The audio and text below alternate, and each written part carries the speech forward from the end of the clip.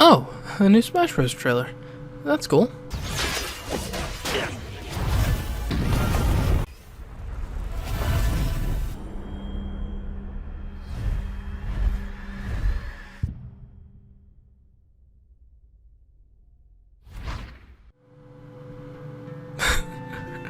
They Thanos everyone!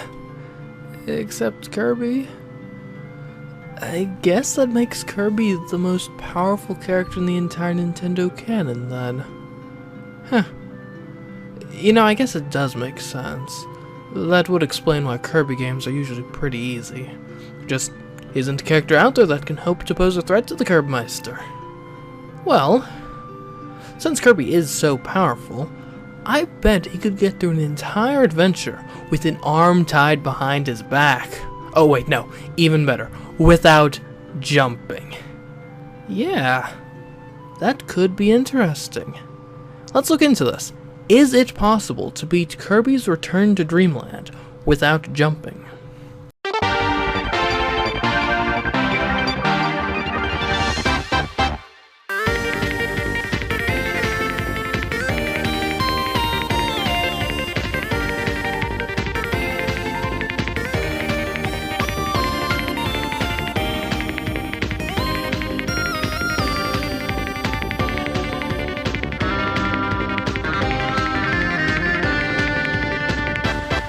Before we get into this, we have to establish the rules and define what exactly a jump is. There isn't any official jump counter in this game, so we'll have to come up with a definition ourselves. The definition I propose, and the one we'll be using for this challenge, is this specific move that can be found in the pause menu while being normal Kirby. This move, jump/hover, is essentially what happens when pressing the 2 button while on land or in the air. This is the move we're trying to avoid using. Anything else in the game is fair game. If we can get through every stage and ultimately beat the final boss without resorting to using this move, then it's a challenge successful. Now, we obviously aren't going to get very far just by walking. So the question becomes, what methods will we use to get by without traditional jumping? 2 words. Copy abilities. Some copy abilities in the game give us what I'll call jump replacements. Various moves that allow us to essentially jump without jumping. And what do you know, the first copy ability in the game is actually quite useful for us. The copy ability in question? Sword.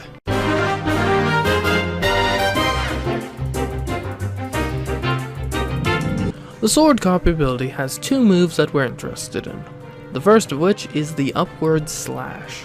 This move allows Kirby to gain upwards movements that's actually quite comparable to the height of a regular jump.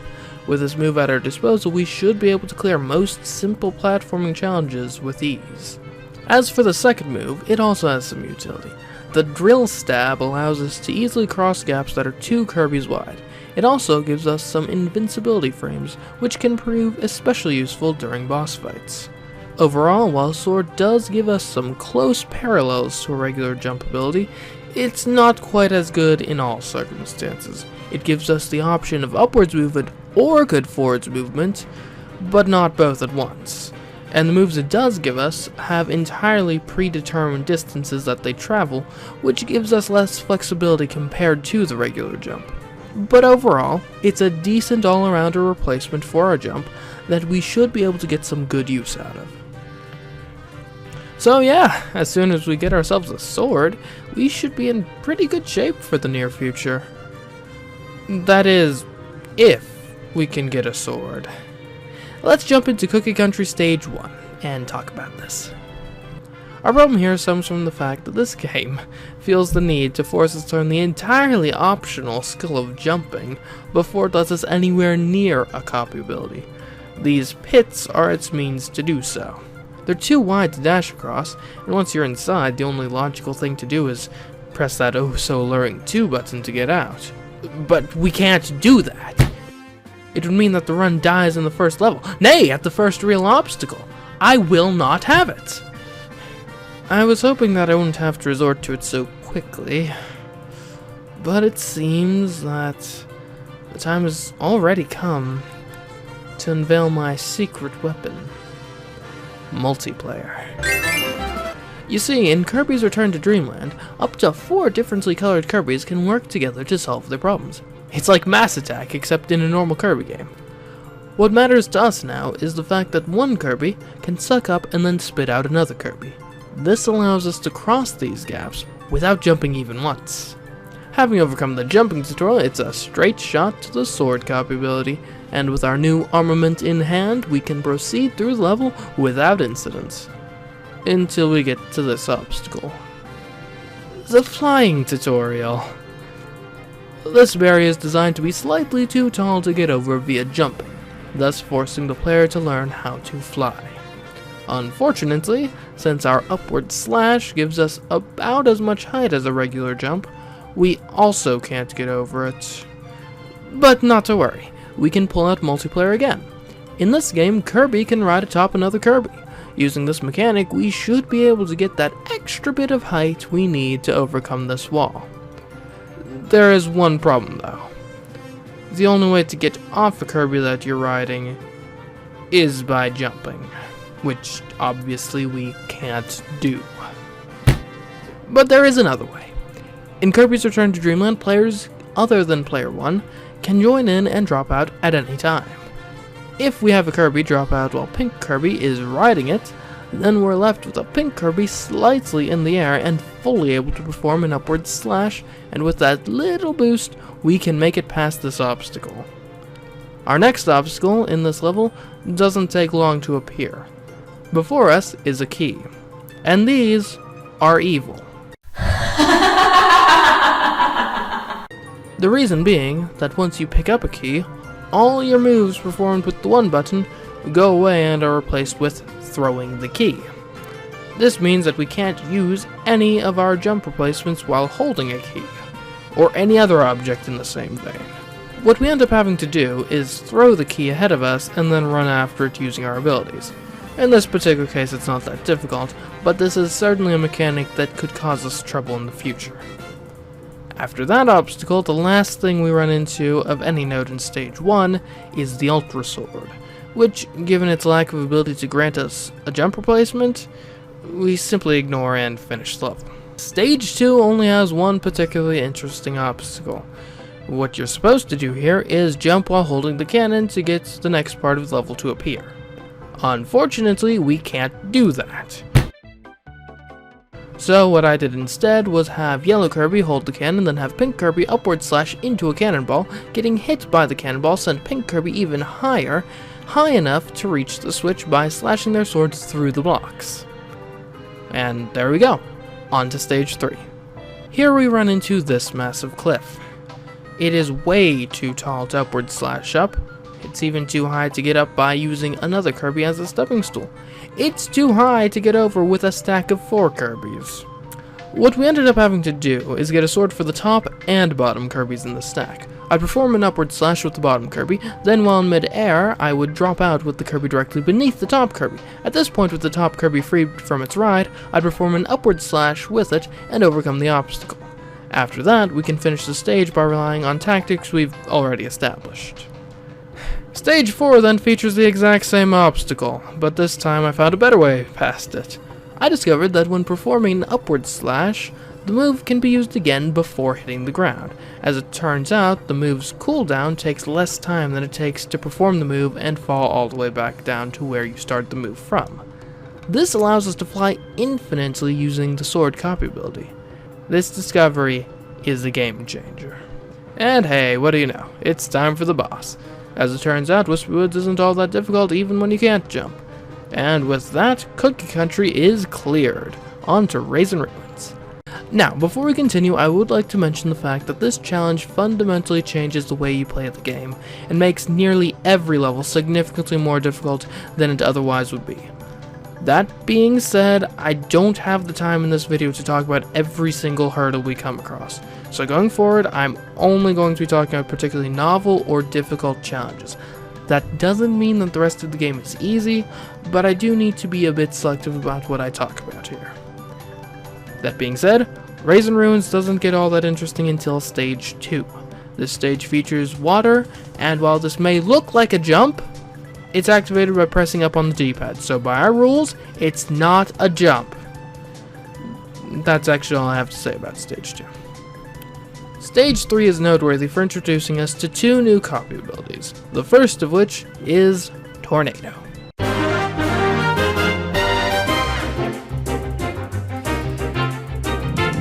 Tornado has one move that we're interested in, the Tornado Attack. This move allows Kirby to take flight as a practically invincible tornado. This move is fast, it is only vulnerable to bottomless pits and crushing, which allows us to get through otherwise nearly insurmountable obstacles like spikes and lava with ease. On the negative side, this move is highly impractical to fly infinitely with, and of course it's fairly difficult to control. Overall, this copy ability isn't what I'd want to be using all the time, but when it's useful, boy is it useful. The second copy ability discovered in Stage 3 is High Jump.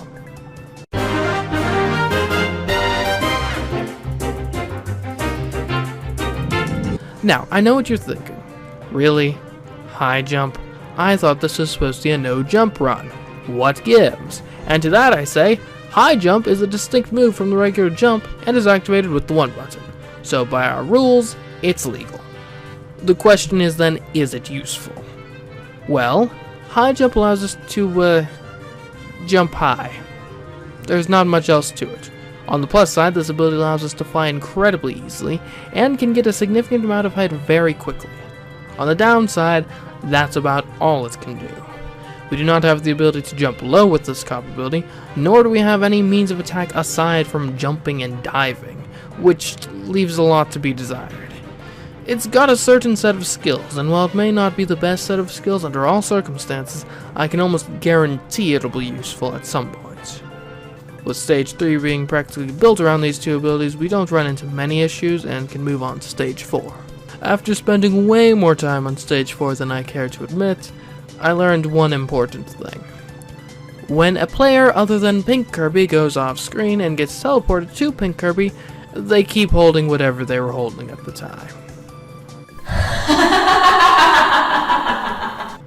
On to Stage 5, where we tornado the boss to death, no problem, and it's on to Onion Ocean.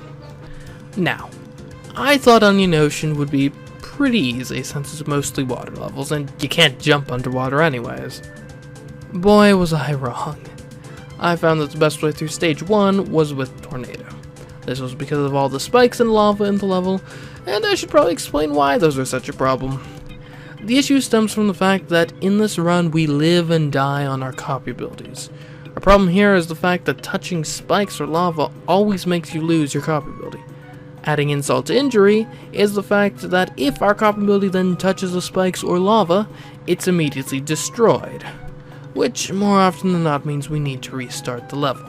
And this run is super demoralizing whenever you need to restart a level, because restarting a level usually doesn't mean just restarting the level. More often than not, it also means going back to a previous level to get a copy ability first, and if we've decided to use a more specialized copy ability, it can also mean playing part of an additional level to get that ability. In this particular case, whenever we fail to trip to 1-1 to grab Sword and then to 2-3 to get Tornado. This process can take up to 3 or 4 minutes, and that's just to restart the level, let alone get to where we were in the level. Now, the other interesting thing about Stage 1 is that it's our first run-in with another useful copy ability, Spear.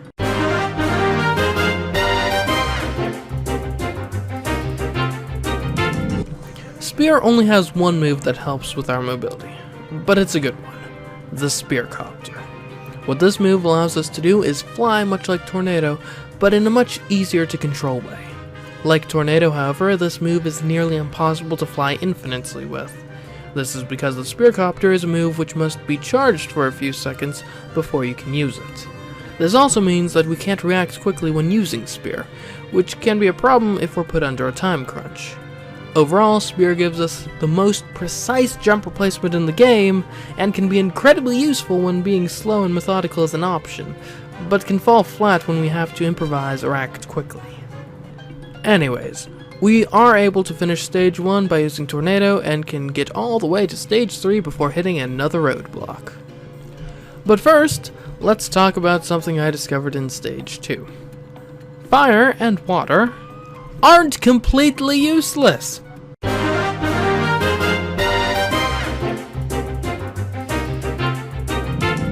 Both of them have a dash move that can give us a bit of air. Fire's dash move can even allow us to climb walls, while Water's dash can be comboed into a very good down air after crashing into a wall. While I don't love either of these copy abilities and probably wouldn't intentionally bring one with me into a level, they can be used as a means to continue a level after losing another copy ability if they happen to be around. Now to stage 3. What we find here is yet another super copy ability area.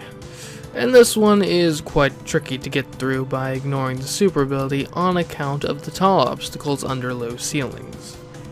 The strategy I went for was engaging multiplayer so I could have one Kirby take on the monster flame and clear obstacles, while the other Kirby kept a normal copy ability to use to traverse the level.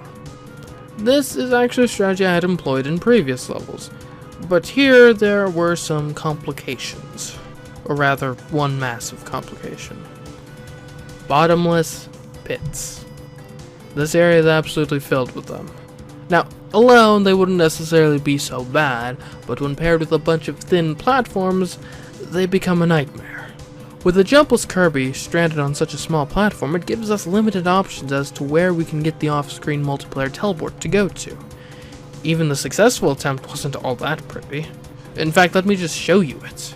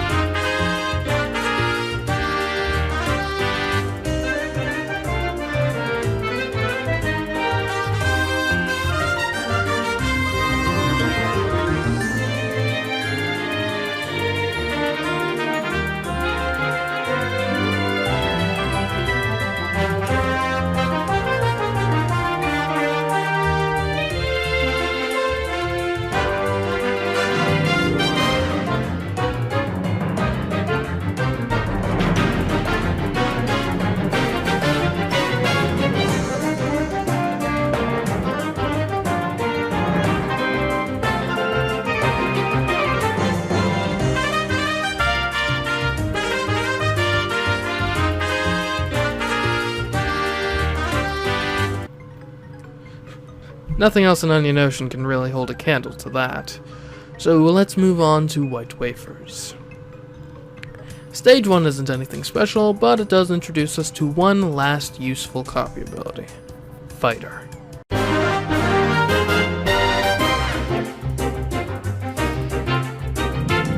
Fighter may be the most versatile copy ability we have at our disposal now.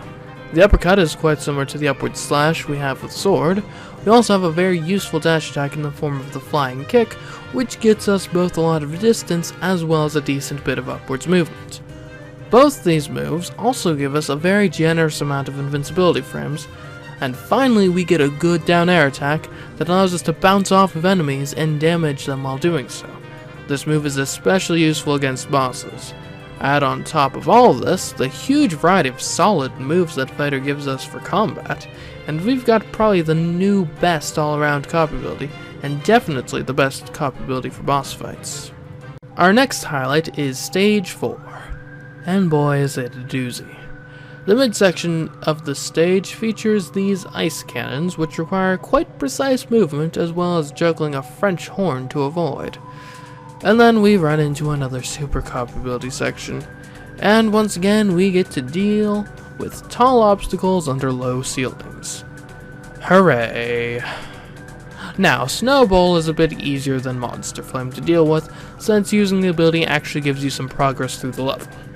The big issue here ended up being an annoying tendency for Pink Kirby to end up riding our second Kirby after we use Snowball, which, if you remember from earlier, makes it so we have to drop out our second Kirby to free Pink Kirby. Luckily though, this doesn't happen every time, and with some persistence we can beat this level, and take comfort in the fact that this is as tough as White Wafers gets, and move on to Nutty Noon. Unfortunately, our greeting to Nutty Noon is a nice bit of difficulty. I found that Spear was the best copy ability to take on Stage 1 with. Luckily for us, the platforms in this level seem to have been spaced specifically to allow one to get from one platform to the next using the spearcopter ability. That doesn't mean it's easy, of course, but with some patience and clever use of our abilities, we can get through. Nutty Noon's next roadblock comes with Stage 4. The opening is meant to be played using a shoe. We can't do that. I found that the best way to subvert this part of the level was with Spear. But I used high jump instead by just kind of flying across the top of the screen. We then get to a section which is why I didn't use Spear in the previous section. The way these ropes work essentially requires the ability to ascend quickly at a second's notice. High jump is perfect for this, but with the spikes and cannons it's still not easy. Next we make it to a portion of the level which features close quarters combat, which high jump doesn't exactly excel at. Nevertheless, we can get through this stage using high jump. The Grand Doomer continues the trend of boss fights being no problem, and now we find ourselves at Egg Engines, and the first stage is a bit annoying. Here we run into a stage that calls for speed and precision. Luckily for us, Spear does prove to be fast enough, and with a bit of planning and forethought, as well as remembering that blocking exists, yes, I hadn't used it up to this point, we can make it through Stage 1. Then Stage 2 comes along and ruins our day. This stage is filled with spikes, among other hazards. Luckily, Tornado is practically custom built to handle the first part of the stage. Unluckily, Tornado definitely isn't built to handle what comes next. Small platforms over bottomless pits. As you all know by now, Tornado is very fast, very invincible, but very hard to control precisely. That makes this part of the stage a nightmare. And even the parts before this part aren't necessarily easy with Tornado either. But through some miracle, I did make it through, and I'm very glad to be leaving that level behind. After that, Egg Engines isn't too difficult, so it's time to make our way to Dangerous Dinner. This level only contains 4 stages, and one of those stages is just the boss fight. But of those 3 stages, none are easy. They're about all that's left between us and a successful no-jump run. Can we beat them?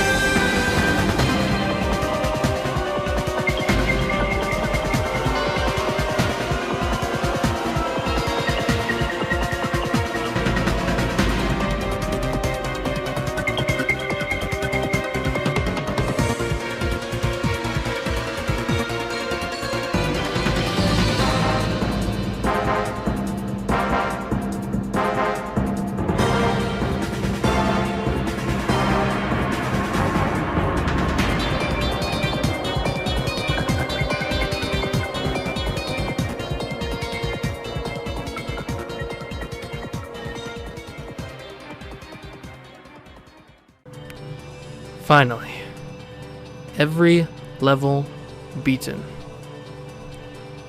All that's left to overcome is a boss fight. And thus far, boss fights have been easy. Landia is no exception. Of course, the game's not done yet. After a plot twist, we're faced with a shoot-'em-up section, which you can't jump in anyways, so no problem is here. And finally, we come face to face with our true enemy, Magmor. He's definitely the most difficult boss we've faced thus far, but he's still a boss, so with a couple uppercuts, then diving on him with kicks, we can defeat him twice. And now, the game is finally over. So, did we do it? Is it possible to beat Kirby's Return to Dreamland without jumping? Yes. No asterisks, no twists. It is possible to beat Kirby's Return to Dreamland without jumping.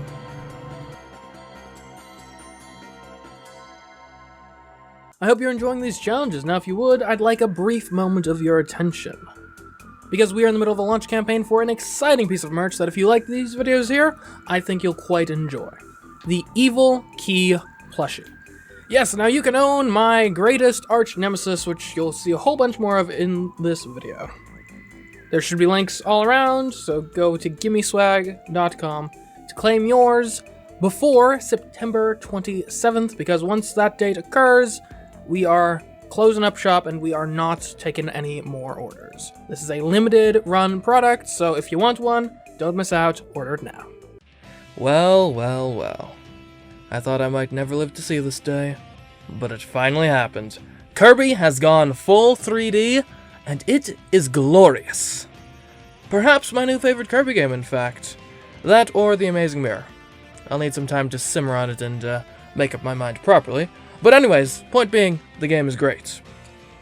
Now, if you are unfamiliar with my channel, then you should know that I have attempted to beat loads of Kirby games without jumping. To various degrees of success, and I can't wait to see how such a challenge plays out in a 3D space. So let's not wait. Is it possible to beat Kirby and the Forgotten Land without jumping?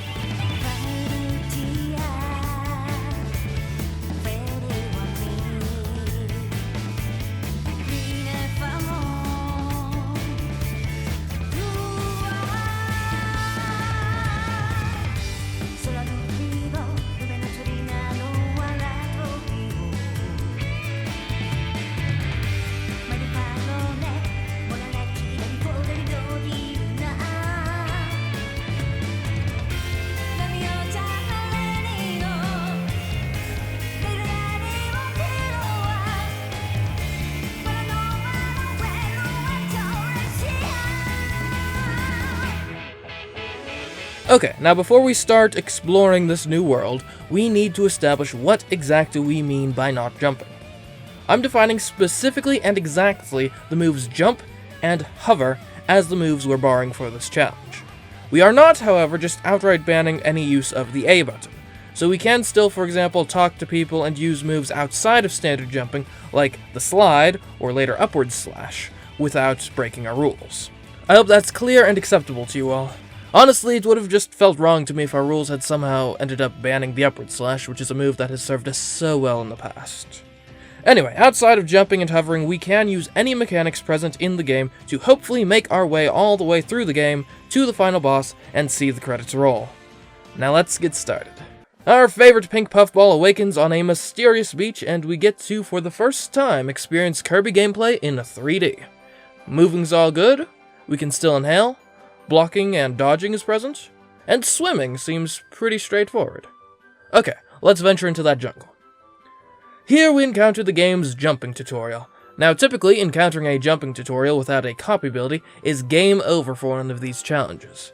Well, that's because typically the moves we rely on in the stead of jumping, or jump replacements as I like to call them, are derived from copy abilities. So I guess this is jump number 1 then.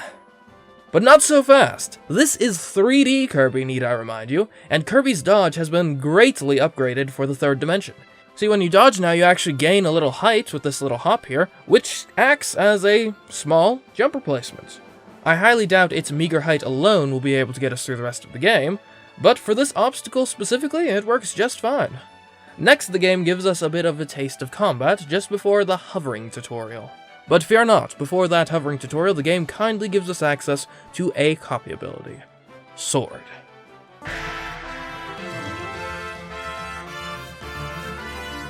Sword has historically been a great copy ability for these no-jump challenges, thanks to its upward slash. Luckily for us, that move has survived the transition to 3D, though it does need to specifically be done out of a drill stab, which is fine. That isn't really a difficult combination of moves to pull off, so we can still use it quite easily. It seems to get about as much height as a normal jump, which should be sufficient for most obstacles, though it's not great at clearing particularly wide gaps. Additionally, there's no way to fly with it in this game. The only follow-up you can get out of it is a slam straight into the ground. But is it enough to get past the hovering tutorial without jumping? Seemingly not. The upward slash's height is a bit more than a Kirby short of what it would need to be to reach the roof we're aiming for.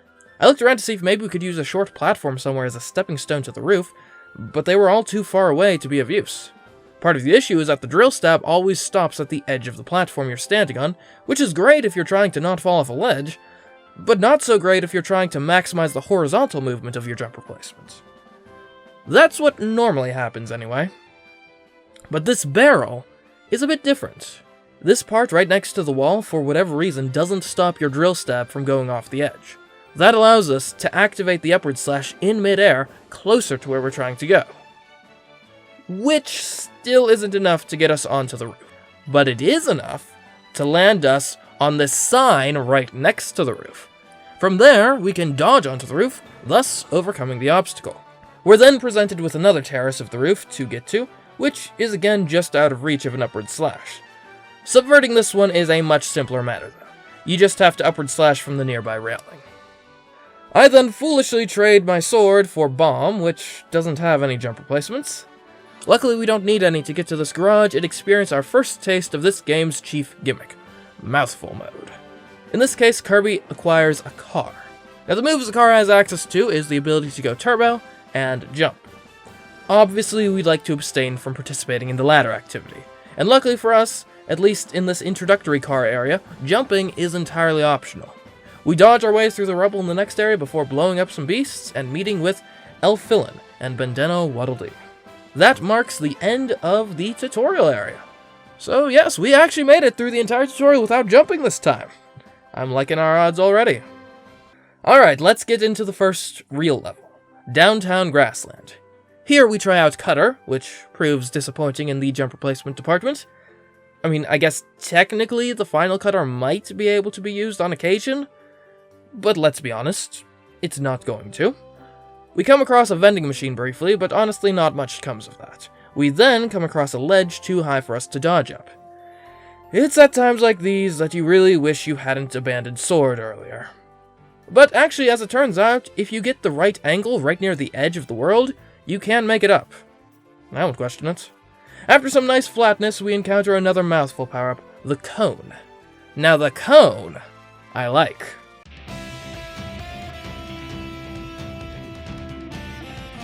Cone has one jump replacement, the Spike Downward, in which Kirby rises up into the sky before, well, spiking downwards.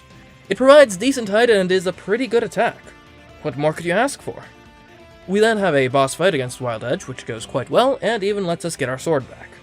Then, with the combination of sword and cone, the remainder of the level is relatively simple. Next up is Through the Tunnel, where we get a taste of fire. Unfortunately, you only turn into a relentless fireball if you're already in mid-air when you press the attack button. And even if you do that, it can't really be used to gain height. We get through most of the level though, with Bendeno Waddle Dee sometimes being called upon to grab some cages and the like, until this ledge stops us dead in our tracks. Now you may be thinking that Bendeno Waddle Dee could help here, but unfortunately Bendeno Waddle Dee's utility is severely hampered by the fact that the camera does not follow him at all. And Kirby has no way to warp to him. So, in spite of how good his Spearcopter is, and it's certainly great for grabbing items, he really can't help us much for obstacles that Kirby has to physically get past. Which is what this obstacle is. Oh well, guess we'll need to go back and use Sword here instead. And man, having access to the upward slash really is a world of difference. even giving us access to some secrets that we were barred from with fire. The level culminates with a stairs section that proves no threat to our jumpless run. Next stop, Rocky Rollin' Road. Here we're introduced to Spike, which has no jump replacement utility, and honestly very little in the way of general utility. As well as Ranger, which can shoot, but not provide a jump replacement. That's not to say we can't use it. Remember, basically all copy abilities have access to dodging, and if we need to reach some item very high up, there's always the option of summoning in Bandana Waddle Dee with multiplayer to grab it for us.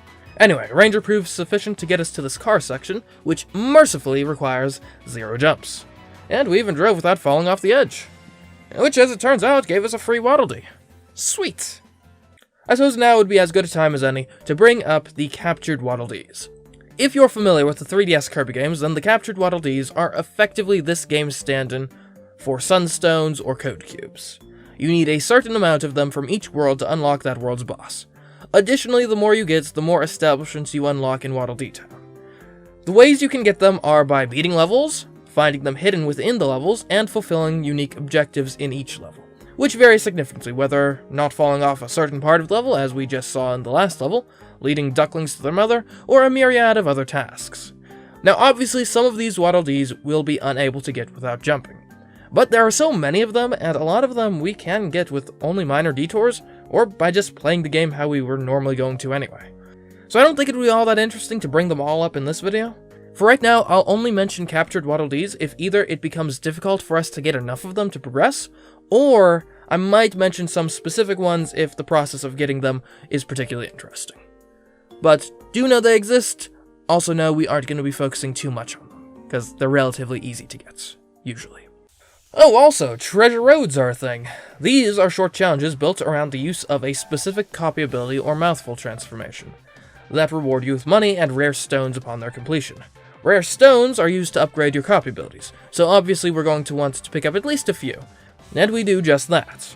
Luckily, most of them aren't built around platforming with big jumps, so thus far we've been able to succeed at even ones that feature copy abilities and transformations that don't really have good jump replacements.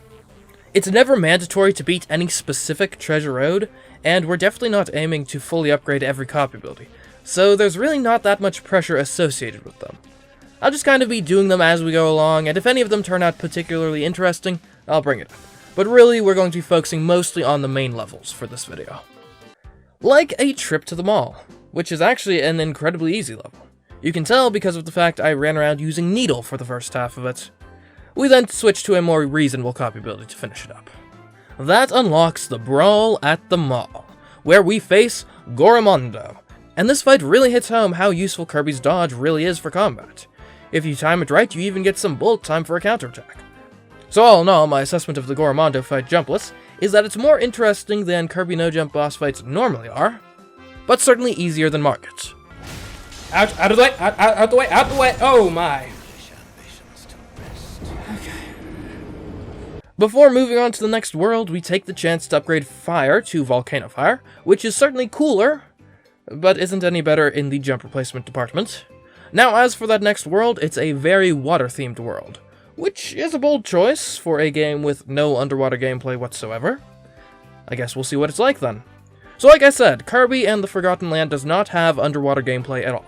Instead, Kirby floats atop the surface of the water. From a practical perspective, this changes the physics of movement slightly and disables or modifies the use of certain moves. One modified move is the dodge, which no longer provides any elevation. That's obviously a bit of a problem since we need some way to reliably get out of water. Luckily, the drill, stab, and upward slash work the same way from the water surface as they do from land. As such, we make sure to bring Sword with us into this water world. In Abandoned Beach, we encounter Sleep and are super surprised to find out that you have no jump replacements while you're unconscious. Who could have predicted that? Hammer also is very jump replacement lacking. Honestly, Sword does a pretty good job getting us through this first level. At the end of the level, we are presented with this ring, which we mostly just ignore without consequence. Before taking on the next level, we bring Hammer through this grueling treasure road. Yeah, you'd better hope your dodge is on point for this one. Anyway, now for Concrete Isles. Sword serves us very well in saving the first Waddle Dee, after which we discover a new copy ability. Drill. Drill's move Excavate is actually a pretty good jump replacement. or rather the part where you resurfaces, launching Kirby a decent bit into the air. You can even then activate a little extra dash sort of maneuver while in midair for some extra distance. So it's pretty useful, but it does come with one glaring flaw, which is the fact that you can't use it everywhere, such as on hard surfaces like metal or rock, or importantly from an immediate perspective, from the surface of water. So yeah, drill's not exactly useful right now, but I'm sure it'll come up later. Later on in this level, we encounter a scissor lift, which doesn't even give you the option to jump. Unfortunately, what it leads to is only accessible by drill, and right now we're using sword. Luckily, this is an optional secret. Later on in the level, when the terrain becomes a bit more agreeable, we switch to drill to find a secret, which is in the form of a pipe that tries to force us to jump. Luckily, it's optional. Aside from that misstep, the latter half of the level is practically built for drill, aside from the last jump, which is over a pretty big gap from a metal platform. Thankfully, Kirby's dodge can get us just barely far enough to clear the gap and finish the level. Scale the Cement Summit introduces us to an interesting copy ability, Tornado.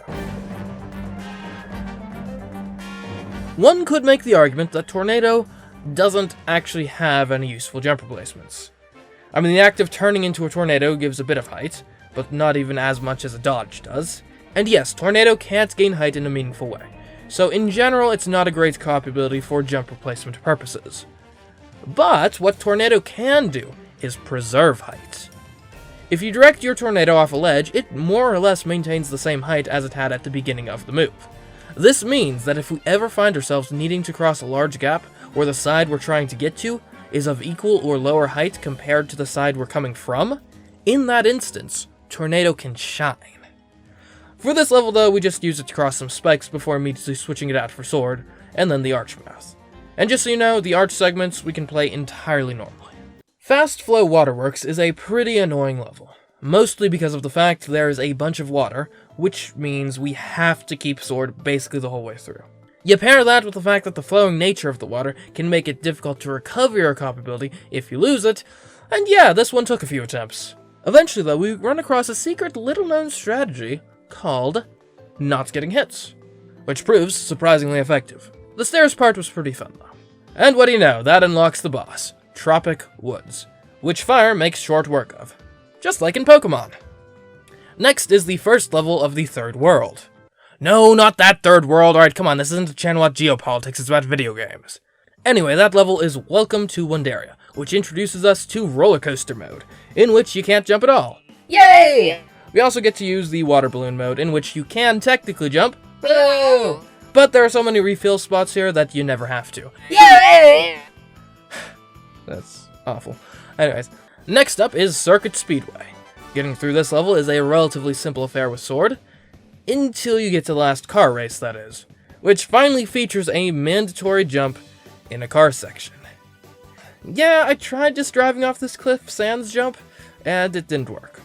And before you ask, no, the upward slash is not enough to allow you to make it over. But wait a minute. What if we tried Tornado? Well, first we've got to get through the rest of the level without access to the upward slash, which requires more deliberate, thought-out navigation, but is possible. And then when we get to the jump, we just hop out of the car and tornado our way across, no jumps necessary. Oh, by the way, we finally got an upgrade for sword from that level, the Gigant Sword.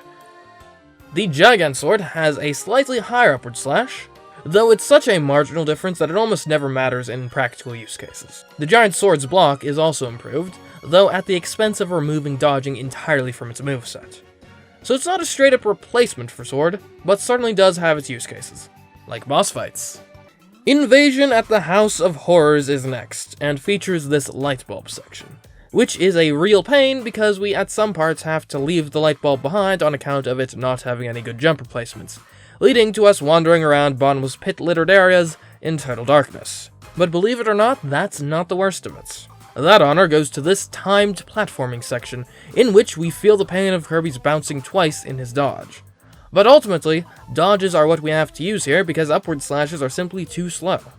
It can be done though, so long as you're fast, dodge from the very edges of the platform, and pull back a bit once you've landed.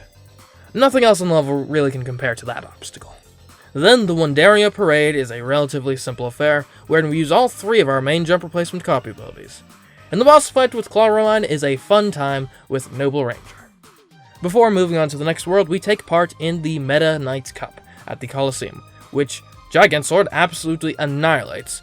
Beating that cup unlocks the Meta Knight Sword, which significantly improves the utility of the upward slash by adding in upper calibers you can follow it up with by pressing B. This improves the horizontal movement potential of swords significantly, and does act as an objectively better upgrade to the normal sword in all regards we care about. We also upgrade Drill to Pencil Drill, which isn't anything revolutionary, but is just in general a nice improvement. The first level in London is Northeast Frost Street, which Drill does pretty well in, aside from this instance of metal stairs that we had to call a Bandana Waddle Dee for. And this stairs section, which Bandana Waddle Dee can't solve for us. Back through with Sword we go, which actually goes much better. In Metro on Ice, we're really starting to face some more precise platforming, which upward slashes and spikes downwards luckily are still able to get us through. Until we reach this gap. And in case you're wondering, no, we can't just swim across, as this water will get us frostbitten. So unfortunately, we can't upward slash across this gap successfully. But what we can do is climb to this secret area and just run off the cliff there, which proves to be enough of a height advantage to grant us safe passage. Windy Freezing Seas is not fun. This is because it forces a ringboat section. Now you find this ring down here, and while you can manage to get it up the first stair without jumping, getting it up the second stair, in my experience, is impossible.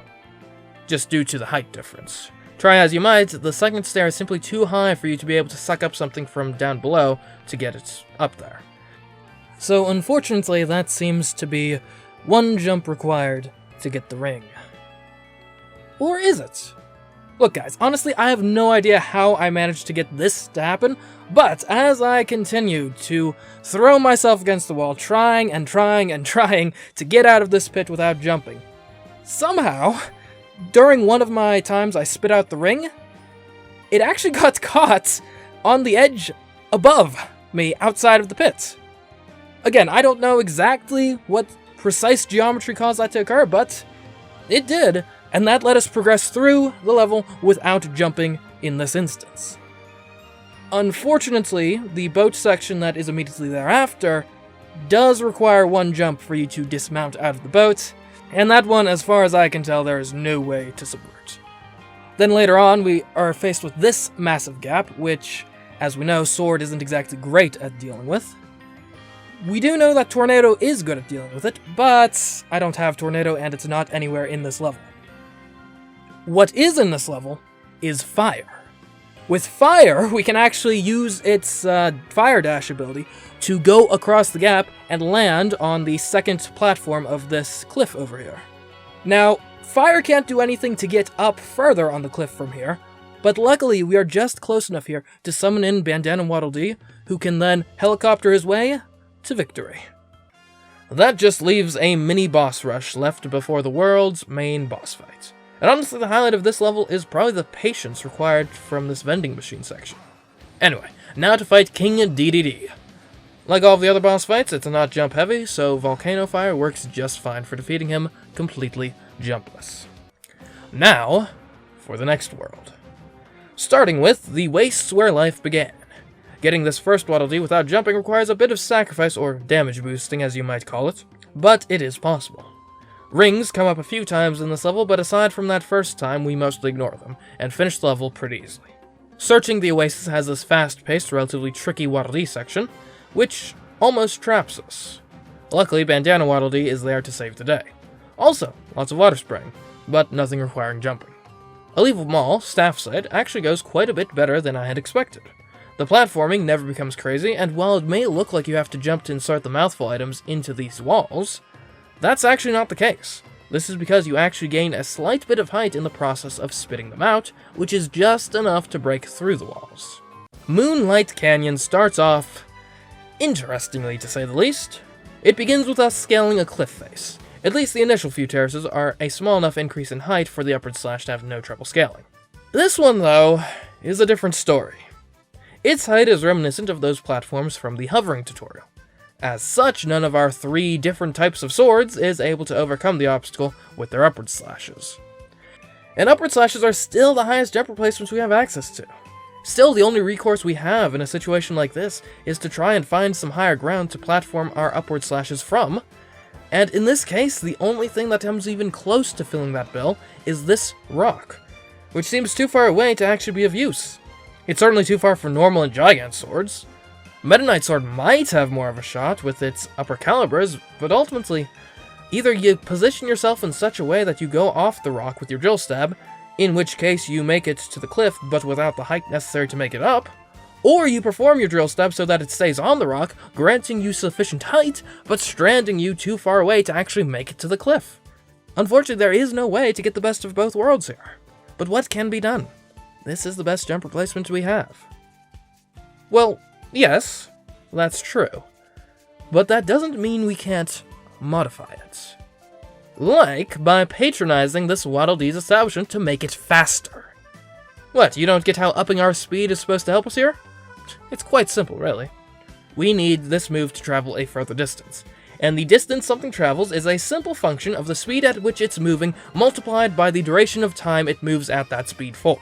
If we assume that this speed power-up does not increase gravity's effect on Kirby, then we can infer that the duration of time Kirby has to make it to the cliff will remain the same. This while Kirby's speed increases, thus allowing Kirby to travel a greater distance than before, and hopefully make it to the cliff. But that's enough theory. Let's see if it works in practice.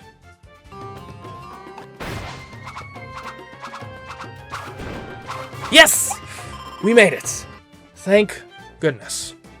We do, of course, still have the whole rest of the level to go, so let's press on and hope that was the worst of it. So next up is a light bulb section. Luckily, wandering around in the dark is at least a somewhat viable approach here. It also helps that the light bulb likes to just sort of teleport to you. The level then ends with some more precise, yet certainly possible platforming. The silly Dillo fight is intense, but oh so satisfying to beat with Wild Hammer.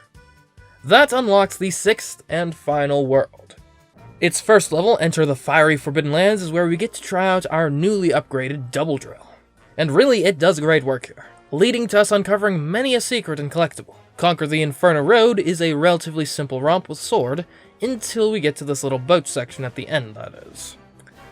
Unfortunately, the only way past this part is by way of the boat, which necessitates one jump to disembark. And believe me, I tried to see if we could skip this boat, and Tornado just was not up to the task. It just stops moving after a certain point. Now Dragonfire, on the other hand, that can get you across, if only barely. The only issue is you need to then get fire to the end of the level, and it's not anywhere in this level, so you gotta bring it in. And there are loads of obstacles in this level that just simply cannot be dodged out of. That being said, Dragonfire is better than regular fire in the sense that you can gain at least a bit of height out of the fire dash. It's not a purely downwards trajectory.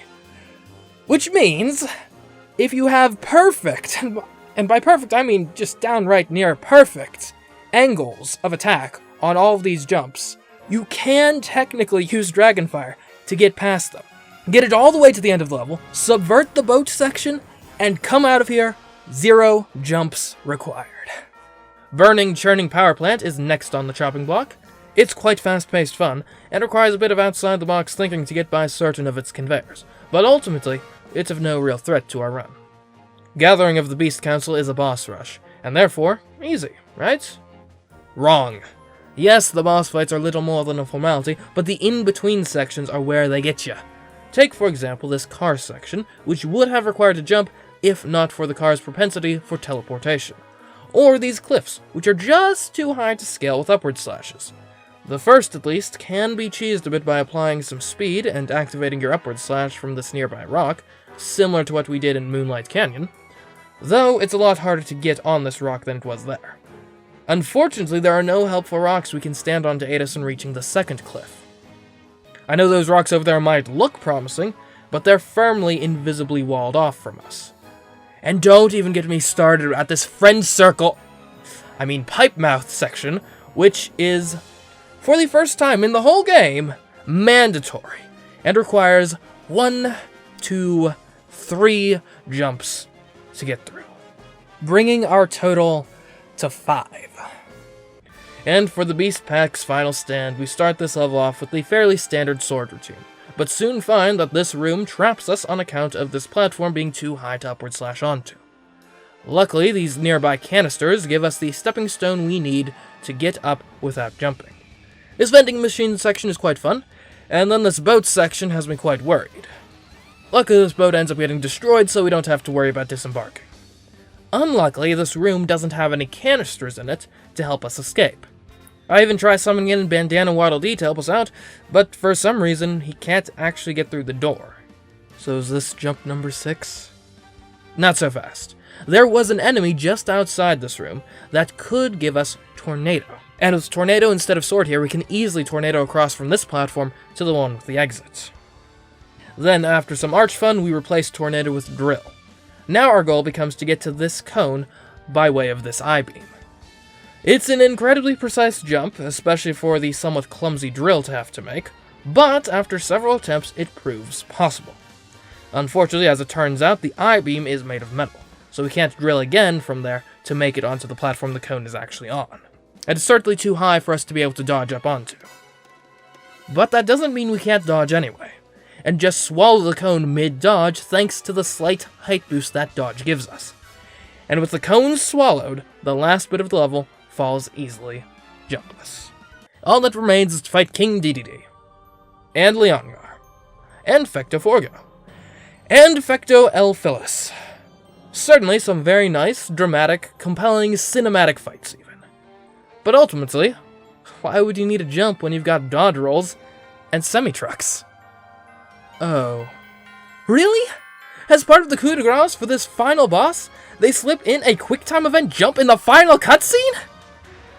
Now, I don't know if anyone working at HAL has seen my Kirby No Jump videos, but in this moment, I can't help but feel personally attacked. Well, not going through with it isn't really an option, so jump number 6 it is. It's one of our last acts in the whole game. So, is it possible to beat Kirby and the Forgotten Land without jumping? Unfortunately, no. In my experience, it requires at least 6 jumps to beat Kirby and the Forgotten Land. Welcome back. We last left off having attempted to beat Kirby and the Forgotten Land without jumping. If you want more details about that, then please watch the previous video, which should be linked in a card right now. For today, we're tackling the post-game. So, without further ado, is it possible to beat Kirby and the Forgotten Land's Forgo Dreams without jumping?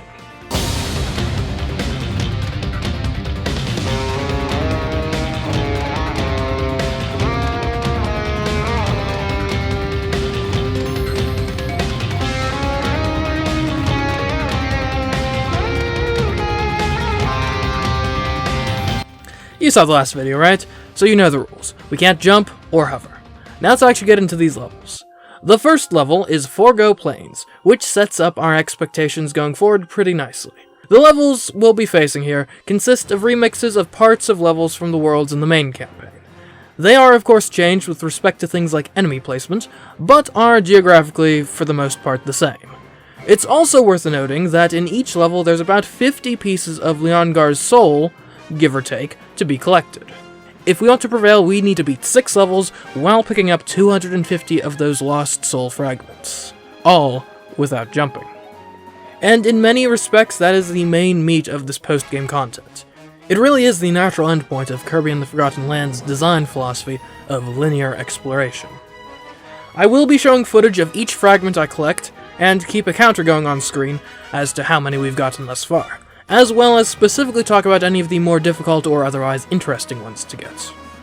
Ultimately though, a lot of them are very easy to just grab as you progress through the level, basically completely normally.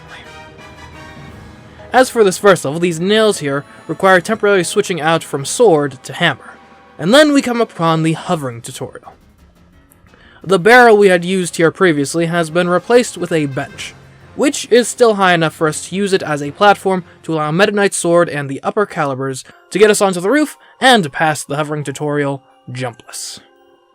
But then we're soon stopped by another daunting obstacle to scale. Back in the normal layout of this area, this platform moved up and down, allowing for easy access to the door. Unfortunately, in the Dream Realm, it's stuck in the down position. It's too high to surmount with upward slashes, But if you upward slash from here, then your upper calibers can just barely get you across, thus allowing us to continue through the level without having to resort to jumping. This soul piece near the boulders is easy to get so long as you use multiplayer, which will likely become a trend, like with this one. A major section of this level that was entirely new to me was this cone section, which was a bit more difficult than it otherwise would have been for us, since some of the platforms would have been broken had we used our jump replacement to land on them. Luckily, you can navigate around pretty simply. And the level ends with a Phantom Gorimondo fight, which Noble Ranger is pretty good for.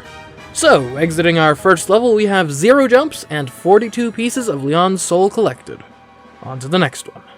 The opening screen of Forgo Bay includes many soul fragments that are trivial to get with Tornado. This one, however, you can't quite reach with Tornado's height. But that really isn't much of an issue, because you can solve that problem by getting Sword from the mini-boss in this area, which then allows you to get the height required to get the soul fragments. In the next section, there are quite a few soul fragments that you need to use Ranger to get. Luckily, we can switch between Sword and Ranger fairly well. You just need to make sure you don't accidentally lose Sword, because you do need to have Sword to get out of the water to move on to the next area. After that is a section all about flowing water, in which you'd better hope you don't get hit and lose your Sword. Putting my own personal dislike for this sort of area aside, though, you can certainly make your way through it and get some soul fragments even, no problem. Then for this windy section, you don't even need to actually have a good jump replacement on your copy ability to get through it. And there's even a sword waiting for you at the end. So, hooray for that. Phantom Tropic Wood then would have been easier had I chosen to face him with a drill, but certainly still can be taken out by sword. And that's level 2 conquered with 0 jumps, and an additional 37 soul fragments, bringing our total to 79. Forgo Park is then much easier than the previous level. We end up going through it with sword, and the only instance of particular difficulty is the light bulb section, which gave us some trouble in the main campaign. But we can get past it the same way we did last time.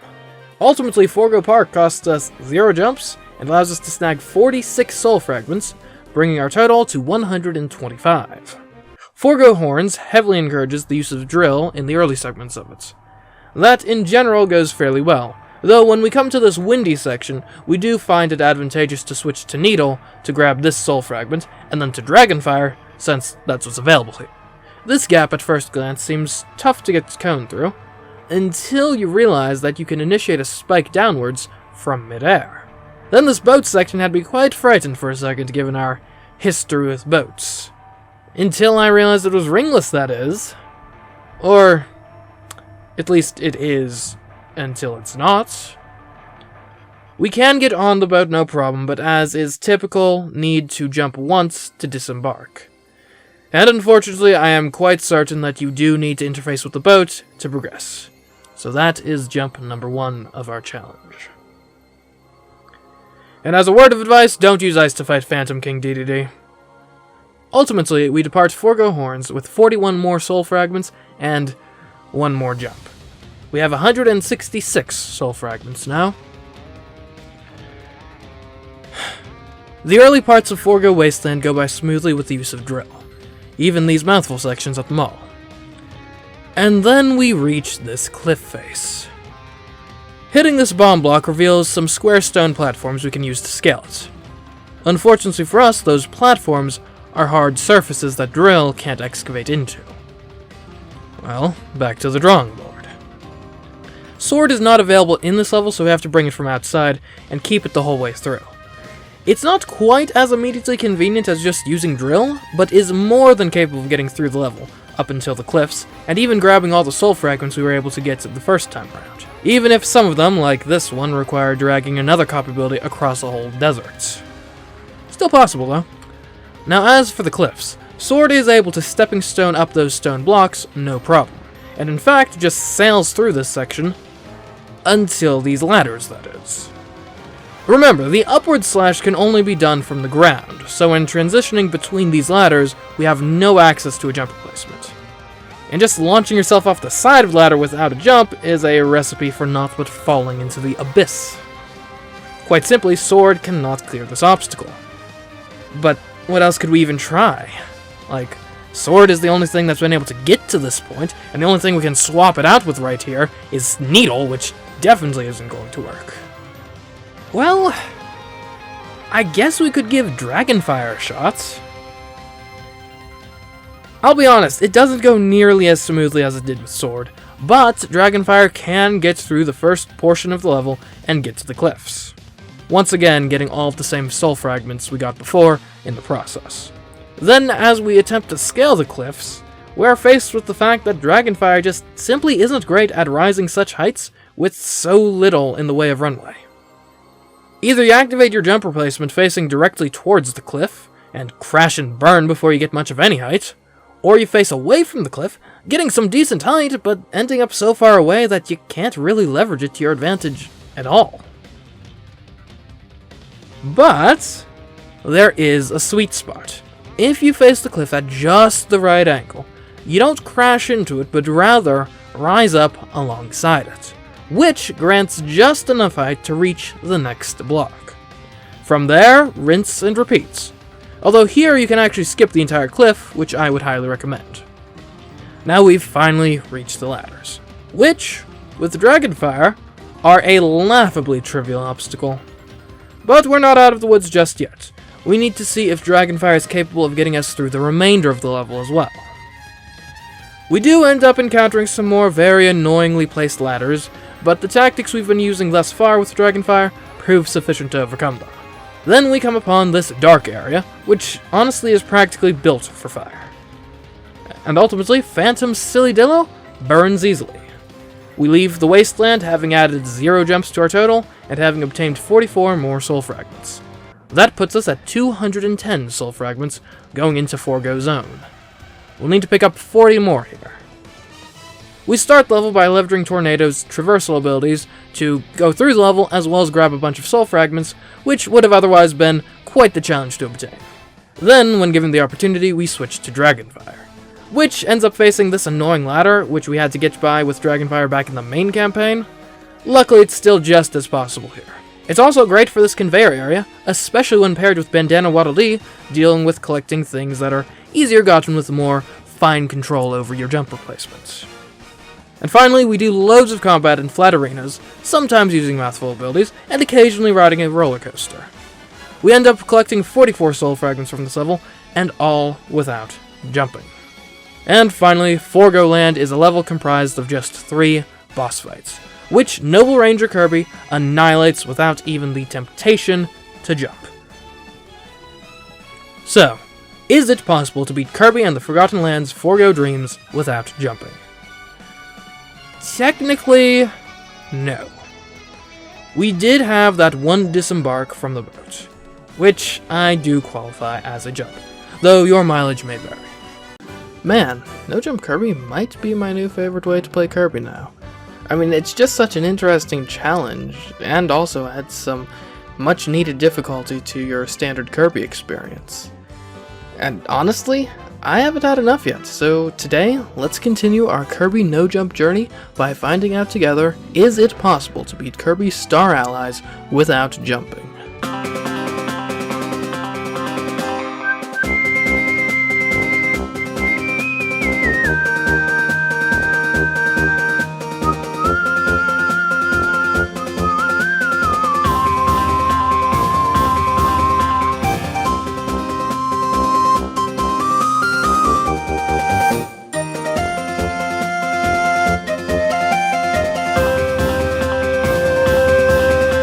Now, if you haven't already seen it, I already attempted this challenge on Kirby's Return to Dreamland, and the rules here are basically the same. No using the move jump/hover. Anything else in the game is acceptable. The main difference in the rules this time around stems from the fact that since Star Allies is all about the power of friendship, and thus features AI companions following us around for most of the game, we need to decide if them jumping is against the rules. And I say no.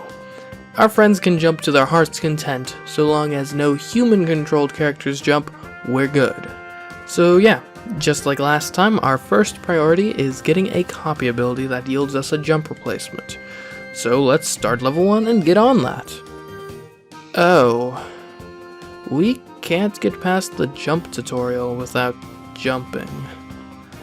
Kirby's default moveset doesn't have any moves that get us the height we need to get over this obstacle, and this being the first obstacle in the first level, we don't have access to any copy abilities that might help us. I tried using multiplayer, but you can't actually join in a second player until you've made a friend, which we can't do yet. I even tried using Amiibo, but they just give food and puzzle pieces, which doesn't help us here. Is it too late to change this video to what is the minimum number of jumps required to beat Kirby Star Allies?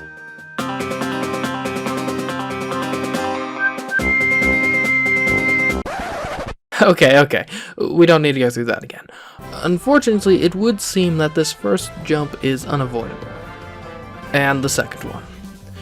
What about the third one? Here we can finally start pulling out some tricks. Allow me to present to you the art of pushing and being pushed. You see, in Kirby Star Allies, when a Kirby collides with an enemy, they both get knocked away from each other. This knockback is useful on 2 counts. Firstly, it allows us to affect the position of an enemy and put them in the most advantageous position for our purposes. In this case, an otherwise stationary Waddle Dee. Secondly, when Kirby is pushed by an enemy, he experiences a small amount of upwards movement, which is enough to clear obstacles approximately 1 Kirby tall. I'm sure you can see where this is going. If we run into this Waddle Dee, we can push it right next to this block. With the Waddle Dee in that position, we can utilize the dodge ability to get on the right side of the Waddle Dee and get pushed onto the block. From here, if we stand on the very edge of the block, we can once again dodge, this time to clear the gap. There's now only one more jump left between us and our first copy ability, and compared to the previous one, this one's easy to skip. All we have to do is get on the right side of this patrolling mushroom, then wait for it to push us up onto the ledge. Now we can consume the Blade Knight, and finally we have our first copy ability, Sword.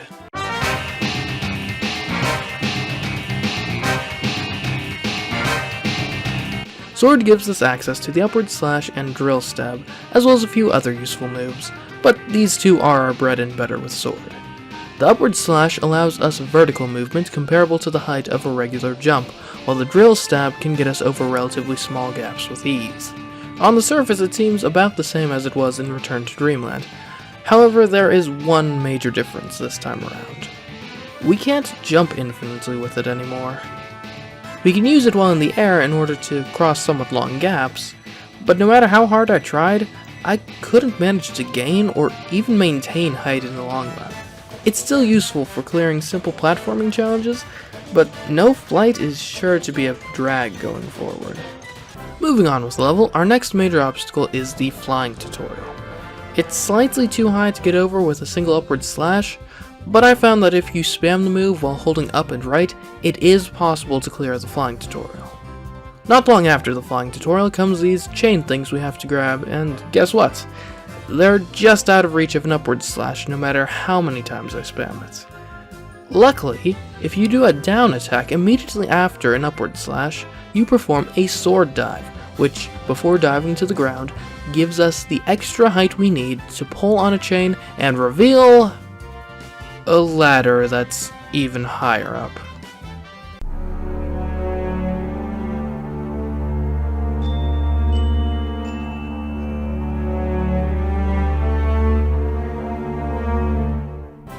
Look guys, I tried a lot to make this work. I tried going infinite, but you just can't. I thought that maybe I could try riding an ally, but as it turns out, you can only ride an ally if you jump onto them. You can't get on by falling from an upward slash or a higher platform. I tried blindly upward slashing while the barrier fell, but could never manage to grab the ladder. So then, is this jump number 3? It seems like it, and it really is unfortunate because with some better copy abilities, this obstacle would be no problem. But alas, this is still level 1, so we are very limited in what abilities we have access to. If we could use a Dream Palace, this would be easy, but right now we don't have one of those unlocked. As it stands, we only have access to Bomb, Sword, and Cutter. There is simply no way to clear this obstacle without jumping by using these abilities. But are those really the only copy abilities we have access to. Have you ever heard of a copy ability mix? As you probably already know, Kirby games allow you to gain copy abilities by eating enemies which possess said abilities. But what happens when you consume two enemies with different abilities at the same time? In most Kirby games, Star Allies included, a copy ability mix occurs, during which Kirby is granted a random copy ability from a pool of every copy ability in the game. If one were able to reliably set up a scenario where this happened, then you could just repeat the process until you get the desired copy ability. So the question then becomes, can we engineer such a scenario in this level? Now, it's tough, because up to this point all enemies we've encountered that can grant us copy abilities have been stationary, and a bit of a distance away from each other. But it can be done. On the second screen of the level, right where the hill that the Sir Kibble stands on flattens out, use a drill stab. If you do it right, you should hit the Sir Kibble with the final strike of the attack, which won't kill the Sir Kibble, but will launch it a significant distance to the right. Next, dodge through the Sir Kibble and the Blade Knight.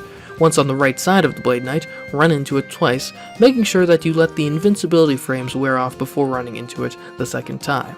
If you've done it right, you should be left with a Sir Kibble and a Blade Knight standing right next to each other, ready to be inhaled. Now all you have to do is repeat the process until you get your desired copy ability. I went for cleaning. Not because cleaning is actually that useful, but because I could then turn cleaning into a friend, and use that friend to upgrade my sword to a Bluster Sword.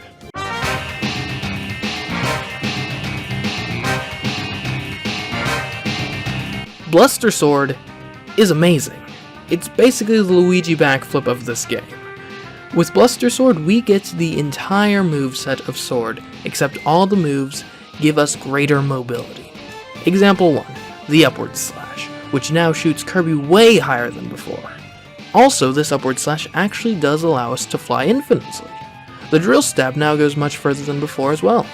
We even have some other jump replacement options in the form of the Spin Strike and Upward Spin Strike, and all that isn't even the best part. We can now fly infinitely with just regular attacks in the air, which, if we do need some extra height, can be easily comboed into an Upward Slash. So, in short, Bluster Sword gets us past this ladder, and the rest of level 1, and most of the rest of the game.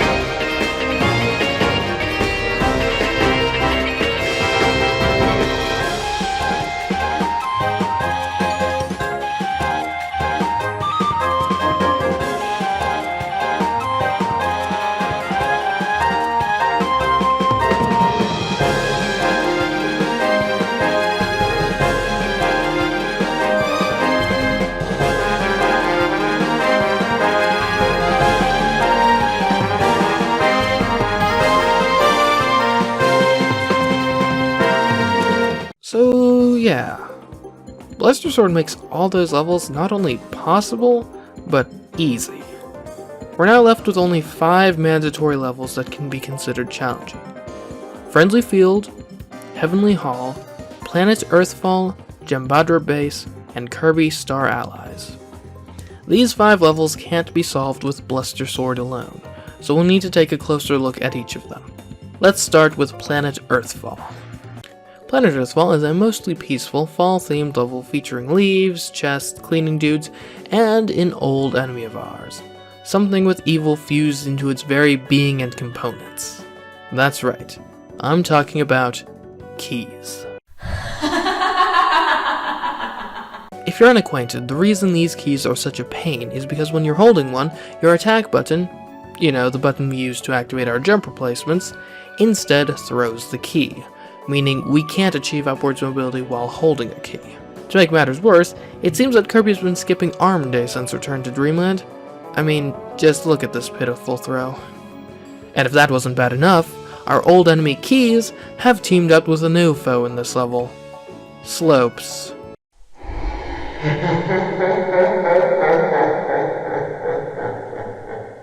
While the Mario Maker community may be rejoicing at these things as of late, we most certainly are not. Because when a thrown key lands on a slope, it bounces off of it as if it had hit a wall. And guess where one of the keys we need to use to get through this stage is located? If you guessed in a valley surrounded by slopes, then you'd be right. And I could not find a way to get this key up the slope and to the door alone.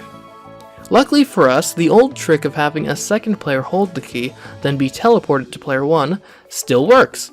And so, by temporarily snapping our controller in half, we can get past this level jumpless. Alright, that's 1 of 5 down. Now which level to try next? How about Friendly Field? Sounds nice enough. Welcome to Friendly Field, home of the worst nightmare of a no-jump run. A friend circle. Just looking at the control screen of a friend circle ought to clue you in as to the main issue here. Literally, the only thing you can do as a friend circle is jump. This is a disaster, and as far as I know, there's no way to skip a friend circle segment in a mandatory level, which means the best we can do is jump as few times as possible to get through the segment. In this case, 1, 2, 3 times. So now we're up to 2 regular jumps and 3 friend circle jumps. Why am I counting them separately? I just think it's a useful distinction since friend circles are such a departure from the regular gameplay. That's not to say I don't think they count as jumps, but I would consider them as lesser jumps, I suppose.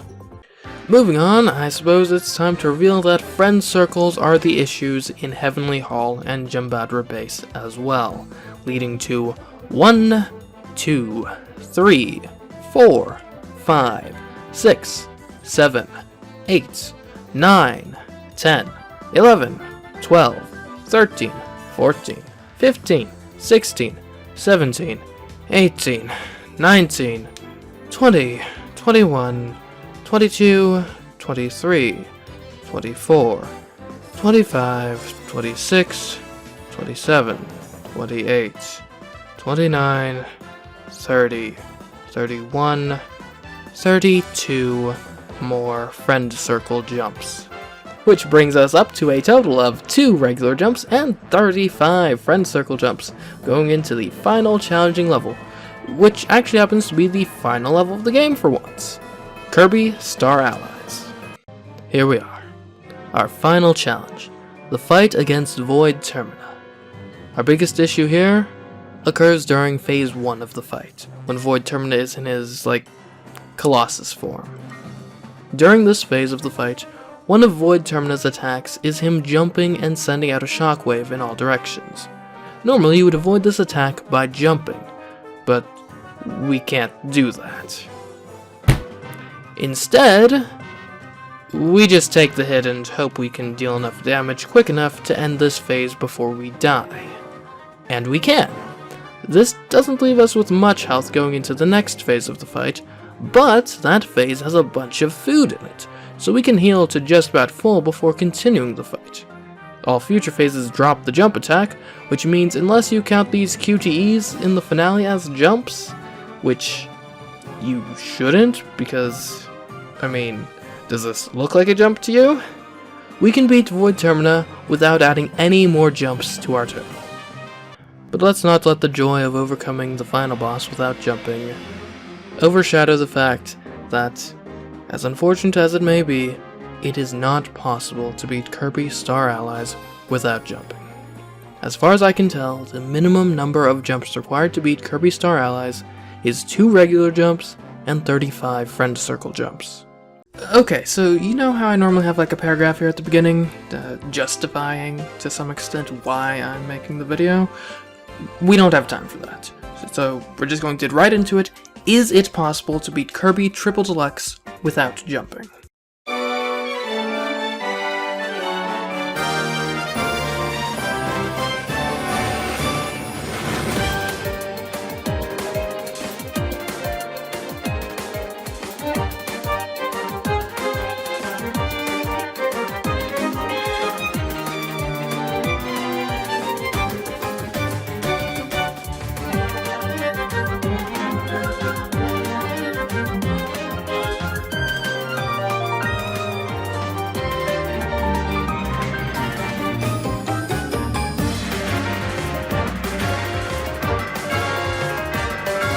The rules are quite straightforward, and really there's only one.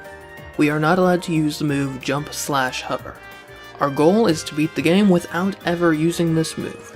So let's jump into World 1, find fields, and see how we do. Now stage 1 starts off with this obnoxious jumping tutorial.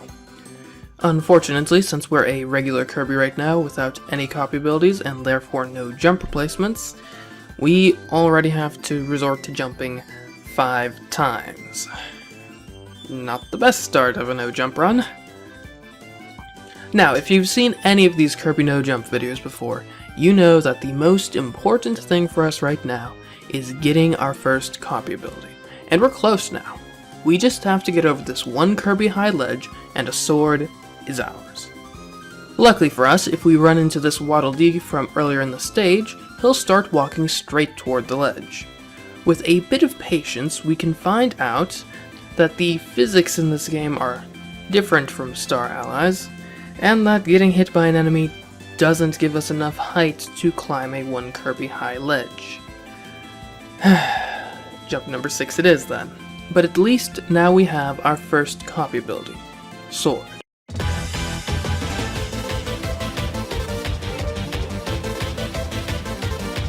If you're a regular viewer, then you should know what a sword gives us by now. The upward slash and drill stab are the main moves it gives us. Neither of these moves are amazing, but they come together to give us a decent all-around copy ability. Although the most important thing to us right now is the fact that this sword does allow us to fly infinitely, which makes it much more useful than the regular sword in Star Allies. Nevertheless, even with sword, this first stage has one more wrench to throw in our plans. Hypernova.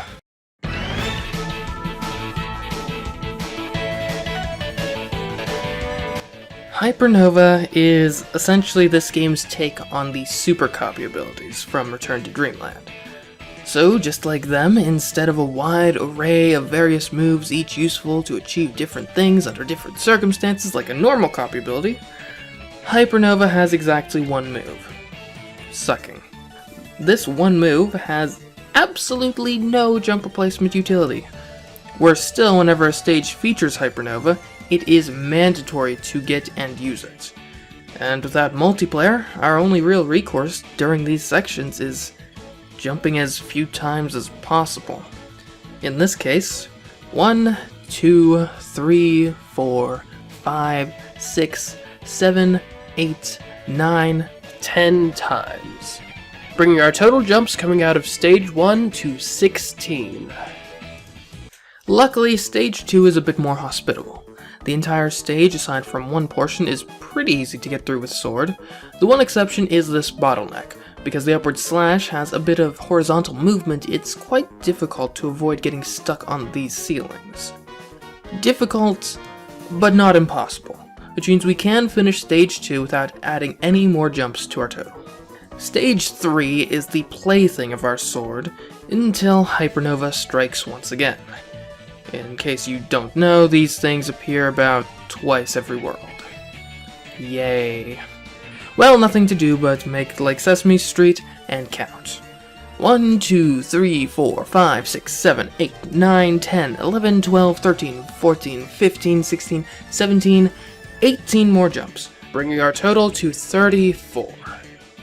Stage 4 features another antagonist that is sure to do a great job assisting Hypernova in making this challenge a nightmare.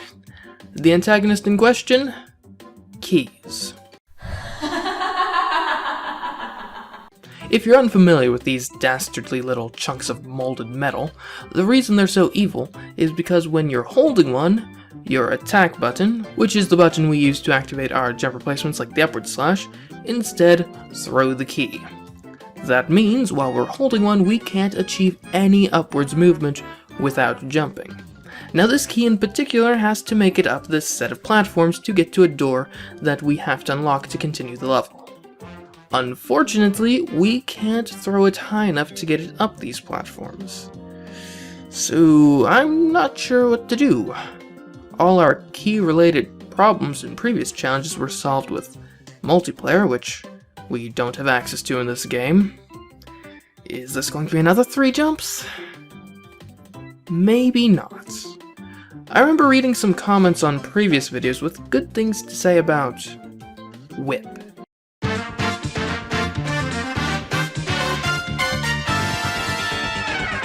Whip has one move that can act as a jump replacement, and really it's not even that good. The Whip Tornado is finicky to use, only grants height comparable to a normal jump, and can't fly infinitely. But in spite of all of that, Whip is going to be an essential copy ability in this playthrough, because Whip can move objects like keys around without even picking them up.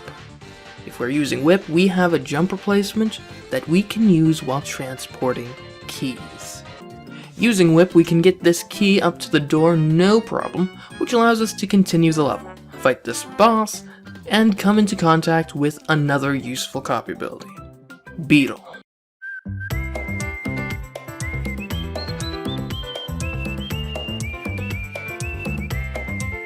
Beetle is most comparable to Sword.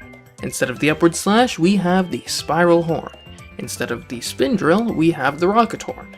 In addition, both abilities have attacks sharp enough to cut ropes and grass, but Beetle also has a down air attack that can crush down these logs, which Sword doesn't have. Between the two, my personal preference is Beetle, but regardless, it's good to have a second option for an all-around jack-of-all-trades copy ability.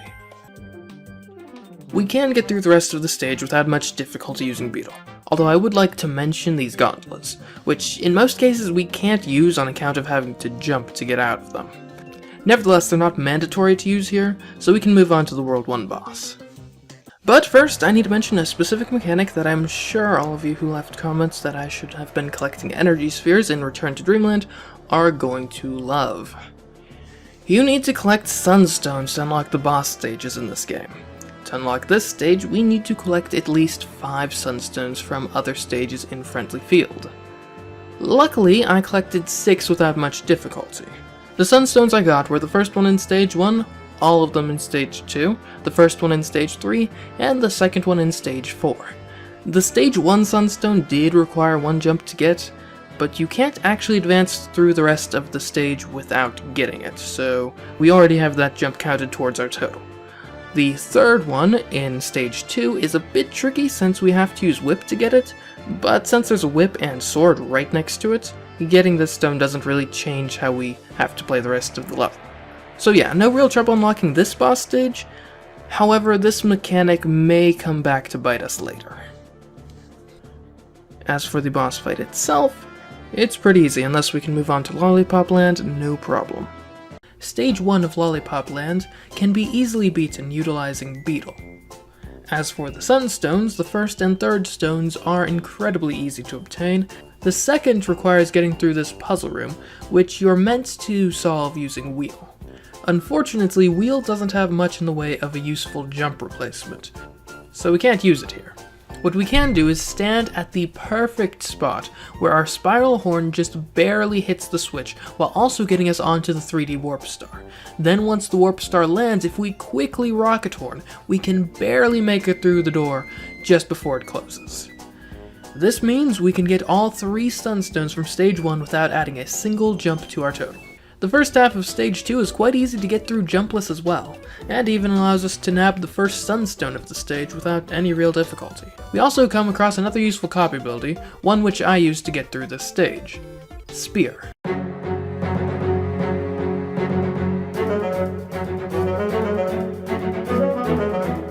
Just like in Return to Dreamland, Spear grants us our most precise jump replacement in the game, Spearcopter. Unfortunately, with that unmatched precision comes quite a few drawbacks. Firstly, Spearcopter is slow, both in the sense that we can't move quickly with it, but also in the sense that it takes a fair amount of time to charge up before it can be used, making it give us a very poor reaction time. Our second drawback is the fact that we can't fly infinitely with it, which makes its general utility significantly worse. And thirdly, doors suspended in the air, close to the ceiling, are difficult and sometimes flat out impossible to get through while using Spear. That may sound like an incredibly niche problem, but it actually comes up surprisingly often. But in spite of all of that, Spear does get us through the first half of Stage 2 fairly easily. Unfortunately, the second half brings us Hypernova. Once again, our only recourse here is jumping as few times as possible during the segment of the level, which gives us another 1, 2, 3, 4, 5, 6, 7, 8, 9, 10, 11, 12, 13, 14, 15, 16 jumps. Bringing our total to 50. Oh well, moving on. Stage 3 is no problem to get through using Spear. As for Sunstones, I was able to get the first one with just a bit of tossing. Now Stage 4, on the other hand, is a haunted stage. Now these stages in general are very bad for us, for reasons that we'll explore in just a moment. First, we need to overcome an obstacle present in this specific stage, a key. This key can be found at the bottom of a fairly significant pit, while the door it unlocks is very much outside said pit. Luckily, by using Whip, we can get this key to the door. Unluckily, we're now pigeonholed into bringing Whip, one of our more generally useless copy abilities, into this stage. And with one of the major motifs of this stage being platforms that quickly disappear after you step on them, I am not looking forward to having to deal with Whip's finicky jump replacement here. However, the stage does offer one alternative: Circus.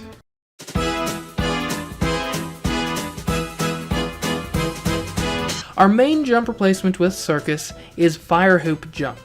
This move gives us both a respectable amount of height and distance. We also have access to Somersaulting, which can do a decent job at clearing minor obstacles. Unfortunately, flight is not possible using Circus, and our jump replacement's trajectories are very inflexible. So while this copy ability isn't amazing, there are some circumstances where it is better than the available alternatives, and right now is one of those times. That being said, it's still not easy. The inflexible jump arcs can be quite troublesome during some parts of the stage, but Circus is sufficient to get us through most of it. There is still one issue though. An issue that not even the best copy ability could get us through unscathed, let alone Circus. It's these mirror sections. They appear in every haunted stage, and this is the first one we're encountering. Now, the reason they're so bad for us is because when entering one of these sections, you lose your copy ability, which means no jump replacements. Then adding insult to injury is the fact that at the end of one of these sections, you have to jump to get your copy ability back. Unfortunately, like with Hypernova sections, the best we can do here is jump as few times as possible. With this particular stage, I found that to be 1, 2, 3, 4, 5, 6, 7, 8, 9, 10, 11, 12, 13, 14, 15, 16, 17, 18, 19 more jumps, to our total bringing it to 69. On the bright side, we only need 6 sunstones from this world to unlock the boss, which we have acquired. As per usual, the boss fight isn't much of a challenge, and we can move on to Old Odyssey. Wait, what? Ah, that's not right. It's not even that old. Old Odyssey. There we go. Okay. Let's look at stage 1. I went into this stage with Beetle and was able to get through most of the stage pretty easily. In addition to just getting through the stage, I was also able to get the first Sunstone. Unfortunately, Hypernova appears in the second half of this stage, With this particular hypernova section, I did come across one useful trick. So these turnips have to be jumped over, right? Wrong. If you suck it out of the ground, you have enough time to run to the other side before it grows back, eliminating quite a few potential jumps in this section. That's not to say we can avoid all jumps here. We're still left with 1, 2, 3, 4, 5, 6, 7 jumps in this stage. Stage 2 requires us to avoid using gondolas again, but is overall fairly easy, and allows us to get its third sunstone without jumping as well. Stage 3 presents us with this obstacle. Essentially, a switch in the background layer that we need to activate to advance the layer we're currently on. The only way to activate said switch is with this laser device. Unfortunately, this laser device is a held object in the same vein as keys. That means the only way to gain height while actively using the laser is by jumping. And guess where these switches are? So, yeah, there are 2 switches that must be activated that we have to jump to activate. That adds another 2 jumps to our total. As for the rest of the level, we can get through it with a combination of beetle and fire, while collecting the second and third sunstones. The final screen is a bit tough to get through while using fire, but is doable. On to stage 4, which is incredibly easy. Even getting the first and third sunstones is a piece of cake.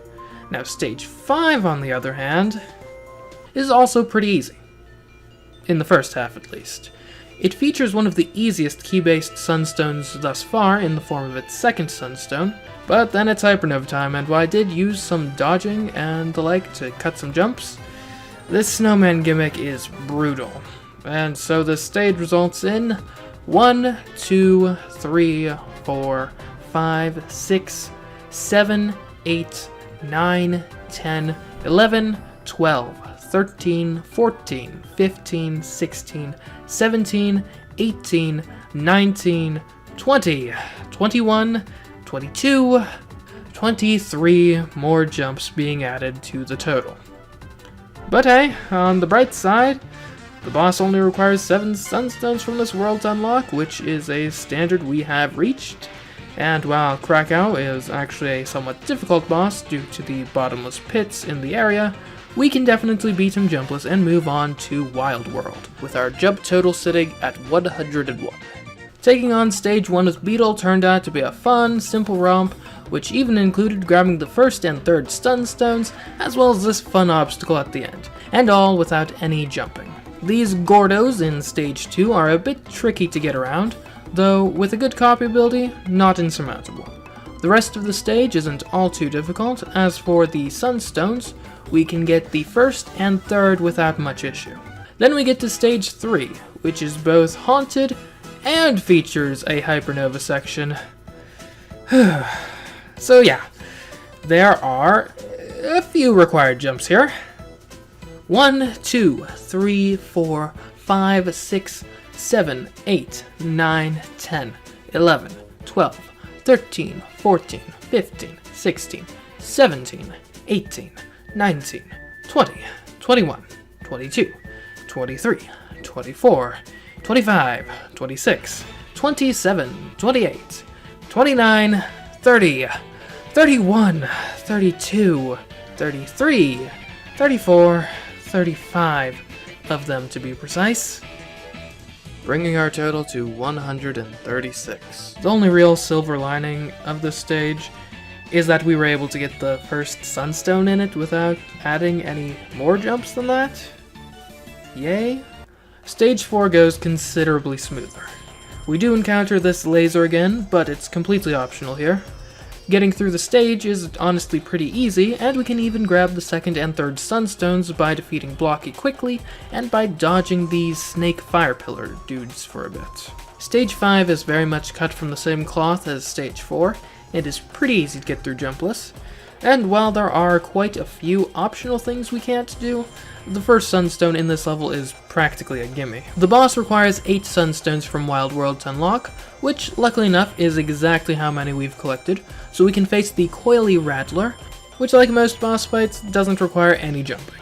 Now it's time for World 5, Endless Explosions. Starting things off, Stage 1 isn't very difficult to beat jumpless, however, all 3 sunstones seem to be impossible to get without jumping. Next up is Stage 2, which opens with us having to bring this bomb to this explodable wall. Now the throws required to get it across are completely possible. I can't believe I'm saying this, but if it was a key, this wouldn't be too much of a problem. Of course, it's not a key, it's a bomb, which means as soon as we pick it up, we're on a strict time limit, one which may be impossible to overcome. But what if there wasn't a time limit? With Whip, we can achieve just that. Here's how.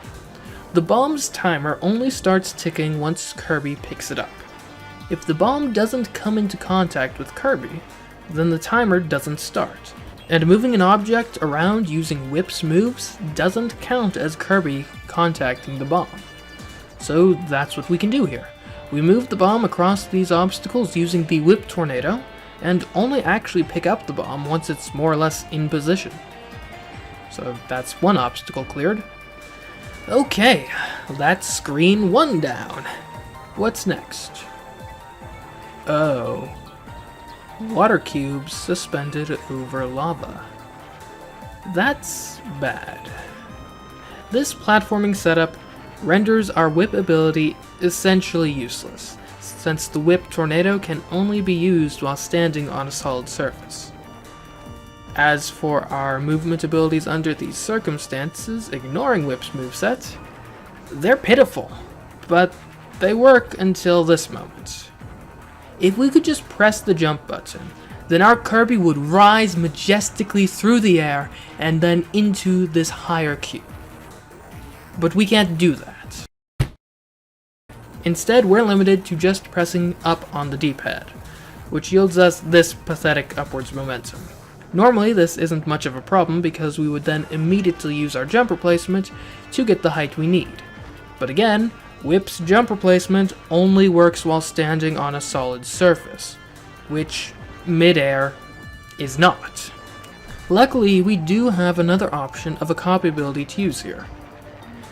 Unluckily, it's Spear, which is also terrible for getting out of water with, and really best used from a solid surface as well. Ultimately, we need somewhere to stand on, but there's no such place close enough to be useful. Unless we can stand on lava or something like that. Wait. Can we? Technically, yes. In this game, lava is treated as a solid surface. Just a solid surface that happens to hurt you and destroy your copy ability when you touch it. But that's a bit of a deal breaker. It really doesn't matter whether or not we can stand on the lava if our copy ability gets destroyed as soon as we do so. But what if that wasn't the case? What if I told you that there is a way to stand on lava completely consequence-free? Welcome, my friends, to the beautiful world of invincibility frames. You see, after Kirby takes damage, he is invincible and therefore completely immune to taking any further damage for a few seconds. And yes, that invincibility even extends to lava. That means if we get hit by this enemy, then immediately fall down onto the lava, we have just enough time of invincibility frames to charge up our spear and take flight. And that's that room clear. What's next? A boss fight? Okay. A boss fight that ends with a door suspended slightly above the ground. You've got to be kidding me. Spear literally cannot get past such an obstacle. Back to the drawing board.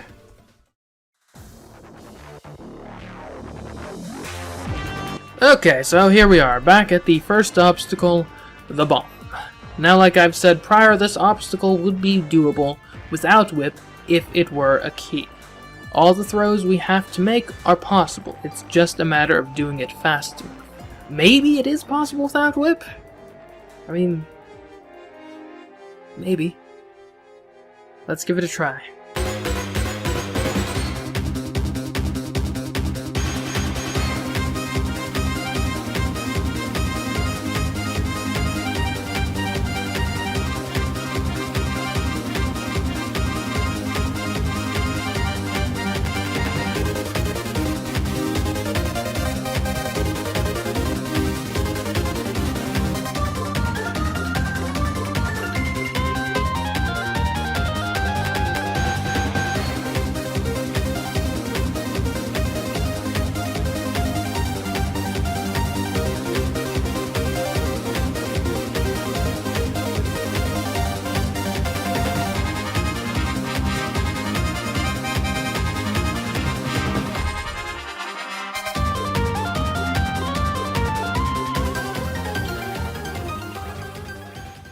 Okay, so if done fast enough, and with willingness to kamikaze, we can get past the first hurdle using Beetle.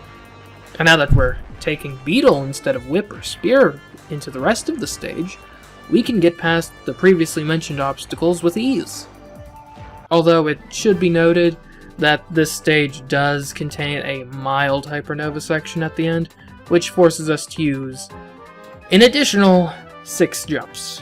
But hey, at least the stage is over now, and we can move on, and with the first sunstone grabbed to boot. Now it's time for stage 3. This stage's gimmick is all about these encroaching spike walls of doom.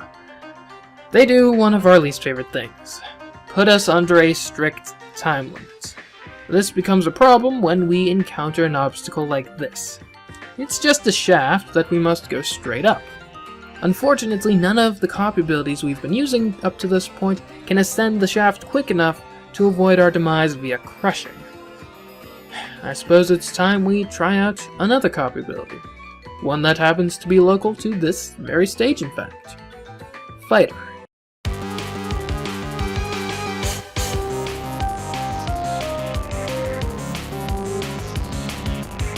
Fighter operates in very similar vein to Sword and Beetle.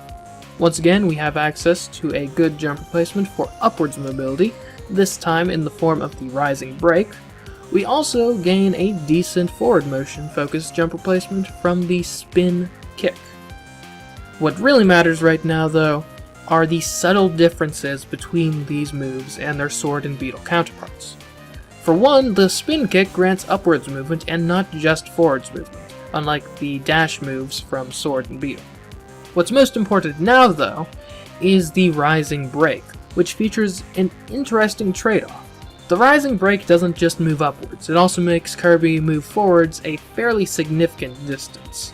But in exchange, this move is by far the best for quick vertical ascension. Quick enough, in fact, to get us past this shaft unscathed. With that obstacle behind us, we can keep on racing these spike walls and get through most of the stage. We even managed to pick up the stage's first sunstone while we're at it. Then we come face to face with what is quickly becoming an even worse adversary than keys. A bomb. Not just any bomb though, but a bomb on the opposite side of a 3D warp star. This section requires 2 jumps to get past. There's no way to ride this star while holding the bomb without doing a regular jump. So that's 1 jump. The other jump is required to get the bomb out of this hole, which is too deep to throw it out of. Theoretically, you could cut this jump out if you had Whip, but we don't have a way, as far as I can tell, to get Whip here jumpless. And even if we did, it would lock us out of getting the Sunstone from earlier. So yeah, 2 jumps here, unfortunately. Moving on, we encounter the grand finale of this stage's gimmick. In this fast-paced, high-intensity chase where we're quickly bouncing from screen to screen, united only in their advancing spike walls of doom. And here, that downside about the Rising Break comes up. You see, this screen requires that you maneuver out from underneath this ledge, and then quickly turn around and move along the top of the ledge to continue. This seemingly simple obstacle is a death sentence for Fighter. Over my hours of attempting to get past this section, due to the forward movement of the Rising Break, I only ever achieved one of 2 results. After finishing the Rising Break, I would either turn around and end up uppercutting the bottom side of the ledge, or I would not turn around and run straight into the spikes. Both of these outcomes, if you can't tell, result in failure. But not to worry, Fighter isn't the only copy ability in the game, so I tried the other copy abilities I had access to in this stage. Wing ended up being basically useless. Sword and Fire failed in the screen before the one that Fighter can't get past. And that's it. That's all the copy abilities we have access to by this part of the level. So, how many jumps to get past this obstacle? Well, according to my notes, it's 0. Huh. The only other thing I have written here is Mix. Oh, the copy ability Mix! I'd almost forgotten about it. For the uninitiated, a copy ability mix is what occurs when you consume multiple enemies which grant different powers at once. In such a scenario, a roulette of all the copy abilities in the game happens, which means with a bit of timing or luck and patience, we can gain any copy ability we want should we be able to swallow multiple enemies with different powers at once. And luckily for us, in this stage we can. Here we can consume a Blade Knight and Bomb at the same time, thus triggering the mix. In this particular case, the copy ability we're aiming for is Beetle. With Beetle, we can successfully get past this obstacle, and the one preceding it, and everything the rest of the stage throws at us without any more jumps. Now for stage 4. Things start getting interesting here on the second screen. This screen isn't actually very difficult to get through. Getting the Sunstone, on the other hand. So you need to get a key from one side of the screen to the other. It's utterly impossible with any copy ability other than Whip. So we can just use Whip and get the Sunstone, which is fine at all. Until we actually try to leave the screen and find that Whip can't get us high enough. And the only other copy ability we can get from here is Leaf, or so it appears. One interesting thing about collecting Sunstones is that if you die after acquiring them, you keep the progress that you had gotten, even if you die on the same screen that the Sunstone is located on. So what we can actually do here, after collecting the Sunstone, is mosey on over to some spikes and die. Upon respawning, we find ourselves conveniently close to a land zone, which we can just barely suck up and give ourselves the Spear copy ability. With Spear, we can clear the screen, no problem. Unfortunately, we eventually run into this screen, in which we once again confront Spear's biggest weakness: doors suspended in the air. The only other copy abilities we encounter on our way to this point are Archer and Bomb, neither of which help us here. We do, however, encounter them together, and you know what that means. A copy ability mix is available to us. I got Beetle and was able to go through the suspended door, no problem, and in fact make it all the way to a Hypernova section. This section requires 1, 2, 3, 4 jumps to get through. I'm really getting tired of these things. Stage 5 is just a mini boss rush, and by extension, pretty easy. So easy, in fact, that not only can we get through the whole stage jumpless, we can also get all 4 Sunstones in the stage without jumping as well. Unfortunately, even with such a strong showing in stage 5, we still only have 7 Sunstones from Endless Explosions, falling quite short of the 10 we need to unlock the boss stage. I suppose we ought to take another look at these Sunstones and see if they are actually impossible to get jumpless. In stage 1, we can't get any of the Sunstones jumpless on account of the first requiring us to get a key across some lava using a tilt gondola, which would require 2 jumps, one to get in the gondola with the key and the other to get out of the gondola. To get the second one, you need to use either Ice or Parasol, neither of which have sufficient enough jump replacements to get the Sunstone jumpless. And the third lies at the end of a challenge that demands we use Wheel, which again does not have a good enough jump replacement to be useful to us. In stage 2, the second Sunstone, is the reward for a challenge in which you have to use Rock to crush these stumps. I did try using Beetle to solve the challenge, but Beetle just doesn't seem to be fast enough. The other 2 we're missing in this level are in the Hypernova section, so no dice there. Stage 3's second Sunstone requires you to get the bomb in the second section to an even more difficult place. This bomb already adds 2 jumps to our total without going for the Sunstone, and without something like Whip, which we can't get here jumpless, there's no way we're getting this Sunstone without adding some jumps. The third one is the most frustrating one because if I could get the right copy ability like Fighter to this last part of the stage, we could get it no problem. Unfortunately, we're stuck with Beetle by the time we get to this part of the stage, which simply ascends too slowly to allow us to get this Sunstone. And finally, stage 4 features a Sunstone that you need to use Archer to get, which is a copy ability that doesn't give us much of anything in the way of jump replacements. And then 2 sunstones in the Hypernova section. So yeah, I guess we'll just have to settle for the least number of jumps added for these remaining sunstones. The last one in Stage 4 is an easy grab if we've given up on being perfect, since it's right there. You just jump once and gabbed. A slightly less ideal one, but still our best in my research, is Stage 2's third one, which is 2 extra jumps for us. And finally, the last one in Stage 1 might be possible jumpless. So I got to thinking, why do we need Wheel for this one anyway? Just because it's fast? Wheel doesn't have a monopoly on being fast. Take Fire for example. Its dash attack is really fast, and I bet with enough skill we can get through this challenge and get the stone without any extra jumps.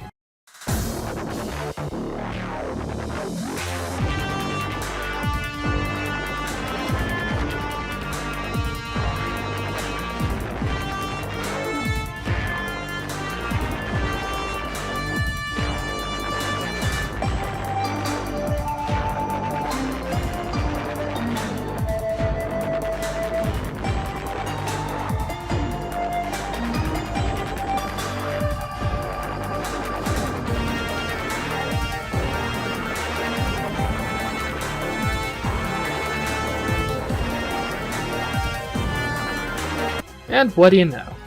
We can. Alright, that's 10 sunstones now. Time to fight the boss and be done with World 5. Now with a current total of 151 jumps thus far. World 6, please be merciful. So, World 6, Stage 1. It's actually pretty easy to clear jumpless, and getting all 3 sunstones in the stage isn't much of a problem either. World 6, I like you already. Stage 2 is a bit of a boss rush, and historically bosses haven't been much of a problem for us in these challenges, and the trend doesn't break here. We can get through this stage jumpless. Unfortunately, the sunstone in this stage can't be acquired jumpless, but either way, it's time for Stage 3. I suppose I shouldn't have gotten used to World 6's hospitality. Welcome to Stage 3. The Hypernova Greatest Hits stage. You know what? I'm done with this whole Sesame Street routine. It's 44 jumps to beat the level, and that's without getting any sunstones. The Ghost House section is particularly annoying because it's maze-like, so the only way you get through that with the minimum number of jumps is if you've memorized ahead of time what the correct door in the section is. I wonder what Stage 4 has for us, after the most jumps we've had in a single stage yet. Well, after that disaster of a stage, it would seem that our fortunes are improving. For Stage 4 is Boss Rush 2. Bosses have never really been a problem in this challenge, so it isn't too difficult to beat this stage, and even now, it's one and only sunstone, without even thinking about jumping. Now for Stage 5. The first half is not easy, but using abilities like Fighter and Beetle, it can be beaten jumpless, even while getting the stage's second sunstone. The difficulty reaches its peak at about the halfway point with this crushing room thing. Personally, I found that Beetle had the best combination of precision and speed to get through this part jumpless. And then the next half of the stage is a Hypernova section. This particular one causes us to jump 27 times. So that means, with all the pre-final boss levels beaten, we're sitting at a total of 222 jumps. But wait! There's more! We only have 5 sunstones collected from Royal Road, 2 less than the 7 required to unlock the final battle. As far as I can tell, we can't get any more sunstones from Royal Road without increasing our jump total. So our best bet is a sunstone from Stage 2 and a sunstone from Stage 3, each of which require 1 jump to get, bringing our total up to 224 jumps. Perhaps we can at least have victory in the final boss fight? Let's find out. So this stage has a lot of bosses in it, and of course bosses are generally not much of an issue in these challenges, and that holds true here, for the most part. Queen Sectonia's final form is actually pretty difficult. Personally, I blame the platform layout, which makes it so falling to your death is much easier, as well as ensuring that a lost copy ability is likely going to fall to its death as well. Nevertheless, it is possible. Wait, what's this? Another phase? No. Tenanza, you traitorous scum! I cannot take another Hypernova section. Please, spare me this. So I guess this is our grand finale, eh? A Hypernova section. What a great moment to end this challenge off on. A Hypernova section. That requires no jumps. I didn't think it was possible either, but this whole section of the boss fight takes place on one long, solid platform. Hypernova, I still hate you, but I'm glad you didn't ruin this challenging, climactic boss fight. So, is it possible to beat Kirby Triple Deluxe without jumping? Have you even been paying attention? No, it's not possible to beat Kirby Triple Deluxe without jumping. Not by a long shot.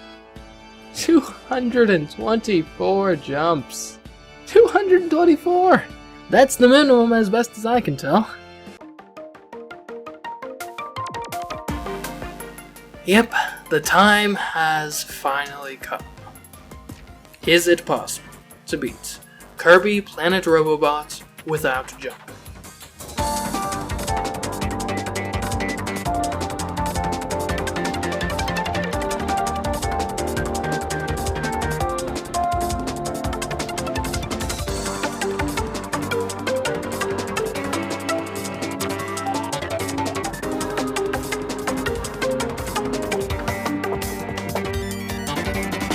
This is the fourth one of these videos I've done, the sixth if you count the guest star videos. As such, I'll keep the rules explanation brief. We are trying to beat the game without using the move jump/hover. If you want more detail as to what exactly that means, go ahead and watch one of the previous videos.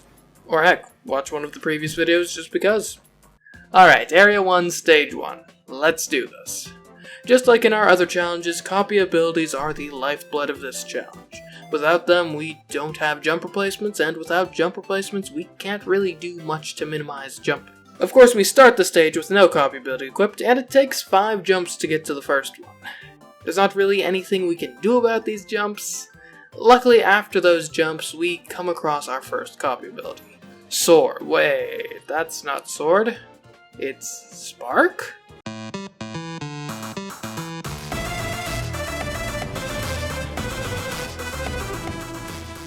The copy ability Spark, for our purposes, is completely worthless. There are simply no moves that can be used as jump replacements at all here.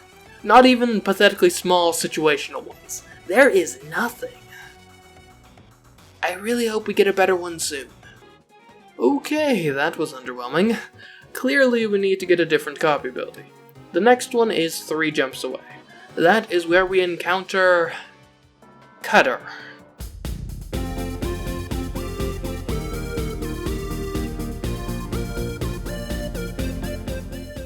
While this one isn't as useless as Spark, it's still far from good or useful.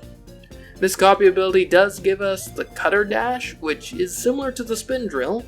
Unfortunately, the move that has the capability to give us some height, Final Cutter, can only be used when standing right next to an enemy. Kind of ironic that the copy ability Kirby's Smash Bros. Recovery is drawn from is so useless in terms of jump replacements. So yeah, technically better than nothing, but not by much. Once again, we find ourselves in desperate search for another copy ability to replace our current one. It takes another 2 jumps to find one, and this time around, it's Sword.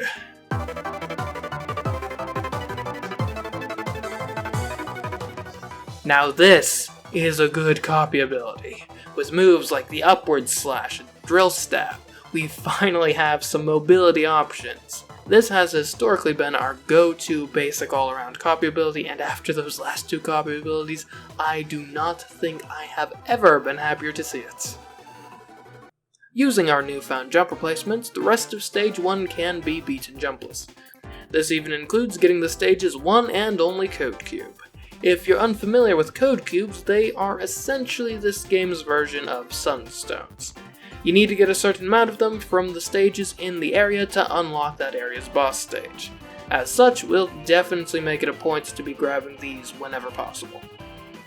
Alright, with a sword in hand, what could Stage 2 possibly throw at us that could hope to challenge us?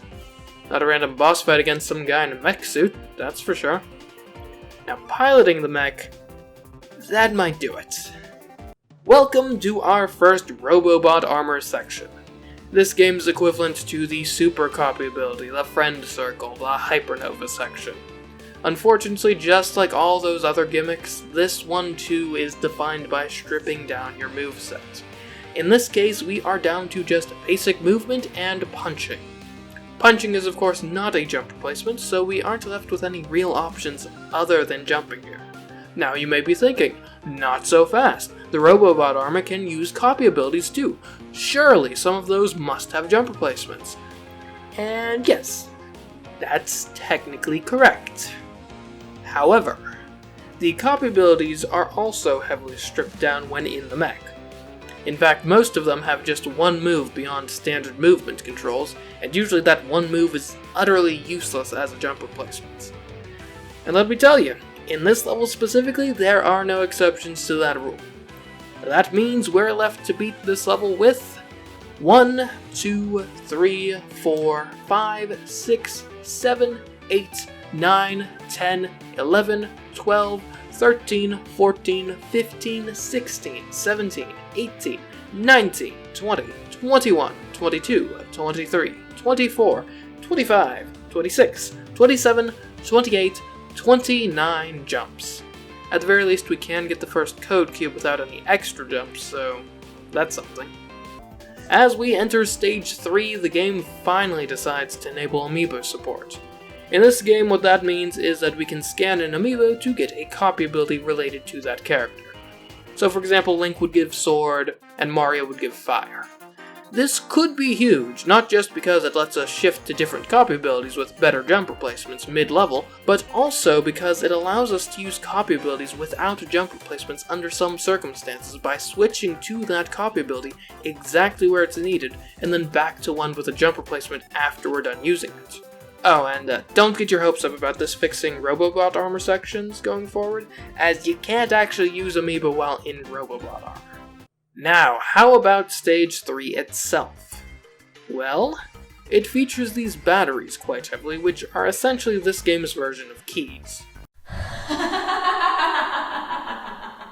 All the usual limitations of not being able to use our jump replacements while holding them apply here. Those limitations do lock us out of some extras like code cubes. Luckily, none of the batteries that are required to just baseline get through the stage require jumping. You know what does require jumping though? This hill that you have to get up in Robobot armor. That's what. Also, and I can't believe I'm saying this, but this boss fight requires jumping as well. Not these little dudes. They might have a screw on their head, but they can just be sawed to death. The big guy though, he requires a couple of jumps. In total, Stage 3 requires 8 jumps to get through. Stage 4 is then pretty easy to clear jumpless, in large part due to these climbable surfaces. It's even not all that difficult to grab the first 2 code cubes. The third one, however, is unreachable without engaging in an optional Robobot section. Yes, I said optional. A lot. Honestly, perhaps most instances of the Robobot armor in this game are in fact optional. Usually in such cases, there's something like a code cube that you can't get without using the Robobot armor, so it's not a totally free pass, but hey, I'll take it. The boss stage requires 4 code cubes to unlock, and what do you know, that's exactly how many we've collected. We aren't forced into a mech suit for this battle, so the boss fight is quite possible jumpless. meaning that we are finishing Area 1 with 47 jumps. Now for Area 2. The first stage of Area 2 teaches us quite a few things. Firstly, this is the stage where I first internalized the convenience of Amiibo. It's just nice being able to just pop on a Donkey Kong Amiibo and boom, you have Fighter now. Speaking of which,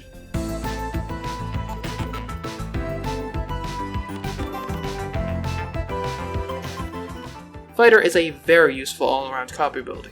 It's got a couple of great jump replacements in the form of the spin kick and especially the rising break, which I find to be much easier to use for infinite flights than the upward slash. It's also pretty good for fighting bosses in my opinion. This stage is also where we run into the most useful Robobot armor variants, Parasol. The usefulness of this armor variant is pretty self-evident. If we press and hold the B button, we fly. So basically, whenever we find ourselves in a Robobot section with Parasol available to us, we're using Parasol. It's just the best one. Back to the level. The second code cube is incredibly easy to get as it just requires hitting some switches. The third one is a bit trickier. The process starts by scanning a Yarn Yoshi amiibo to get a very useful copy ability. Whip.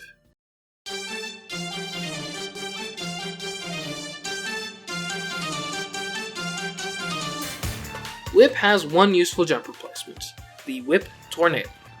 It doesn't go super high, it can't fly, but it can move objects like batteries around, a feature that no other jump replacement can lay claim to.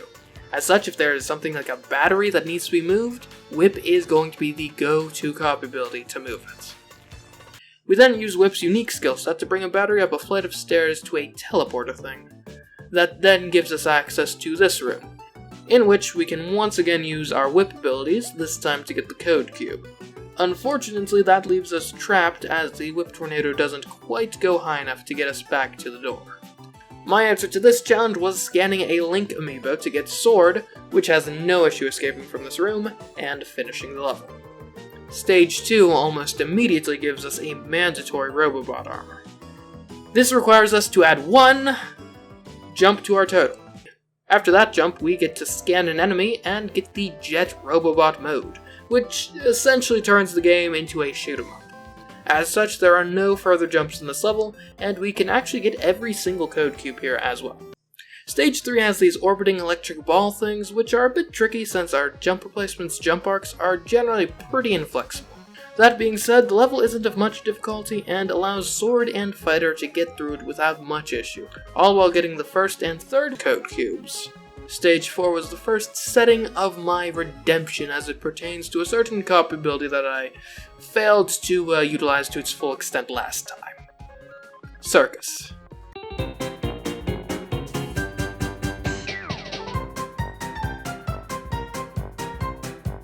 Circus has two main jump replacements for us to use.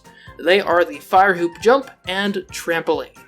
The Fire Hoop Jump can be easily activated at the drop of a hat and gives a relatively low fixed jump arc. Trampoline, on the other hand, gives a high, very flexible jump arc, and even access to what essentially amounts to a double jump.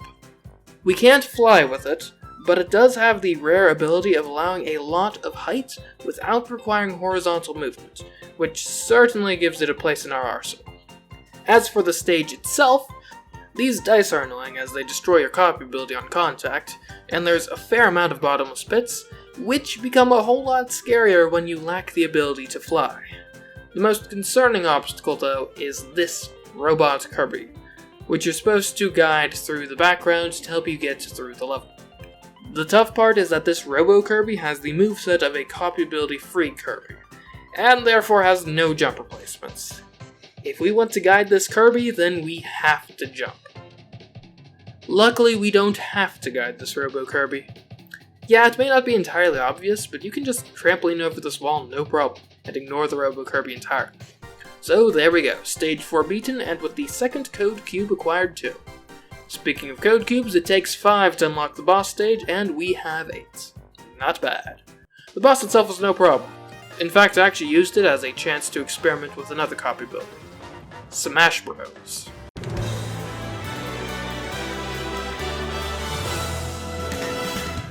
You can get the Smash Bros. Cop ability by scanning the Smash Bros. Series Kirby amiibo.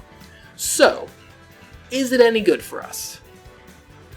Somewhat. We obtain two main jump replacements here.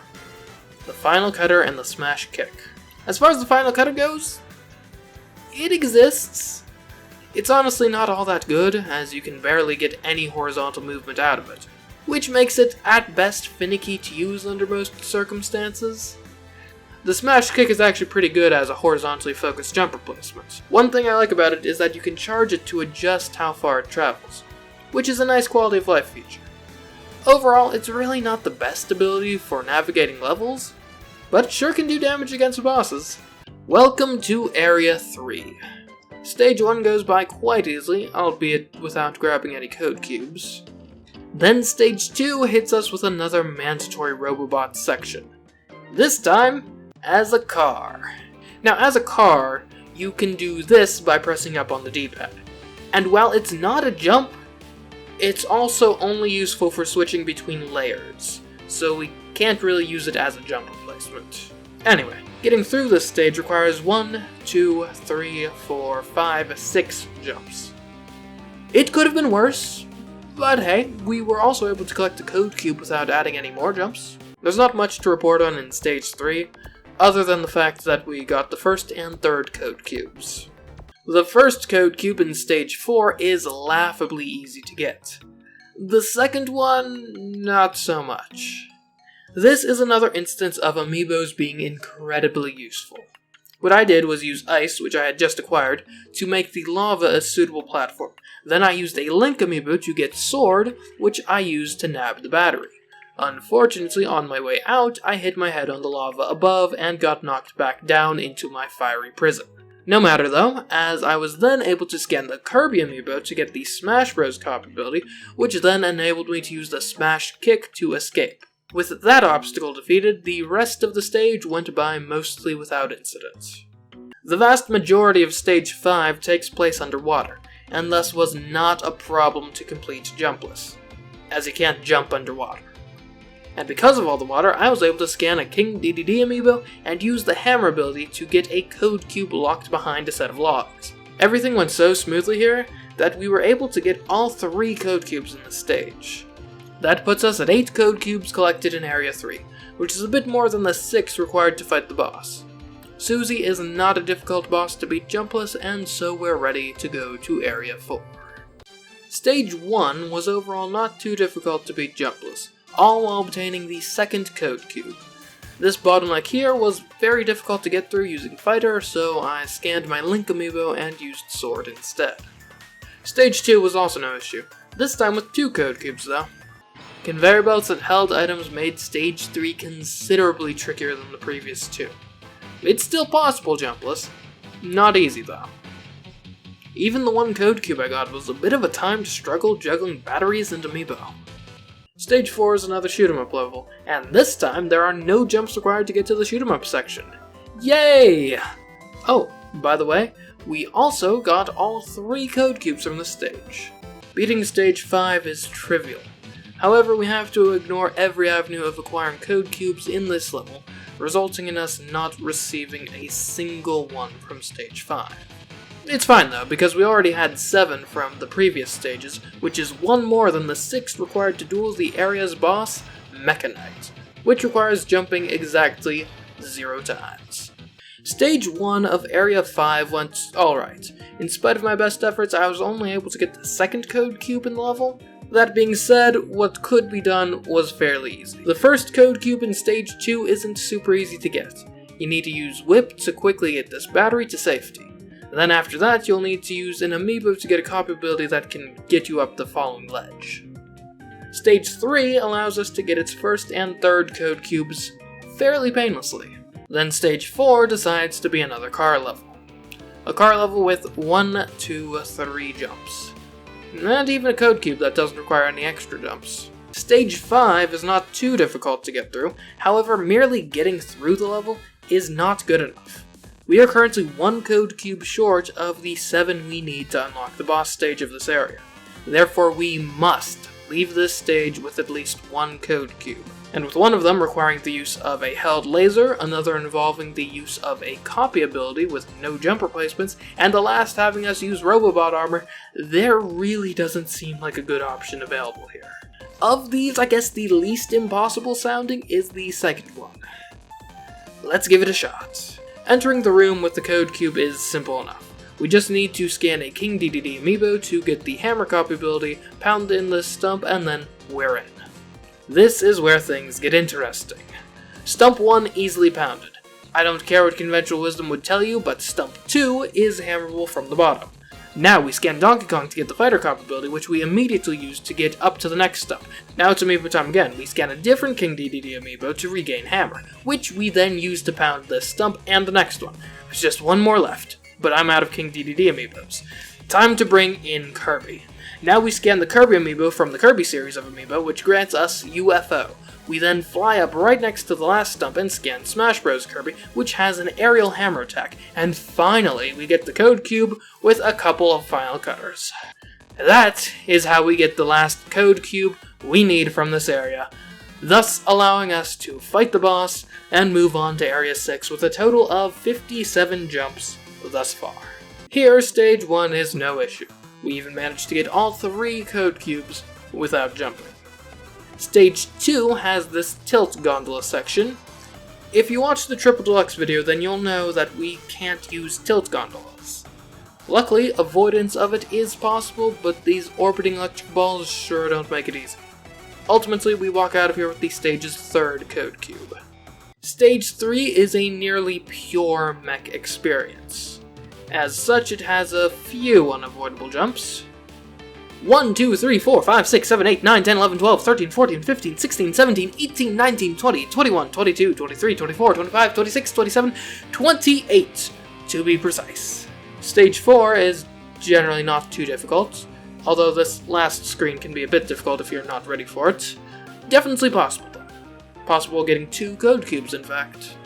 Then, Stage 5 is once again all about the mechs, resulting in a stage that causes 1, 2, 3, 4, 5, 6, 7, 8, 9, 10, 11, 12, 13, 14, 15, 16, 17, 18, 19, 20, 21, 22, 23, 24, 25, 26, 27, 28, 29, 30, 31, 32 jumps. And that's the number while discovering Parasol about halfway through.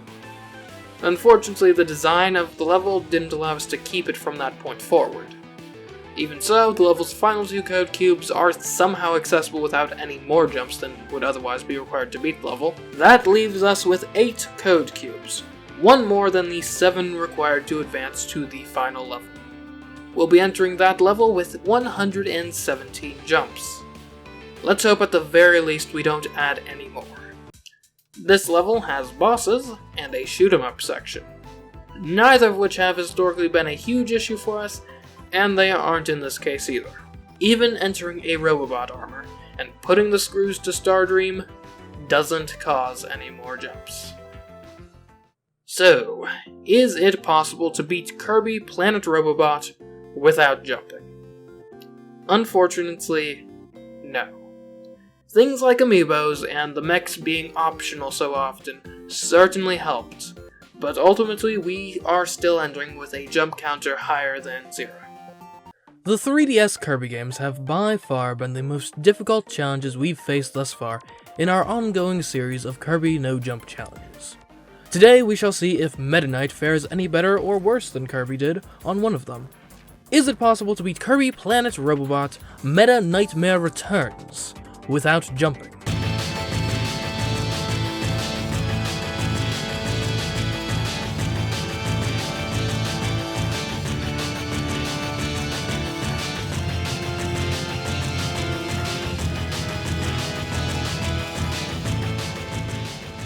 So, as you might expect, today we'll be playing the Meta Nightmare Returns mode on Kirby Planet Robobot, in which you play through much of the levels you'd play through in the main story mode, but as Meta Knight instead of Kirby. Our goal will of course be to get to the end of this mode and beat its final boss without jumping or hovering. You know, that thing you do by pressing the A button. Instead, we'll have to use other parts of our moveset as jump replacements, which, speaking of, My first instinct with Meta Knight was to try using the upward slash, since that's such a historically good move that Sword has. Unfortunately, Meta Knight does not have access to the upward slash, he just stabs upwards when we try to do an upward attack. That isn't to say he lacks any jump replacements though. One of those jump replacements is the Mach Tornado, activated by holding down the attack button and then holding up when we release it. Now obviously, one of the Mach Tornado's weaknesses is the fact that you have to take the time to charge it up before you can use it, so we don't have great reaction times with it. The other issues are that we can't use it in the air, so we can't fly with it, and that its height is honestly quite pitiful. Luckily, Meta Knight has another move at his disposal that may help offset some of those shortcomings: the Shuttle Loop. This move is activated by quickly tapping down and then up on the D-pad or circle pad while pressing the attack button, which does make it a very annoying move to use, much like the Whip Tornado. But it does make up for that with its usefulness. The Shuttle Loop sees Meta Knight loop around before starting a controllable glide. We can either use this glide to soar upwards a decent height for a short time, or we can mostly not touch the controls to get a glide with limited elevation, but that goes a very far distance. One thing I will note is that oftentimes the Shuttle Loop ends with an animation of Meta Knight flapping his wings for a bit of extra height. Let me assure you that this is just part of the Shuttle Loop and not a hover. So therefore it's perfectly legal for that to happen. Alright, so now that we've familiarized ourselves with the tools at our disposal, let's dive into the first level of our journey. Once we've gotten used to Meta Knight's moveset, the first portion of level 1 is not of much issue. The enemies aren't threatening, and the platforming demanded isn't very precise. Things do start to get a bit spicy when Clanky Woods 2.0 puts us under time pressure by chasing us through a portion of the level. I imagine this would have been fairly difficult if not for the fact that Meta Knight is so strong and amazing that he can just break all of the obstacles in his way. Soon thereafter we come across this pipe, which is slightly unintuitive to get in and use. The secret is to stand on top of the pipe and then drop into it from there. We see Meta Knight showing off his amazing power some more before boarding a battery-laden train. This bodes poorly for us because we can't use any of our jump replacements while holding a battery, and therefore these things have the potential to cause a lot of forced jumps. Luckily for us, most of the batteries on this train are completely optional and do not need to be used whatsoever. And the ones that do need to be used are very easy to get to where they need to go without having to jump at all. So with that train part behind us, the next obstacle we come face to face with is this ludicrously steep hill. The Mach Tornado certainly can't get us up it, and at first glance it would seem that neither can the Shuttle Loop, especially as the terraces narrow towards the top. Luckily, that impression is just flat wrong. The stairs we face here, as it turns out, are placed at basically the maximum height one Shuttle Loop can manage, so with a bit of precision, we can make it by. The rest of the level consists of a lasery climby section, which isn't too bad, as well as some retreads in the sorts of environments we've already seen, which can also be surmounted with relative ease. So now it's time to fight Clanky Woods 2.0. For this fight, while I feel I could deal my damage quicker if I had access to jumping, we do still manage to make steady progress and shortly find that we have beaten the boss. Now time to hit the streets of level 2. Only about a minute in, we discover this rooftop section, which calls for precise shuttle loops going about as high as they possibly can, just like that hill staircase from earlier. The main difference here is the bottomless pits. You can just barely make it to all the required platforms though, so it's more dangerous, but it is still certainly possible. The next section is awful for one simple reason. It's made almost entirely out of those platforms you can tap down to fall through. Unfortunately for us, the Mach Tornado doesn't have enough height to scale these platforms. That means we're stuck using the Shuttle Loop, which is a move that requires you to tap down before you can use it. As such, it is extremely easy to cause Meta Knight to fall through the platforms while you're in the midst of trying to do a Shuttle Loop. Then at the top, these tiny platforms are so annoying to successfully land on. What I ended up doing was facing away from the platform I was trying to get onto, and standing just about underneath it. Then I allowed the first part of the Shuttle Loop to do all of the work for me and just land me straight on the next platform, which actually worked surprisingly well. I'd like to say that's the only difficult part of level 2, but unfortunately it's not. I was actually stuck in this little space for quite a while until I managed to nail the timing to cancel out of a shuttle loop with an upward stab at just the right moment to be able to start climbing. Later on, we encounter a mechanical Kirby in a casino. These things show up as a sort of puzzle from time to time, and effectively just copy whatever you make Meta Knight do. Unfortunately, that only extends as far as what moves are contained in a copy-ability-less Kirby's moveset. So that means no jump replacements. And therefore, this Robo-Kirby is completely stuck and worthless to us. Luckily, this one is optional, as we can just shuttle loop over the obstacle it was meant to help us get past. Hopefully we can be as lucky with future ones as well. Next up, I get annoyed by having to grab onto some ladders straight out of a shuttle loop. It's far from impossible, but getting the correct range, timing, and the like set up is oh so annoying. We encounter another optional Robo-Kirby, and then this tall shaft. I don't really know what to do here. I don't think any of our jump replacements can actually get us the height we need to get through, unfortunately. And I'm pretty sure neither of them give us the ability to fly either, right? Well, actually, as it turns out, if you can manage to do the tap down and then tap up and press the attack button in midair to trigger the shuttle loop, then you can actually do the shuttle loop in midair, which means you can fly with the shuttle loop, which proves to be sufficient to get us through this shaft successfully. The fact that the shuttle loop can fly then comes in real handy in this next room with a high-up floating door. So a couple of shuttle loops zigzagging across the room, and then the correct timing to cancel out of them does manage to get us through. At last, we reach the Hollow Defense API 2.0, boss of level 2, which honestly I think was actually a bit easier than Clanky Woods. There actually isn't that much to say about level 3, since so much of it takes place underwater, where you can't jump anyway. We do confirm here that the shuttle loop can be done from the surface of the water though. Also, this pair of shafts with the ice cream cones did take some serious consideration to get up. In no time though, we're fighting Susie 2.0, which isn't too bad. The start of level 4 is simply fun because you can smack those rolling cylinders out of your way. I don't know why, but it is just so satisfying. Things do get a bit concerning when this beam and a load of batteries show up. The good news is that they're completely optional. I then ended up settling for a half-built floor for this mini-boss fight.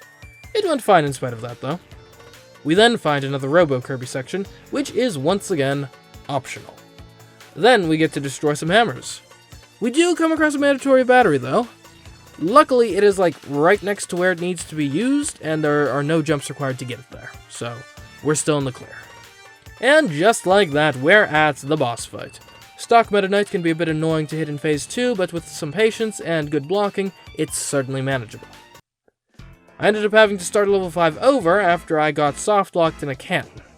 If you don't manage to fire the cannon, the only way out is by jumping, which obviously we can't do, hence the restart. Luckily, that's the hardest challenge we have to face in this level, until we reach this ladder, which is unjustifiably difficult to cling onto. Eventually we manage it though. I thought this auto-scrolling background teleporter section would be pretty tough, but it actually went by quite smoothly, a statement which also applies to the boss. Now, one of the interesting things about level 6 is the sheer quantity of Security Force 2.0 boss fights it's populated with. And honestly, they don't really give us much trouble, so right away, that's a lot of this level's teeth taken away. One notable section is when we come across some tilt gondolas, which we obviously can't use due to the fact that the only way out of one of those once you're in it is by jumping. Instead, we just shuttle loop across the whole level. Speaking of, that's exactly what we do instead of taking part in the next Robo-Kirby section. Then we have to deal with these relatively annoying platforms similar to that one section from level 2. A similar strategy ends up taking root here to get us through successfully. Then we're faced with a load of vignettes harkening back to the prior levels. The only particularly difficult one was this one with the sky octopi. It's just very frustrating to have to use a move as finicky as the shuttle loop from the surface of the water while under a near constant barrage. Eventually though, we do find our opening and capitalize on it. Clanky Woods then returns for another chase, but again, Meta Knight's great strength makes the encounter mostly trivial. And that brings us to the final bosses. Haltman 2.0 is pretty similar to the Susie fight from earlier, and honestly pretty easy. After that, Stardream decides to test our admin status with even more bosses, starting with Dark Matter Clone, who is pretty annoying to hit on account of all the flying. Upward stabs do a decent job though, and soon he's been dispatched. Next up is Sectonia Clone, another flyer and one with much more annoying attacks. Good footwork and blocking can make the difference though, letting us stay healthy and alive long enough to chip away at her health and win. Then finally, it's Galacta Knight Returns, who may be the most difficult one yet due to his blocks, erratic movement, and better attacks. Good blocking on our part is key here to obtaining victory, which by the skin of our teeth we do indeed achieve. Which means we have an answer. Is it possible to beat Kirby Planet Robobot Meta Nightmare Returns without jumping? Yes.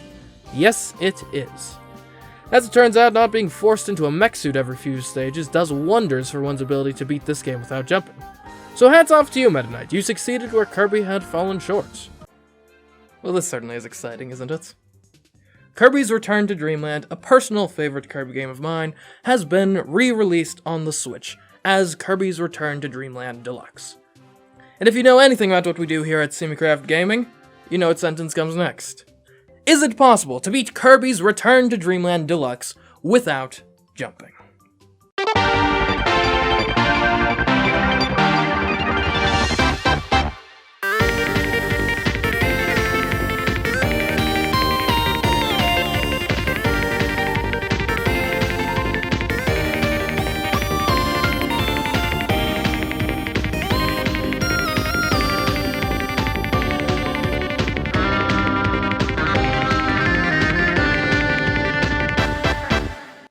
Now, as is usually the case with these Kirby no-jump challenges, our goal is to get to and beat the final boss without using the move jump/hover. Theoretically a tough ask in a platformer, but that's what we're aiming for.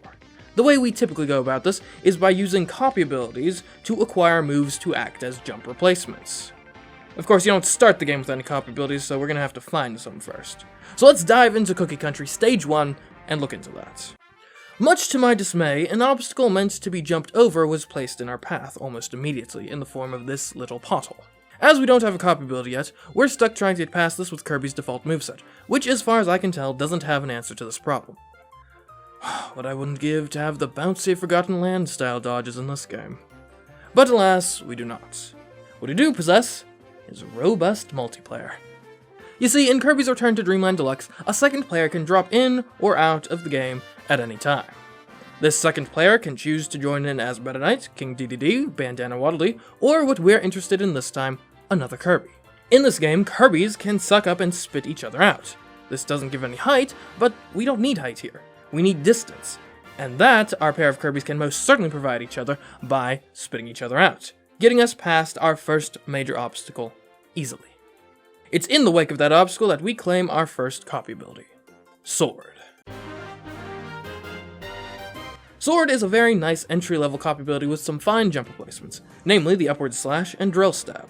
The upward slash achieves about the same height of jump will, certainly useful when we're trying to use it to replace jumping. The drill stab is more situational. It's great for boss fights, but for navigation the only thing it can really achieve is clearing 2 Kirby-wide gaps. So overall, I'm glad to have a copy ability that provides a clean-cut direct replacement for jumps, but it is disappointing that that's about as far as it goes. My disappointment was almost immediately justified. This is the flying tutorial, a cliff slightly too high for one to be able to summit it with a jump, thus ensuring the player learns how to hover. As I just said, the upward slash gives us height about equivalent to that of a jump. See the problem? Just like jumping falls slightly short of clearing the flying tutorial, so too do our upward slashes. But not to worry. I recall distinctly from my no-jump challenge on the original Wii version of Kirby's Return to Dreamland that Sword is capable of achieving flight if you upward slash again while still in midair from the prior one. And so I tried that, and it, didn't work. I guess HAL must have changed how exactly the upward slash functions in this remake. Now, flight from Sword will certainly make this challenge more difficult than it was on the Wii version. So in short, I feel personally targeted by this development. Luckily, I've got a backup plan. Once again, multiplayer comes to our aid. This is because you can ride your fellow Kirbys in Kirby's Return to Dreamland Deluxe. Once you're mounted, simply drop the other Kirby out, and boom! You're upward slashing from a higher baseline than you were previously, enough so to get past the flying tutorial. We next found ourselves in a little cave encountering an old friend of ours. A key. You'll notice that we can't use any of our jump replacements while holding a key, since our attack button instead just throws the key. But at least for this encounter, that weakness became a strength, as in this game, Kirby throws like Tom Brady in his prime. Therefore, we get past this door fairly easily.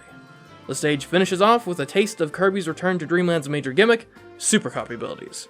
In this case, Ultra Sword. These are scary abilities as none of them have viable jump replacements. But that doesn't matter too much when picking up a super copy ability in the first place is entirely optional. Which, at least this time, it is. Alright, sword in hand, let's move on to the next level. In Stage 2, we started to encounter gaps over bottomless pits. You can't clear these with a single upward slash or drill stab. But if you chain a couple of upward slashes together, you can manage it. Yes, the upward slash can't gain height and fly in this game, but it can do a decent job of more or less preserving your height, at least over small to medium width pits. That being said, this one seems to be a bit much. Normally, to get past this, you jump while holding a cannon to activate the switch in the upper right to bring up a bridge. But obviously, we can't do that. What we can do is upward slash up to it in hopes of hitting it with our sword instead, which works out just fine. In Stage 3, we encounter an even taller cliff face than the one from the flying tutorial. I'm honestly not sure how we're going to get up this one with upward slashes. But maybe we don't have to. Maybe we can try out a new copy ability. Fire.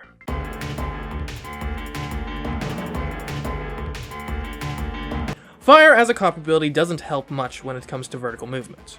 With a jump replacement like Burn, really it's fast horizontal movement that's more so Fire's wheelhouse. Although even then, Fire can be tough to use effectively. You have to be very attuned to how far one burn will take you, otherwise you'll miss the platforms you had wished to land on, and potentially fall to your demise.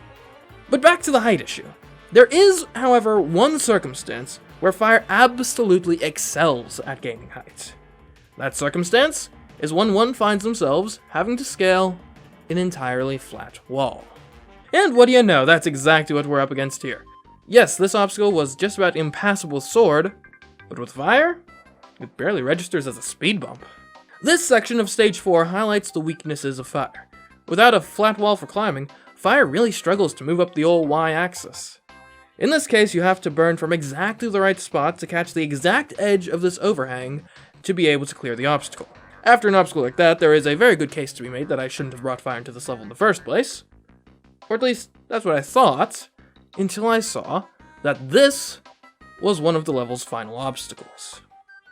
So, yeah, glad I brought Fire. It had been a while since I last fought Wispy Woods with burning, and quite frankly, I forgot how easy it was. Well then, on to Raisin Ruins. I'll be honest, Stage 1 here wasn't all that demanding, but it did introduce me to some pretty good copy abilities, like Whip. The Whip Tornado is Whip's main jump replacement. It's a bit more finicky to activate than the upward slash, and there's no way to activate a second one before you land your first one. But it does have better airtime, and you can move items like keys around without having to pick them up with it. I can't say it's a straight upgrade over Sword, but there are certainly circumstances where this is the copy ability I'd rather have. But Whip wasn't the only copy ability present in Stage 1, Sand was also rather intriguing. Sand is coarse and irritating, it gets everywhere. But it also has a decent jump replacement, the Sand Geyser, which is yet another roughly jump height jump replacement. Unfortunately, this one too has no prospects at flight. That is to say, it's perfectly usable, but nothing special. What does make Sand a bit special is that it has the serviceable jump replacement while also having an amazing block, the Sand Hide, which basically makes Kirby incorporeal for as long as he's hiding in his pile of sand. Great for combat, among other obstacles, certainly. Stage 2 is our introduction to water, and also our introduction to water.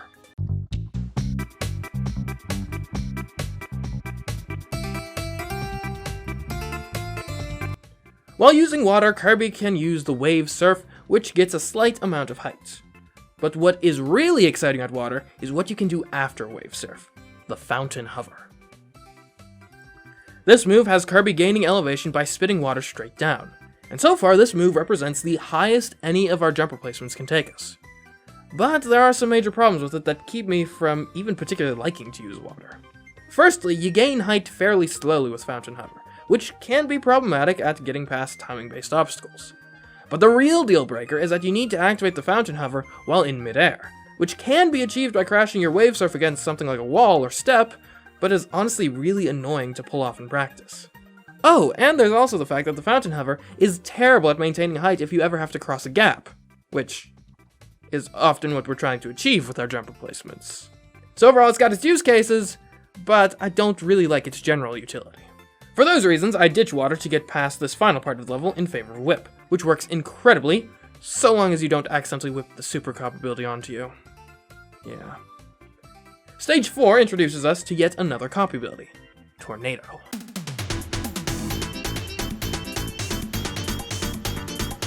Honestly, I feel sorta bad for water.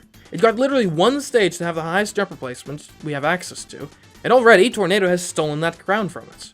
The Tornado attack is fast, invincible, and can achieve great height, but it is a bit annoying to control. That being said, you can tame your landings in particular by holding B during the attack to get a Hyper Tornado, which gives you much more control towards the end of your Tornado attack. Oh, one other thing to mention is that, though it's not exactly smooth, Tornado is our first ability which grants us true flight, since you can activate a Tornado attack while you're still midair from the previous one and gain a whole bunch more height. Not smooth, but it does work. Whip handled the opening of Stage 4, including this key section, admirably. But then at the end of the level, the Super Cop ability almost seemed necessary to possess to progress. Luckily, in such circumstances, there's no rule saying that it can't be player 2 who possesses it. So that's what we do. We have Yellow Kirby take the Ultra Sword, letting him teleport to where he's needed, and occasionally clearing our path. With that, and an easy Mr. Duder fight out of the way, we're moving on to Onion Ocean. In Stage 1, we find out that Sword is terrible at dealing with these ropes, as for some reason, Kirby can't grab stuff like ropes when coming out of an upward slash. Luckily, Whip doesn't have that same hang-up, so we can use Whip to get through. Additionally, later on in the level, we run into another useful copy ability, Spear.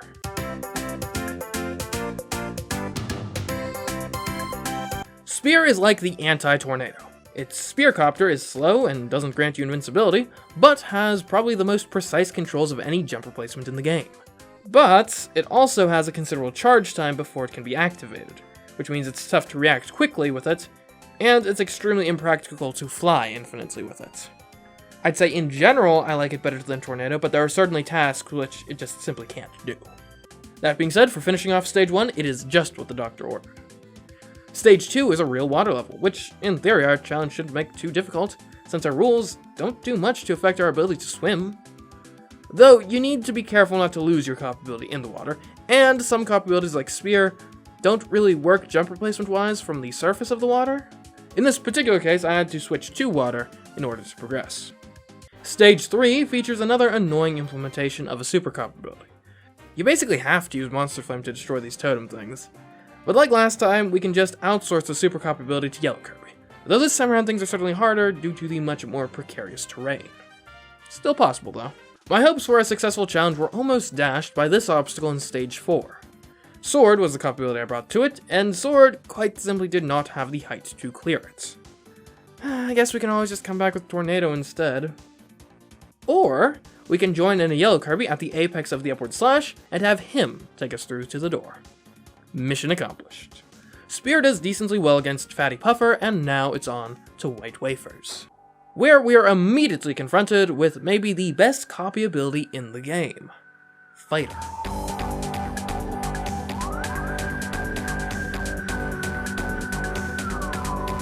Fighter has two major jump replacements, the Rising Break and the Spin Kick. The Rising Break is like an upward slash that also features some more notable forwards movement. But that's not why it's better. It's better because you can actually fly infinitely and gain height with it. That is amazing in and of itself. From there, the Spin Kick, which is great for killing enemies and stepping up small steps, is really just icing on the cake. And really, Fighter is so good that it more or less single-handedly got us through White Wafers relatively simply.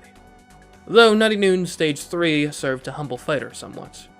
These ropes are annoying, but not as annoying as the wind which the Rising Break really can't fight too hard against. But you know what they say, if you can't beat 'em, become 'em. As it turns out, Tornado is the play here. It's a bit hectic, but it can certainly fight the wind, and as long as you finish above ropes, you can fall down and grab onto a rope after your Tornado attack ends, thus allowing you to progress through the tower. I tried bringing Tornado into stage 4, which worked out great, until I accidentally switched it out for Fire at an inopportune moment. Spear's better precision proves a viable antidote in this circumstance. Then from there, Nutty Noon is all boss fights, which Fighter is quite adept at handling. Likewise, Fighter did great in Egg Engine Stage 1, except for trying to thread the needle between these sleep copy abilities. Obviously, falling asleep isn't really advantageous for our goal here today. To solve this dilemma, I brought in Spear, which is not as good at handling the rest of the level, but not unbearably so. But it's exactly what we need to stay awake, so there we go, Stage 1 cleared.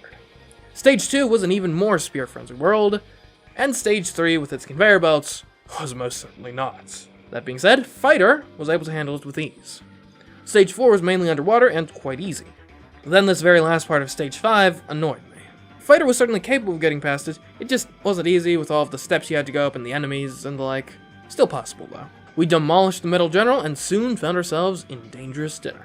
The control offered by Spear proved greatly useful in getting through the challenges posed by Stage 1.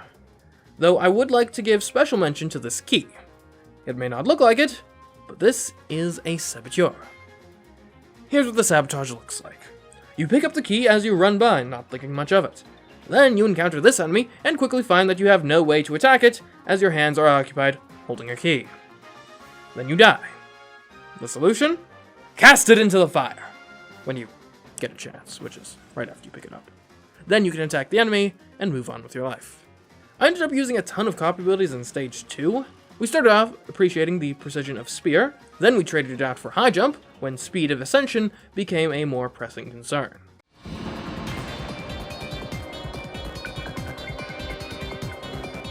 High Jump, I know you might not think counts as not jumping, but the move High Jump is not the move Jump/Hover, and doesn't even use the jump button. So my philosophy here is that a jump replacement by any other name is still a jump replacement. As for the copy ability itself, its jump replacement is great, and I just don't like that said jump replacement is basically the entirety of its moveset. That makes attacking enemies with it quite annoying. But here its speed and flight prove invaluable. Not so invaluable as to stop me from switching out for Fire in this section, where we've got to move horizontally quickly. And finally we finish off the level with Tornado, making great use of its invincibility. Then Stage 3 is actually extremely easy with Fighter. From there we go on to Best Landia with it, and enjoy this jump-free shoot-'em-up section.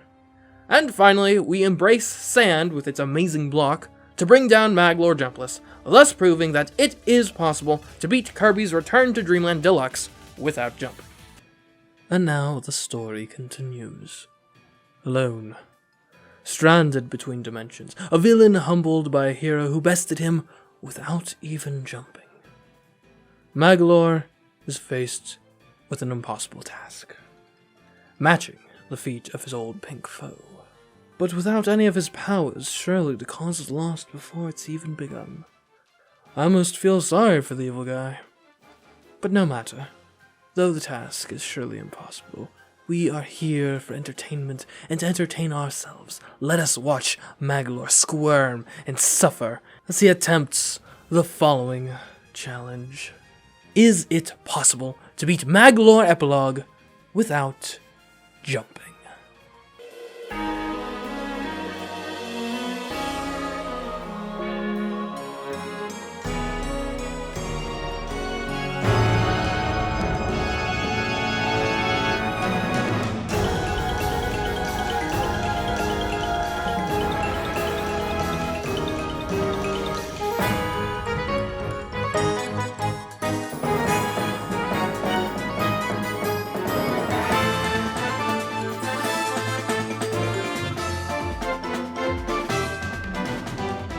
So, just like with any other Kirby challenge, we have to beat this particular mode of the game without using the move Jump/Hover, which for most intents and purposes means not pressing the A button.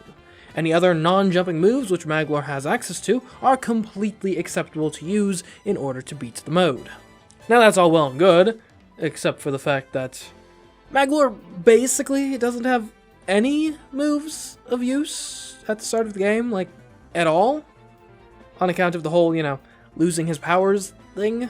The closest thing we've got to a jump replacement is the fact that Maglor can levitate when holding down B, but that only works from mid-air, and is presently so weak that it just amounts to a slight gliding effect, with no possibility of gaining height whatsoever. And yeah, so that's what we're working with as we enter the tutorial. And immediately things aren't looking great for Maglor as he reaches this trench. Obviously, given Maglor's complete lack of any jump replacements, this would be jump number 1. If not for multiplayer, that is.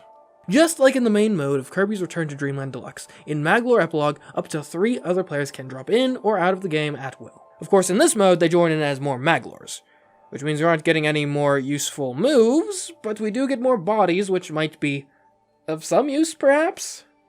But I do wonder what the point of bringing them in was. I mean, they can't suck up our main Maglor and spit him out like the Kirbys were able to in the main mode, but they can do one thing, which is ride each other.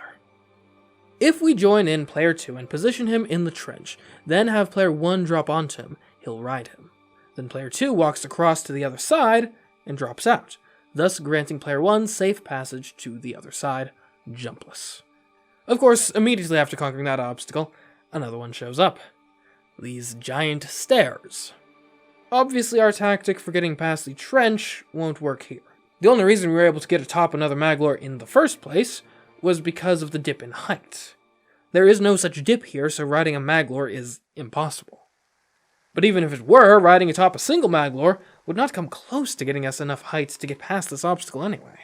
That means that, unfortunately, we have to go backwards and mess with the trench some more. As we've already seen, one Maglor can ride another in the trench by falling upon him. What we haven't seen yet is the fact that after this occurs, there's still enough of a height difference between the trench and the normal ground to stack a third one on top. Now you drop out the bottom one, and you've got yourself a stack of Maglors outside the trench. But as we went over previously, a simple stack of 2 Maglors is not enough to clear this obstacle. Who said that was a problem? We can repeat the same process we just did while already riding a Maglor to come out of it with a stack 3 Maglors tall. Which still isn't quite enough to clear the stair. But not so fast. That was only by dropping out one player. But if you drop out the bottom one, that of course causes the second one to gain some height. That's of course the whole premise of how we dealt with the trench in the first place.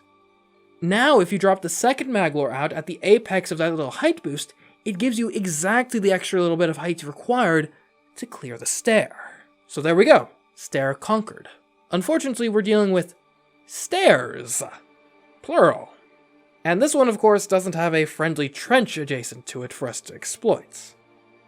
But it does have a descending stair right next to it. As it turns out, we can pull basically the same trick we pulled with the trench to get mounted. It's just that we're now hitching a ride on a 3-stack instead of a 2-stack. That gets us a 2-stack in front of the stair. But we need a 3-stack to actually get up over the stair. And 2 is of course as much as we can get by descending the previous stair, because our stacks only go up to 4 high, and the third Maglor is the lowest one on the totem pole that can actually make it up the stair. Therefore, the highest stack we can have on the other side is 2. Which means, as admirable as our efforts have been, I guess this is where we make our first jump. Actually, no, hold on. There is one other detail I haven't brought up yet, which is the fact that it is extremely easy to stack your multiplayer Maglors. This is because they join in directly above player 1. That means once we have our main Maglor safely on top of a 2-stack, we can then summon the other Maglor straight into a second 2-stack. And with that, we have 2 2-stacks atop the stair. Now, if we arrange them real close to each other, then drop out the Maglor our main Maglor is riding on, he ends up on top of the other 2-stack, making it a 3-stack, and giving us access over the second stair. That brings us to a bigger trench. But this one is super simple to cross if you just arrange a big stack of Maglors at the bottom of it. Then we encounter more identical stairs, which we, of course, deal with in an identical manner to how we did so previously. Then we encounter a wall, which we are able to deactivate by sending the player 2 Maglor out to deal with a bomb block. Next up, extraordinarily narrow stairs. Ultimately, the basic principle necessary to get past these is the same as with the normal stairs. You just have to make sure you're moving in such a way as to not let your Maglors get pushed off. I found keeping them running into the walls at most times helped. Oh, and also you need to make sure that when you summon in your multiplayer Maglors, they only ride on the Maglors you want them to. To this end, holding down the B button is helpful thanks to its controlled glide, and the fact that you can't ride another player while holding down the B button like that, thus allowing you to skip the taller stack and perhaps ride a shorter one instead. But with that, the ladder is reached, and after some combat, the tutorial is finished completely jumpless. This milestone unlocks level 1 and one of Maglor's lost moves, the Magic Bomb, which honestly doesn't seem super useful right now. Anyway, we let Yellow Maglor have the honors of now bringing us into level 1 proper. This level starts off with another stair-step-like structure. Easy, right? Well, not exactly. Because here's the thing. Everything we did in the previous level relied on the fact that we could drop down into various pits to jumpstart our stack making. And the ground before this stair here is completely flat. Oh, and if any of you are curious, no, we can't just summon a multiplayer Maglor to progress further into level 4 us, because the camera in this game is always centered on player 1, therefore we need to move player 1 around, not just send out various other Maglors to do our bidding. So after somehow beating the tutorial without jumping, it's the first real level now that is set to do us in. Great. If only I had more energy points. Then I could upgrade an ability like levitation and maybe get by. But the fact of the matter is that we simply do not have enough points to do that. But maybe we can acquire enough. Here's a fun quirk about the Maglor epilogue. When you exit a level without finishing it, you keep any magic points you collected before exiting said level. This level has a few magic points within reach. So, if we keep going in and out of it, putting a bit more magic points in our account every time we do it, eventually, we do rack up enough magic points to afford Levitation Level 2. Now, Levitation is that thing that happens when we hold down B, and now it can actually gain a little bit of height. Emphasis on a little bit. There is still, however, one glaring issue, which is the fact that you can't take off with Levitation. You can only start levitating once you're already in midair. Luckily, that bomb move gives us a tiny bit of airtime when we activate it. Just enough airtime to act as a suitable takeoff for levitation. And with that little bit of levitation, we can start building stacks, which of course gets us past the stair step quite easily. And in fact, standard stair strats get us all the way to here, where we need height and distance, which luckily our normal strategy plus our pathetic cover is sufficient to get past. As we continue through the level, I often dispatch multiplayer Maglors as disposable scouts to avoid committing player 1 Maglor into a softlock circumstance. Next up were some more stairs, but these ones were especially annoying on account of them being made of the type of platform you can tap down on to fall through. That made activating the bomb ability considerably more annoying when atop them, though far from impossible. Then we descend into battle, and in so doing, best level 1. Level 2, mercifully, is in large part about descending. It does feature these spike pits you have to cross, but most of them can be overcome with single-player levitating and bomb dropping. There is this quite wide spike pit, which I decided to use multiplayer for, and let me tell you, stacking is way easier now that we've got the bomb drop and levitate level 2. Finally, the level ends with this moving platform section, which can be beaten with just a bit of good timing. Though, do make sure to block and dodge during the combat section. It's kind of important. We use some more stacking to get to level 3, where we're immediately faced with the impending doom of an auto-scrolling level. Somehow I doubt we'll have the time to fumble around with multiplayer here. But not to worry, we've got Levitate level 2, which is surprisingly sufficient to get past every obstacle in this level. And beating this level is surprisingly sufficient to obtain enough energy points to unlock Levitation level 3. If you can't tell by now, I am just kind of beelining maxing out levitation as quickly as possible. Though I'll be honest, the new level of levitation doesn't help much on the electric-y duder boss fight, which I hated, in large part due to how precise you have to be to dodge through his electric shockwaves without damaging yourself. But we do prevail, and move on to World 2. Beating World 1 also unlocked the Maglor Surge, a faster means of clearing wide-ish gaps, though I'll probably stick to levitation for the most part as it's considerably easier to control. And at level 3, that levitation does some good work, getting us through 2-1 without me even thinking of calling on multiplayer. Then we're able to upgrade our levitation to level 4 immediately thereafter. 2-2 was all about combat and was therefore easy. And now that I've maxed out levitation, I can finally focus on upgrading some other things like the Maglor Surge, Magic Sphere, and health. With Levitate level 4, 2-3 was also relatively simple. 2-4 was an auto-scroller with really annoying conveyors and a key. Luckily, this key section is, I think, literally the easiest one of all time. The fight against Fiery Puffer was no walk in the park, but certainly manageable if you use your Maglor Surge like a dodge properly. I picked up the magic barrier along the way in World 3, which absolutely trivializes most combat encounters. And really the whole of World 3 was a cakewalk thanks to our ability upgrades.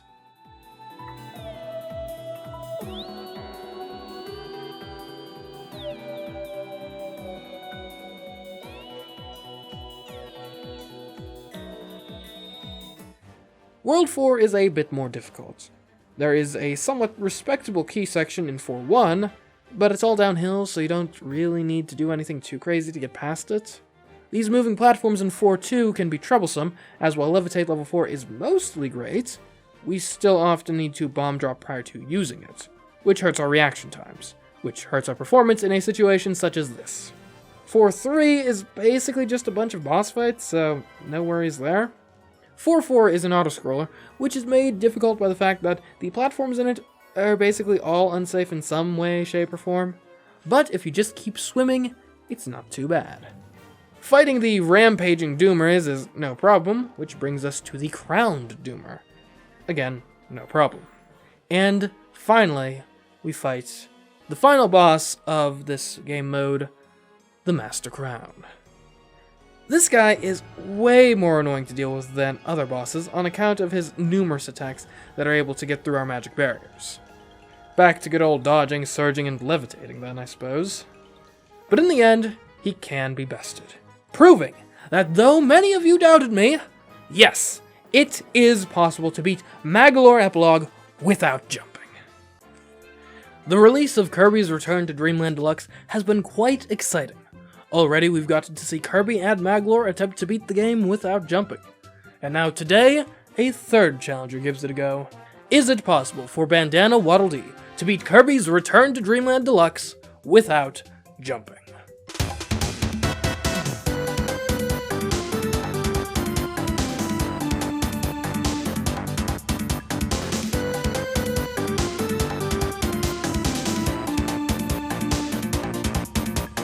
So, about the rules. You see, there isn't a neat little Waddle Dee mode in this game like we had for Maglor. So what I've devised instead is for Kirby to ride Bandana Waddle Dee around in the main mode. Here are the rules we'll be living by as we attempt this challenge. Firstly, no player characters may use the move jump/hover. Not Bandana Waddle Dee, not Kirby, and most certainly not any other players we may join in at other points in the game. On that topic, we can join in more players to complete tasks that Bandana D can't do alone, and we can even let Kirby dismount and move around and be generally helpful. That being said, in terms of physically progressing through a level, that should be done by Bandana Waddle Dee. Ideally with Kirby seated upon his back as often as possible. And that ought to do it for rules. So let's delay no longer and get started with Stage 1 of Cookie Country. I guess the first thing we have to do is get Kirby riding us. Not to worry, that's easily done with this ledge over here. Now on to the level. Bandana Waddle Dee tears through these first Waddle Dees before coming across the game's jumping tutorial. I suppose now is as good a time as any to see what heat Waddle Dee is packing to get past such obstacles.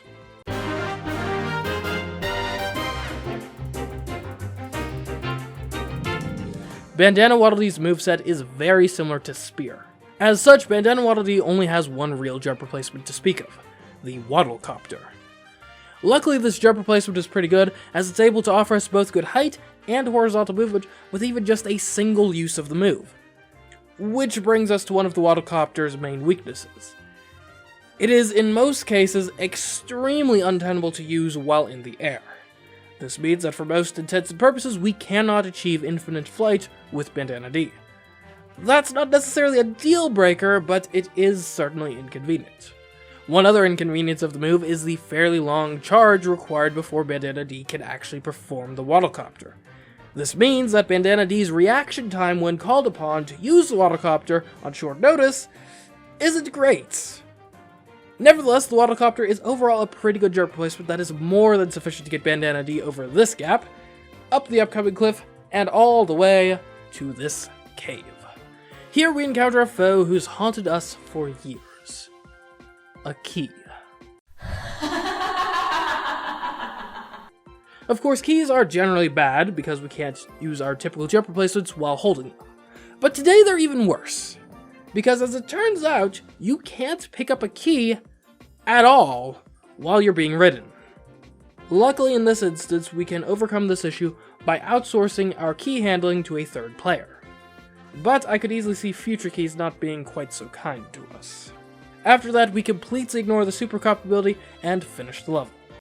In Stage 2, combat starts becoming a bit more of an issue. The problem being that getting hit at all basically guarantees that Kirby will fall off of you. If that happens, our general policy is to remount Kirby as soon as possible. Of course, depending on the topography of the area in the level where we lost Kirby, this can be an impossibility, thus necessitating a level reset. Quite annoying, but not unmanageable. And honestly, there's not much else difficult about Cookie Country after that. The Wispy Woods fight did knock Kirby off our back, but I've decided that in a boss fight, Kirby can be grounded, as long as he lets Bandana Waddle Dee do all of the heavy lifting. Going into Raisin Rudes, I finally realized that giving Kirby a copy ability like Sand is actually a pretty good idea. My thought process before had been along the lines of, well, Kirby's not really doing anything aside from riding on Bandana Waddle Dee, so why bother giving him a copy ability? But I've since realized that Kirby having a jump replacement to be able to remount Waddle Dee in the case of him falling off is actually incredibly useful. Additionally, Sand is a particularly great one, since it also gives Kirby an incredible block to use to stay alive during boss fights. Anyway, as for the level itself, the boulders could have been annoying to outrun in light of the whole long charge times for the Waddlecopter thing, but they're a breeze if you stay behind them. Stage 2 is our first run-in with a water level. Now these are interesting since riding other players is impossible underwater. So for this underwater section, Waddle Dee will still be doing all of the work, but Kirby will need to follow along swimming behind by his own power. Overall it goes alright. The stage culminates with this super copy ability section, in which I accidentally retrieved said super copy ability. Luckily it wasn't difficult to navigate regardless, especially if you go around the outside on this section. Stage 3 was smooth sailing, until the section with the Gordos, that is. Ultimately, with the Waddlecopter being so slow, you've got to make sure you time your moves just right to sneak through. Stage 4 opens with a key section, which we use multiplayer teleporting to subvert. Then these sand conveyors are a menace due to how long it takes to charge the Waddlecopter. Luckily, they're not extremely fast, so it is still manageable. The stage ends with a super copy ability section, which we again ignore. Though I will say in this case, I feel like the Waddlecopter might have been just about the only jump replacement that could have gotten us through these obstacles at all.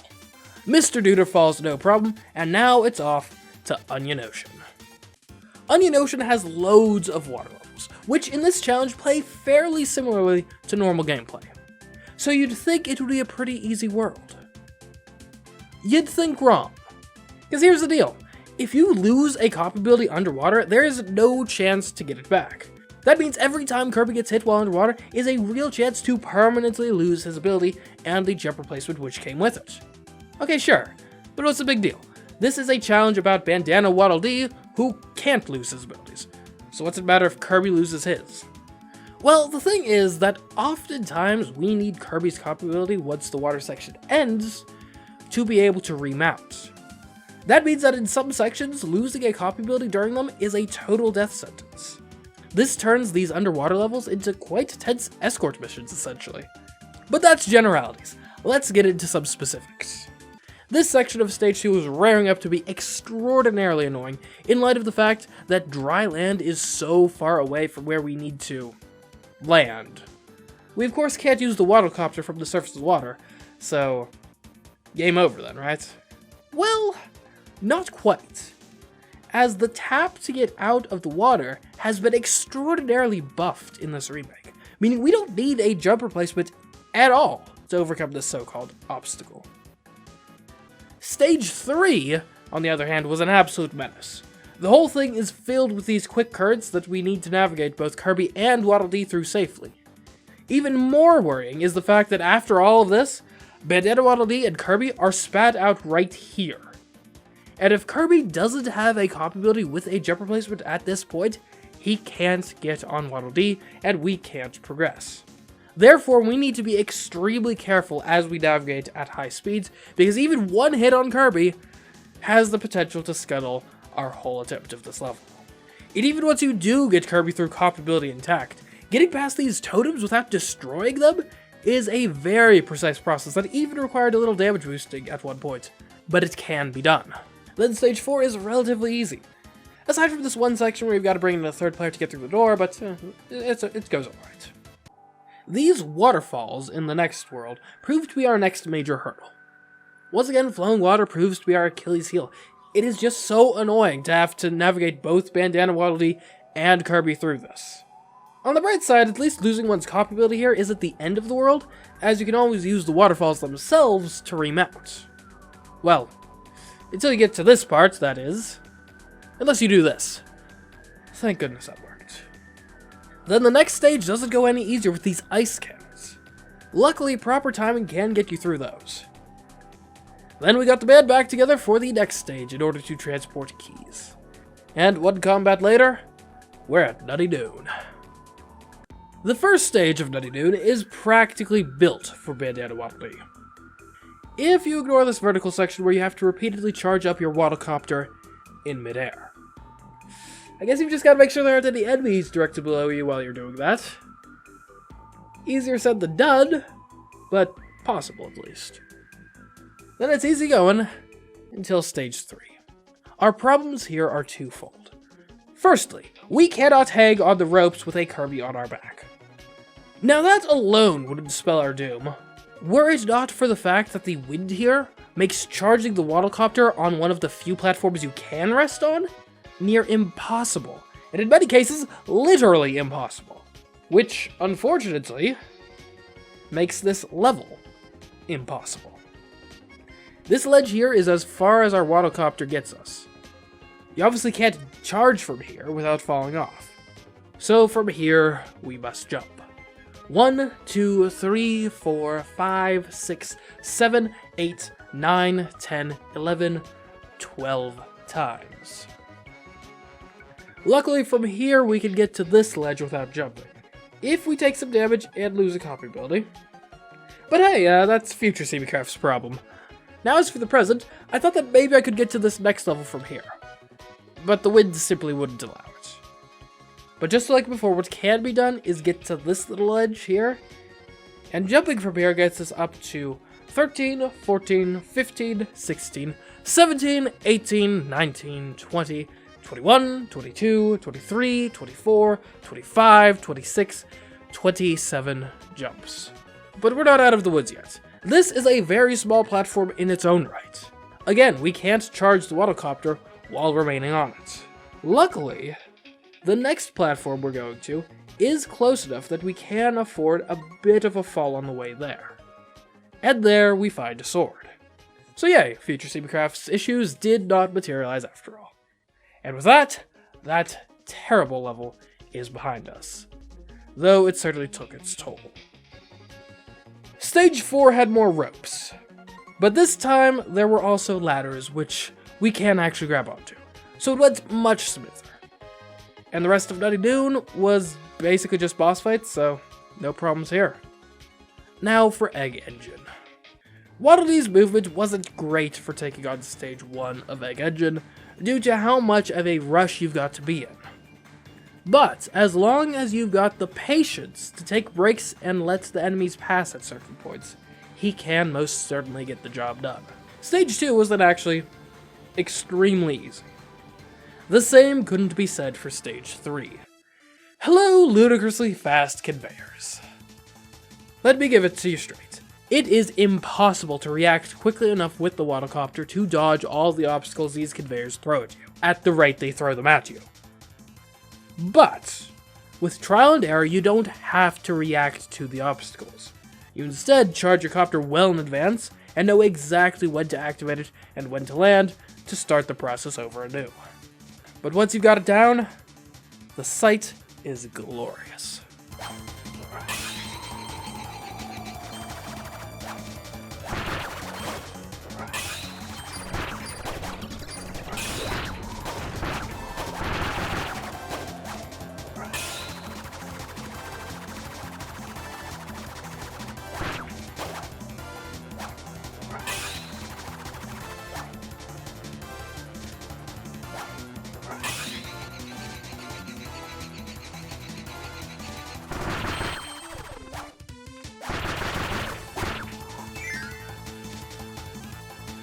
Oh, but do watch out. A bit after that section, there is this section, which you only get one shot at, and you'd better go fast. And honestly, after that, the rest of Egg Engine, while interesting at points, never rises to such levels of difficulty. That brings us to Dangerous Dinner, where Stage 2, after a knockdown, drag-out elevator fight, presents us with this. Yeah, the Waddlecopter just does not possess the sort of verticality, and certainly not with such speed, to be able to get us past this section. And since we're playing as Waddle Dee, we can't just switch to high jump and get past it. That means we're stuck with regular jumps.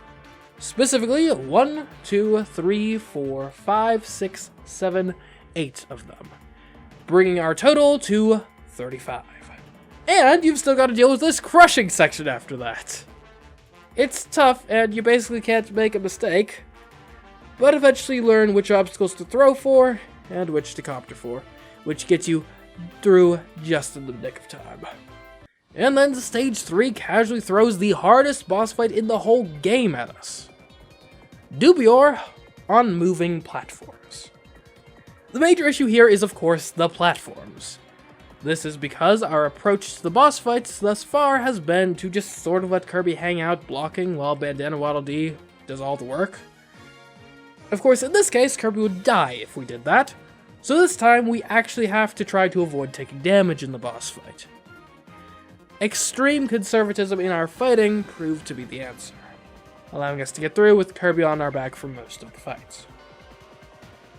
And like I said, that was the hardest boss fight in the game, meaning that the remaining ones were easier and therefore possible. So, is it possible for Bandana Waddle Dee to beat Kirby's Return to Dreamland Deluxe without jumping? No. Due to just 2 levels, 35 jumps are in fact necessary to beat the game.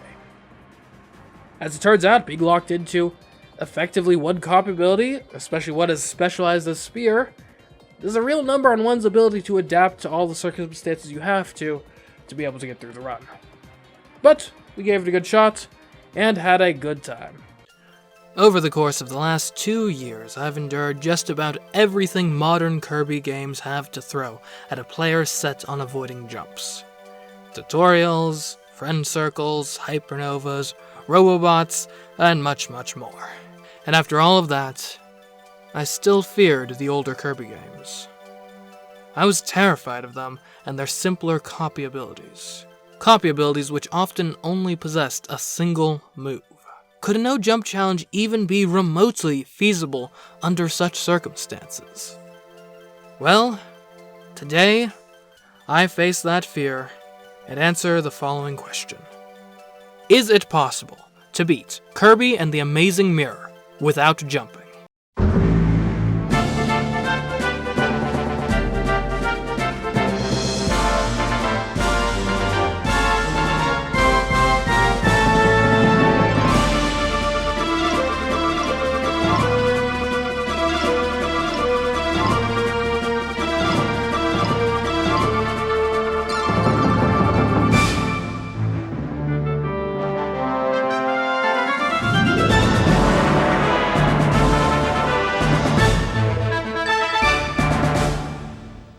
Our aim in this challenge is to beat Kirby and the Amazing Mirror without engaging in the following 2 actions: jumping or hovering. One side note is, just like in Star Allies, we've got some AI companions tagging along with us in this game. In this case, some more Kirbys, which normally just kind of wander around and do their own thing. Just like in Star Allies, we're not holding ourselves responsible and accountable for their actions. All that matters is what our main Kirby does. And for full disclosure's sake, know that I am not playing this on the original Game Boy Advanced hardware, but instead I am playing this on the Wii U Virtual Console. Which does have the side effect that I'm pretty sure we can't use multiplayer to do anything, so if that was going to be helpful, guess it's not going to be happening here. But anyways, let's get to this. Our adventure begins with some Kirbys chasing down a dark Meta Knight in the usual sort of first level jumping and basic movement tutorial. Unfortunately, as we don't have any cop abilities at this point, we don't possess any moves that we can use to gain height without jumping, or jump replacements as I like to call them around here. Because of that, we do actually end up needing to jump a fair bit to get past this section. 1, 2, 3, 4, 5, 6, 7, 8, 9, 10, 11 times to be precise. That is where we encounter our first copy ability, Sword.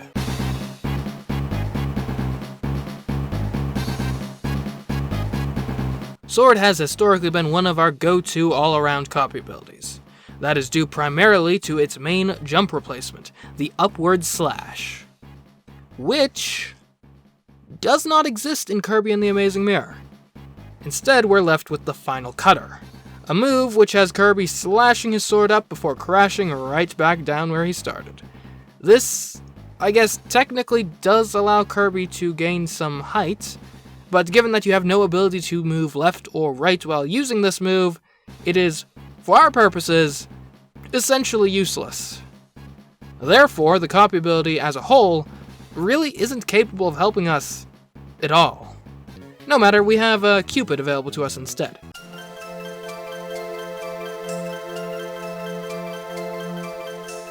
Unfortunately though, it doesn't really seem to have jump replacements per se. More so, it just seems to augment your already existing jump. I mean, this flying thing is activated by pressing A or up on the D-pad, same as jumping. So just to be safe and make sure we're 100% in the right here, I don't think we're actually going to be able to use this. So Sword's a dud, and Cupid is a charlatan. What now? Well, a 12th jump brings us to a Flamer, which upon swallowing grants us the copy ability Burning.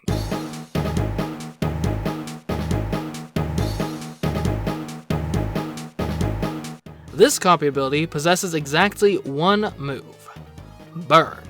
What that move does is send Kirby rocketing forward engulfed in flame, certainly very good for crossing large gaps.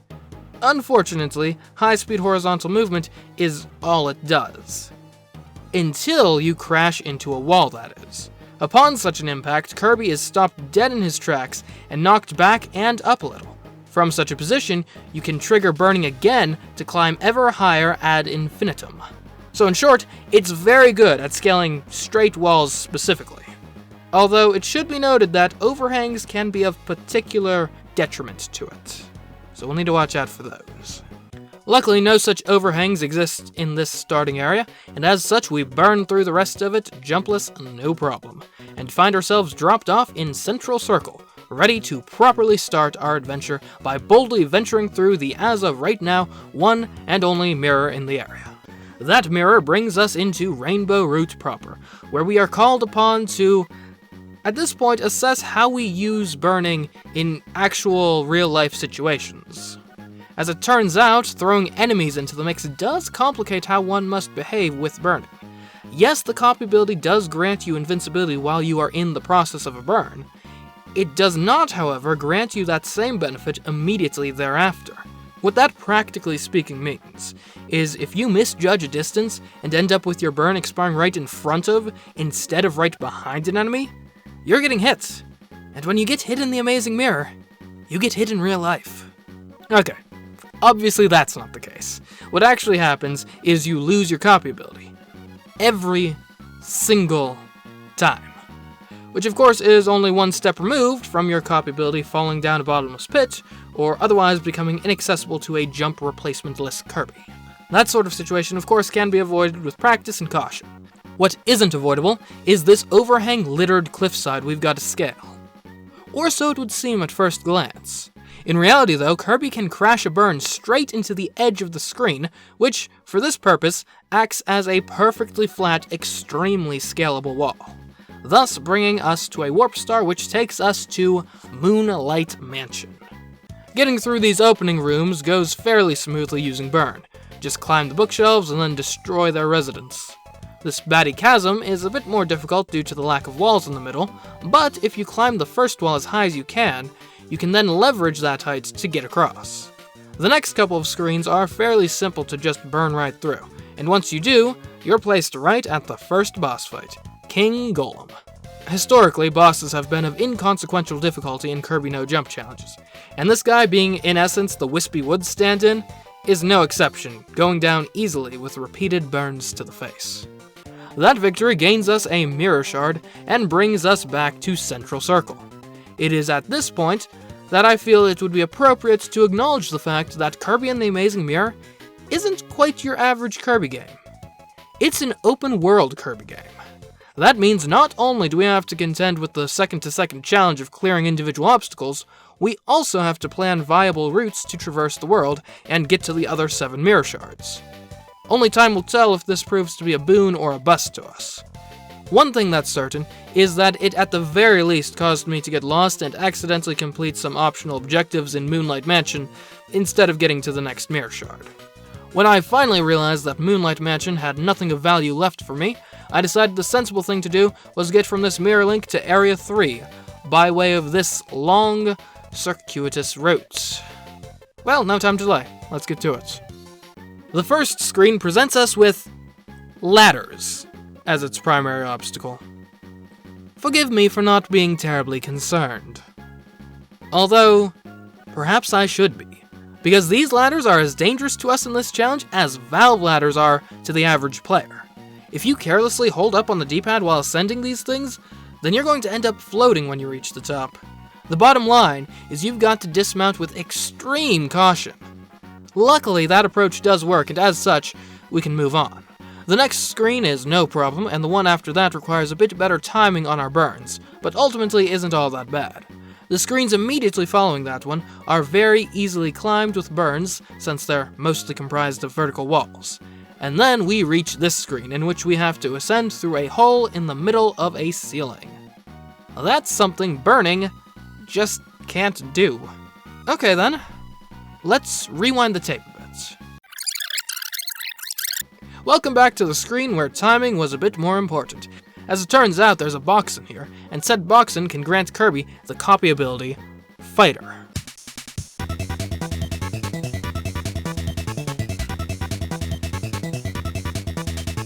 Fighter has always been the other good all-around copy ability we've relied on, and today is no different. Fighter still possesses the Great Rising Break, which is a flight-capable jump replacement that offers good invincibility frames and doesn't require walls near it to be effective. The only real downside of the Rising Break would be the fact that it forces you to move horizontally a bit when using it, and that it's pretty easy to slip up and accidentally hover when trying to use it. Curse whoever it was that came up with tap up to jump as a gameplay mechanic. Oh, and the rest of Fighter's moveset is pretty decent, featuring a way to move horizontally with invincibility frames, a smaller jump replacement, and even a projectile. Anyway, back to what we're specifically facing right now. This first screen can be overcome with deliberate use of the Rising Break, then the next one makes use of the Rising Break's flight, though it should be noted that this QP does possess the power to ruin your day by sniping you out of the air. The next screen starts out a bit finicky due to the horizontal movement of the Rising Break. It is ultimately possible to thread this needle though, thus allowing us to reach the screen that stopped burning. Rising breaking through here is as simple as walking up the stairs. That brings us to this bridge screen, which is crossed with ease, and after that crossing, we're presented with a switch room. These are quite useful in this game, as upon reaching one, a mirror leading to it is created in Central Circle. That'll be helpful for navigational purposes later. For now though, let's continue onwards around Rainbow Route. and immediately get stopped by this narrow obstacle. Remember how rising brake causes horizontal movement? Well, this is an example of an obstacle which that property makes impassable. Luckily, that bridge screen has some flamers lurking on it, allowing us to use burning instead, which is much better suited for this screen. We've got to pump the brakes on the next screen though, because if we don't, we'll end up charging straight into the blasts of some bombs.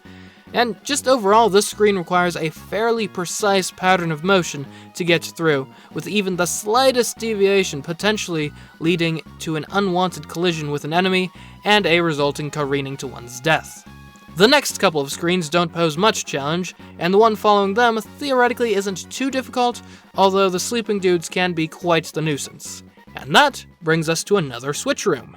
Hooray! The next screen does feature an overhang, but strategically bouncing off some nearby barrels allows burning Kirby to actually clear such an obstacle. Then for a couple of screens, it's all about descending ladders, a much more pleasant experience than ascending them, I might add. The next theme is long hallways, no problem for burning. We then come face to face with a block that we have to suck out from blocking our way.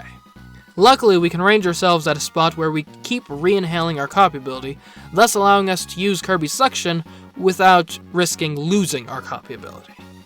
And hey, look at that, we're finally in Area 3 proper, Cabbage Cavern. The first couple of screens here in Cabbage Cavern are very water heavy, which is both a blessing and a curse. On the plus side, you don't jump in water, you swim, which means we get to experience these sections basically normally. However, that's paired with the negative that it's a lot more difficult to recover your copy ability if you get hit. Luckily, it's only a couple of screens, so it's not that hard to just not get hit. The next screen isn't difficult and just requires a bit of sliding at the end. Then the next screen is fine so long as you have a bit of patience. It's then followed by a glorified intersection. We then come across a screen which is a bit more interesting, opening with a narrow shaft you must ascend at risk of being slashed. Again, patience is the key here. Then we get to descend, contending with Gordos and a roly-poly before reaching another switch room. This one we're not going through though, instead we backtrack to the previous screen and take the other door. My curiosity then got the better of me in the next couple of screens, which ended up getting me soft-locked on each occasion. It's amazing how powerless burning is without flat walls leading straight to where you want to go. But hey, as long as you're not snooping around like I was, it's actually not that hard to get through those screens, and when you do, guess what? It's boss time.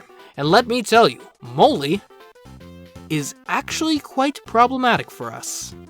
The last boss we fought with burning was literally a wall we could repeatedly burn and bounce off of.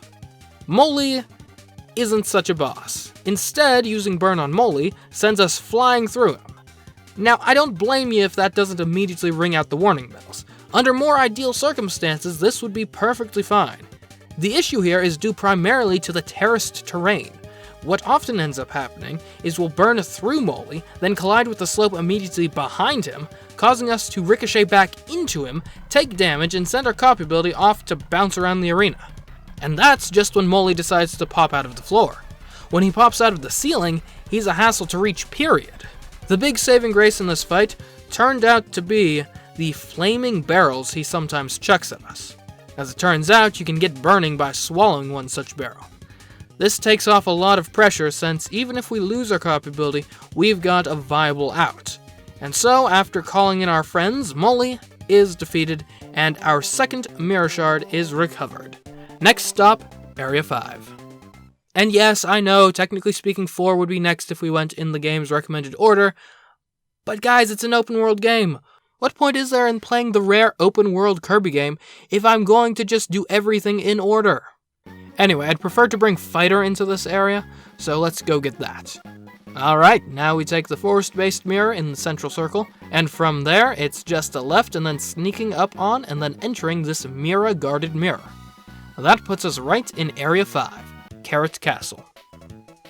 I found that most of Carrot Castle was, to my relief, not too interested in precise platforming challenges. Instead, it relied more so on enemy gauntlets. Now that is something the copy ability fighter should be pretty adept at handling.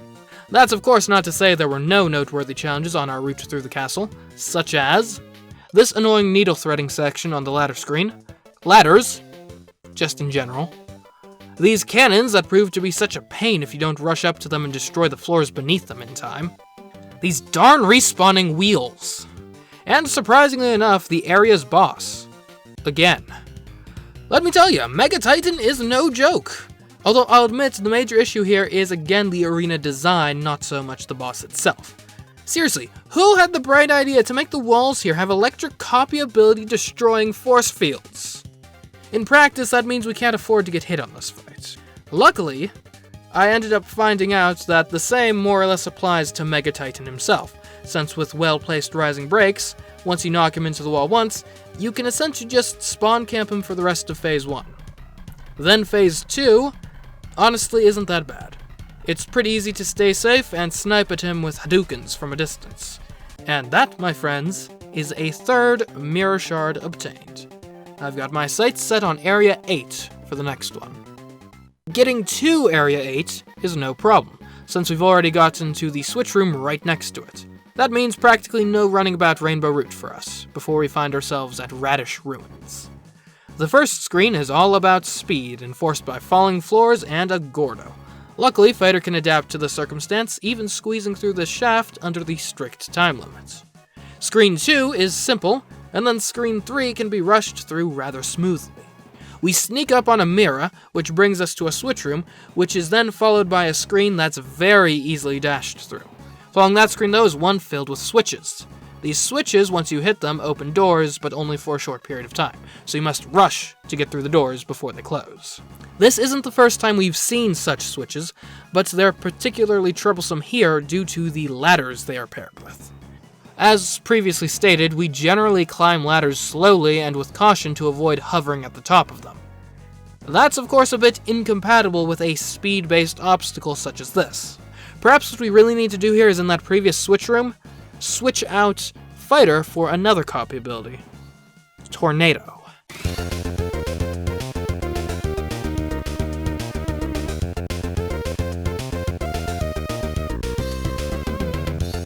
This is another one-move copy ability, but don't underestimate it.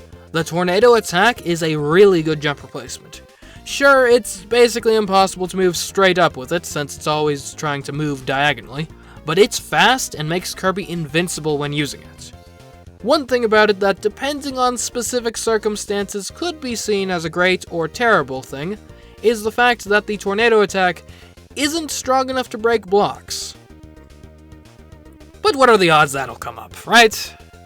For now, it gets us through the bomb screen and the switches screen without much issue. Next up is this spiky, fiery section, which, while being a bit annoying, is generally not too dangerous to navigate. These hallways in the screen immediately following are a cinch. What does prove to be problematic, though, is the fact that the mirror leading to the next screen is locked away behind a block in the air. You know, the exact thing that Tornado is incapable of getting past. Luckily, there are some boxins on this screen, meaning that we can switch back to Fighter, which handles the floating block mirror easily. Next up is ascending this screen. The first part is easy. Right here, don't immediately rising break the Scarfy. It's a trap.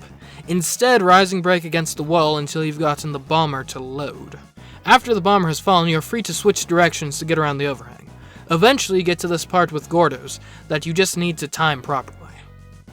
The next screen is all about cannons, which are really annoying but can be dealt with by strategically using rising breaks, and that more or less gets you to the boss, Meta Knight.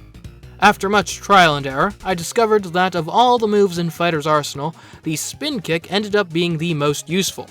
And yes, the implication there is that once again this boss wasn't a pushover. I can't quite put my finger on why, but it seems to me that Kirby and the Amazing Mirror bosses are just built different. Maybe it's lack of a block and dodge? Regardless, that's our 4th mirror shard obtained. We're at the halfway point now, so let's keep up the hard work and get the other 4. Area 7 can be found by simply going through a different mirror on the first screen of Carrot Castle, which we do with Tornado. That brings us to this screen, which Tornado handles fairly easily, which leads to this screen, which we literally just walk across, and there we go, we're in Peppermint Palace.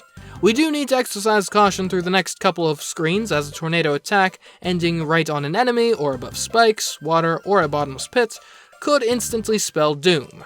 Luckily, with measured tornado use, we can get past these obstacles. Unfortunately, this screen features an obstacle tornadoes simply can't get past: a one-wide hole in the ceiling. Yes, try as I might, I was simply unable to get this zigzagging copy ability through such a gap. Luckily, on the previous screen there was a flamer we could consume to get burning, which is a copy ability very suitable for such an obstacle. On the other side, we can switch right back to Tornado and continue through the palace. The next screen is a simple matter to conquer with Tornado, just like, and I'm so glad I can say this again, just like the boss fight, easily granting us our 5th Mirror Shard. The next area I'd like to visit is Area 6, so let's make that happen. It seems that the best way to get to Area 6 is through Cabbage Cavern, although we'll want to be going through the parts of Cabbage Cavern we haven't been to yet, so we'll be using a different entrance from last time. Tornado gets through the Rainbow Route screens required to get there quite easily, but then at the entrance to Cabbage Cavern itself, we find blocks that must be broken to advance that Tornado can't break. Alright, change of plans. Let's try getting to Cabbage Cavern with burning instead. As it turns out, the very slopes and descents that made this route such a breeze for Tornado make it extremely annoying to navigate with burning. It's not impossible though. Slides help considerably, and eventually we do get burning Kirby to the place that stopped Tornado. Kirby burns right through these hard blocks, and once again we're charting new ground. Or perhaps I should say water, as the next few screens are almost entirely underwater. As such, we don't really need to worry about jumping here, but nearly every hit is a death sentence, so there's that. Once you learn how to manage the fish, you can make it through and find yourself in a switch room. The next couple of screens are, for lack of a better term, coastal screens. They can be quite dangerous if you're reckless. Just don't spam the burn. Activate it with purpose and intention and you'll be fine. This screen following the aforementioned ones can be conquered by taking the high road. That brings us into a submerged state, which is again all about spitting on fish and not taking damage. Then this waterfall screen presents us with yet another problem: cannons. But even worse than that is the specter of level geometry. This corridor, try as we might, is totally impassable to a burning Kirby. I guess the next logical thing to do is give Fighter a try. The Rainbow Route leg of the journey proves a relatively simple affair. When we get Fighter to where Tornado failed, we can't break the blocks Burning did, but instead pass through the ones we can break above. Swimming through Cabbage Cavern is about the same for Fighter as it was for Burning. Then on the coastal screens I make a slower paced, more combat-oriented advance through them, before making my way to the screen where we previously took the high road. That strategy ended up working out basically the same for Fighter as it did for Burning. We get past the waterfall cannons, and here we are, the spot where Burning failed. Now Fighter is generally quite annoying when it comes to squeezing through small gaps in ceilings, but it can do it, even if that means taking a bit of damage in the process. With that obstacle cleared, it's back into the depths. That means more fish to combat and perfect swimming to execute. We then use the full extent of our moveset to deal with these cannons before calling in some help to deal with a switch on this screen. Then it's even more swimming to finally get to the area's boss. It's an underwater fight, and honestly, not too bad. That is Mirror Shard number 6. Just 2 more now. Let's see what we can do about Area 4. Getting to Area 4 is a pretty simple task. We just go to this screen, which we've already been to with Fighter. That brings us to Mustard Mountain, and this bottomless pit-heavy screen, which a dance of rising breaks gets us across. The next screen is one we must ascend. Rising breaks are of course pretty good for ascending. We do need to be even more cautious on this screen than prior ones though, as enemies just love flying from out of nowhere to hit us and ruin our day. Presuming we survive and endure the flyby shootings, we are then met by this screen, which stops us dead in our tracks, with an exact replica of an obstacle that proved too much for Fighter in the past. Back then, we subverted the obstacle in question with Burning. However, that isn't an option here, in light of the fact that the previous screen was absolutely filled with overhangs. And before you get any ideas, no, tornado wouldn't help here either, since we know for a fact from our experience back in Peppermint's Palace that tornado can't handle these sorts of obstacles either. Well, it seems we've got no choice but to rewind back and fight a mini-boss instead. Why, you ask? Well, Bombar here just so happens to be able to give us another copy ability that may prove useful to us in this endeavor. Missile.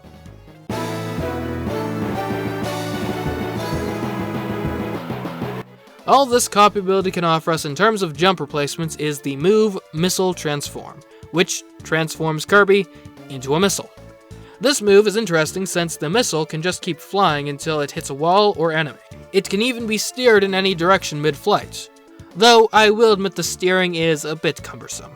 Another downside of Missile is the fact that for a copy ability premised entirely on the concept of turning yourself into a missile and crashing into enemies, it's got awful invincibility frames.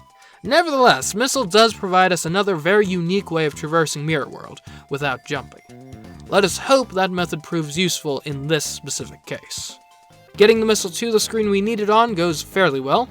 As it turns out, missiles are pretty good at soaring through the air and flying upwards. On the screen itself, breaking these blocks has to be done carefully to avoid falling into a bottomless pit. Then the obstacle we're headed to defeat, I wouldn't call easy to get past with Missile, but after spamming it a bunch, we do end up essentially brute forcing our way through. The rest of the screen is filled with even more narrow, bendy corridors, which end up being navigated through in basically the same manner. After we do that, we get to a switch room, which we use to duck out of Mustard Mountain and quickly grab a tornado from Rainbow Roots to continue our journey, which for the most part goes quite well. I did accidentally lose it in lava, but was luckily able to devour a nearby flamer when that happened to get burning instead. The mini-boss took a while to beat with burning, but wasn't hard per se. Krakow was definitely a bit more difficult, but was ultimately a challenge burning could rise to, granting us our 7th mirror shard. Just one more left to obtain, and it is in Area 9. We start the process of getting that last shard by bringing Missile to Moonlight Mansion, so that we can break these hard blocks way up here, which Missile is very capable of. Then we ascend this screen and crisscross across this screen before using Missile's unique skills to clear this switch puzzle, and then blindly launch up through this Gordo-filled shaft. We blast our way up to this mirror, then make our way through these rooms. Oh, and by the way, this screen that we just did is probably the one of all of these ones we just talked about that I would consider easy. Each of the rest was a puzzle trying to figure out how to specifically get Missile through them, followed by much struggle to actually execute that task. Anyway, this warp star brings us to Area 9 proper, Candy Constellation. The first half of Candy Constellation is kind of confusing and maze-like, but if you know what you're trying to achieve, it's actually not that hard. The paradigm is then turned on its head after reaching the switch room. This resulted in one of the longest continuous stretches of particularly high difficulty that I've come across in any of these challenges. Now, there is of course a chance that maybe I was just using a bad copy ability to get through this area, and had I switched to a different one, it would have actually been quite easy. However, when you're on hour 8 of your attempts and you're 90% of the way there, you really don't want to switch to a different copy ability and have to relearn a completely different muscle memory just to get back to where you were already getting. So I guess that's to say, I pretty much committed myself to using Missile for this, and didn't really come across any amazing tactics to beat the section, any like tricks or anything, other than just practice and get good.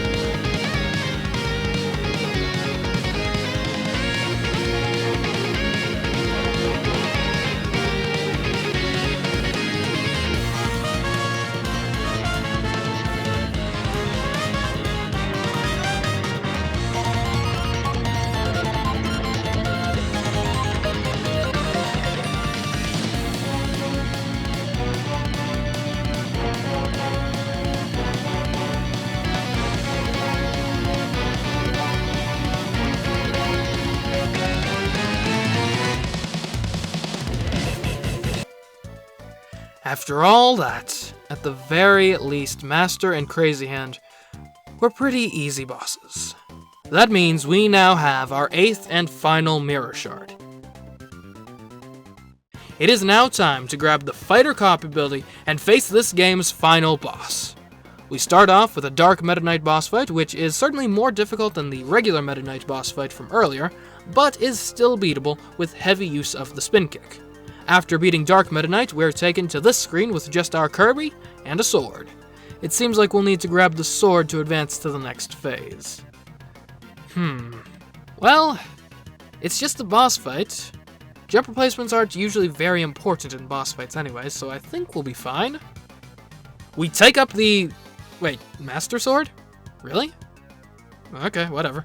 The point is, we wield the sword, and with it strike down Darkmind, thus bringing us onto another screen.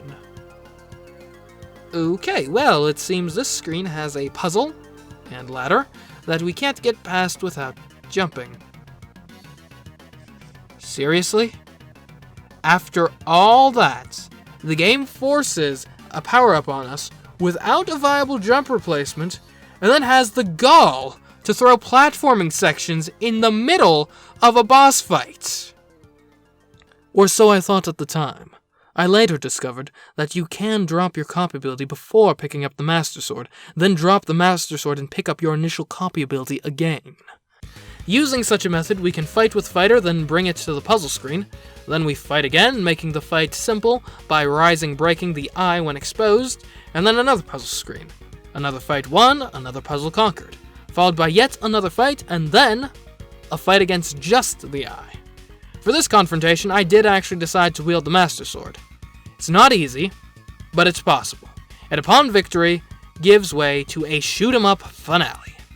It's literally impossible to jump here, so the boss is finally vanquished, and we now have an answer to the question asked in the beginning of this video.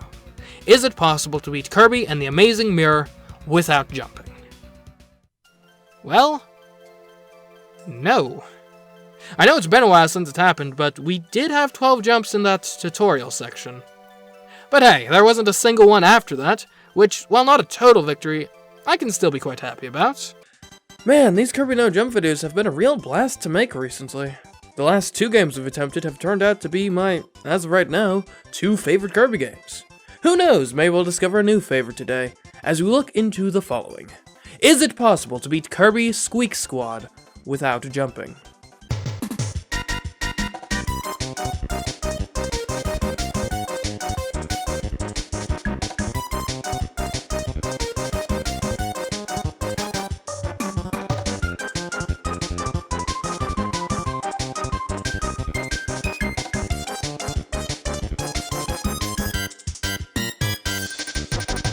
Our rules today are as straightforward as ever. We are looking to reach the end of Kirby Squeak Squad without jumping or hovering. To avoid utilizing those moves, we'll be repurposing the attacks from our copy abilities as jump replacements. Before we can do that though, we of course need to acquire a copy ability. So let's see how that goes. Prism Plains 1 nearly immediately throws this little hill in our way. Unfortunately, in this Kirby game, we don't have any multiplayer or dodge rolls to get us out of such a jam. That leaves us with no choice here but to jump. Same applies with getting over this square of land. There is more to this jump, though. You want to make sure you land on the right side of this Waddle Dee when you do it. That way you can slide into him to get the bit of height you need to clear the next obstacle without jumping. Unfortunately, after that, we're right back to resigning ourselves to jumping to get up this next cliff. But that finally brings us to our first copy ability, Beam.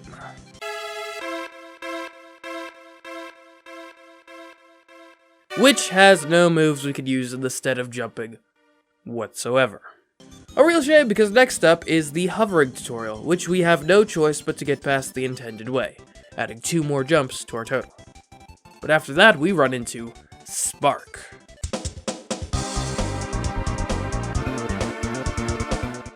It's also completely worthless to our cause. But after that, we come across Fire.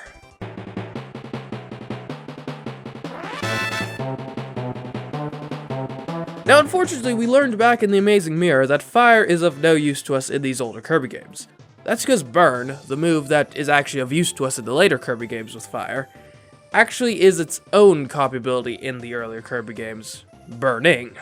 Or so I thought, but as it turns out, Squeak Squad actually is the game that saw Burning subsumed into fire. That means with a simple dash and attack, we can use the move Burn, which shoots Kirby straight forward as a fireball. This is obviously great for crossing large gaps, but can also get decent heights since with proper timing, you could do a burn again after running into a wall or the edge of the screen after your previous burn. You do, however, need an entirely flat surface to utilize such an approach. Luckily, a flat surface is exactly what we have on this next screen in the form of its edge. Getting the timing right is quite a pain though. It's a relatively easy window to miss, and if you do, then you just breathe some fire pathetically as you fall back down to earth, losing all of your progress. It is possible to scale the screen though, just really annoying and honestly kind of hurts your fingers to do so. Then the next screen presents us with this long pool of water to cross. Falling in here is a death sentence, as you can't use Burn from the very slight escape from the surface of water you can obtain by slightly tapping up on the D-pad. So, if we fall into this drink, we're stuck. Now, Burn is in theory good for crossing wide gaps. The only issue is that this one is ever so slightly too wide to get across in a single burn. And while you can activate another burn in midair after your previous one has run out, that requires a bit of time we don't have, lest we dive into the water below. Or so it would seem. But actually, with perfect timing, you can activate a burn just before touching the water's surface. We can then activate another burn after crashing into the opposite bank, thus getting us across. So, in the struggle of fire versus water, this time, fire prevails. Take that, Pokemon! And finally, the stage ends with another cliff to scale, which is perfectly flat and therefore the perfect mark for fire. And thus ends Stage 1. Hopefully, things get a bit simpler from here on out. Stage 2 introduces us to this game's bubble mechanic, which allows you to bring food and copy abilities with you for later use, when you find them inside of these bubbles. You can carry up to 5 with you, and can even mix them for new random abilities or better food. Definitely the sort of thing that should prove very useful, I'd imagine. Anyway, the rest of Stage 2 presents us with the same sorts of obstacles Stage 1 did, all of which fire can clear. But then Stage 3 presents us with fire's kryptonite. Overhangs. Yep, there is no way as far as I can tell to get the whole way up and out of this shaft using fire. And unfortunately, fire is the only cop ability with a decent jump replacement we've encountered thus far. But remember, we do have the means by which to do a cop ability mix at any time thanks to the bubbles. So let's try it out and see what we get. Tornado! Huh.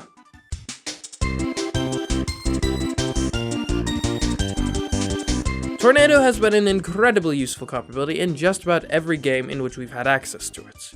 And Squeak Squad is no exception. By turning into a tornado, Kirby effectively gains the ability to fly. Now that flight is a bit unwieldy to control since you have to constantly be moving diagonal in some fashion while you're in the air, but I'll tell you what, it certainly beats what we had going with fire. And it definitely gets us past these overhangs. And the rest of the stage, and well, quite a few others.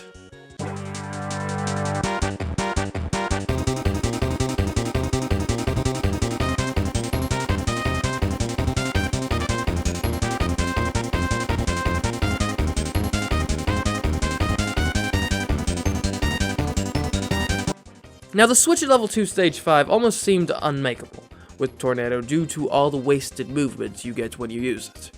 But if you get the angles just right, you can just barely make it in time.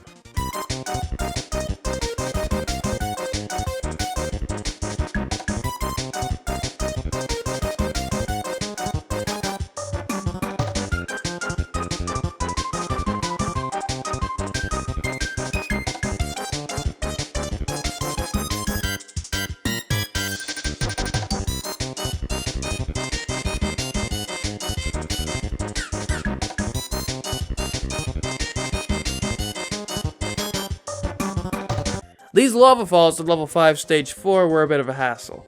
You're invulnerable as a tornado, so you actually can't just bounce off of them. What you do need to be cautious of is if your tornado runs out, while you are colliding with one of them, then you do get hit and most likely lose your copy ability. You just need to be a bit cautious and stay near the middle when you feel your tornado is about to run out. The level 5 boss is easily the most difficult one thus far. It was a bit of a chip job as I was only able to get about 1 or 2 hits in with each tornado due to the boss's inconvenient positioning and frequent motion. Certainly winnable though.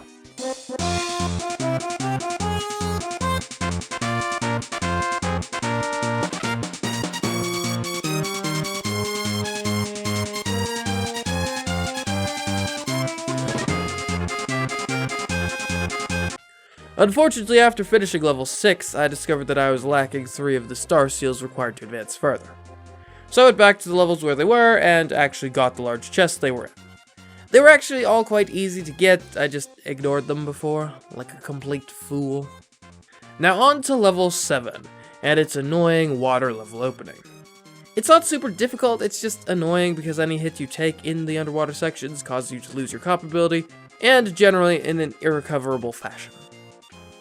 Alright, now back to tornado domination.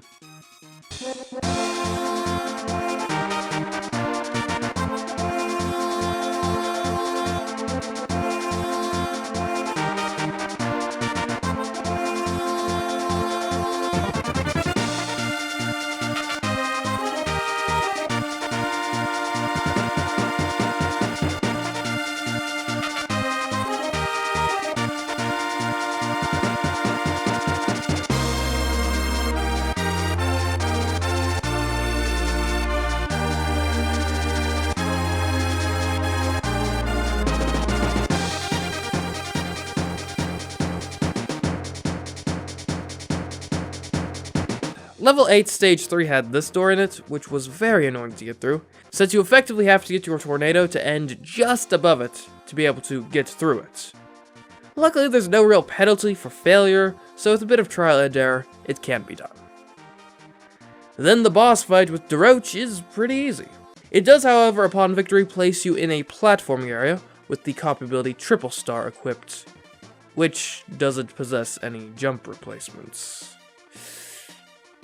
Luckily, we can still use bubbles here to switch back to our oh-so-precious tornado, which clears the platforming with ease. And then finally, the fight with Dark Nebula is no problem. So, is it possible to beat Kirby's Squeak Squad without jumping? No. It would seem to me that 5 jumps are necessary to beat Kirby Squeak Squad. Welcome back to Kirby's Dream Buffet, the latest Kirby spin-off game. Recently, I attempted to get through this highly food-centric game without eating. If you haven't already, you can check that video out at your leisure. But today, we're doing what you all probably expected me to do when the game was released.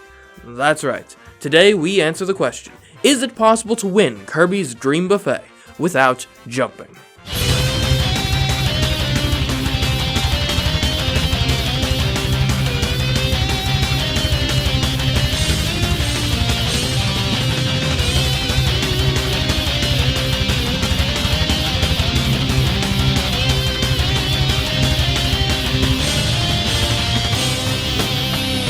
So before we get into this, let's determine what jumping actually is in this game.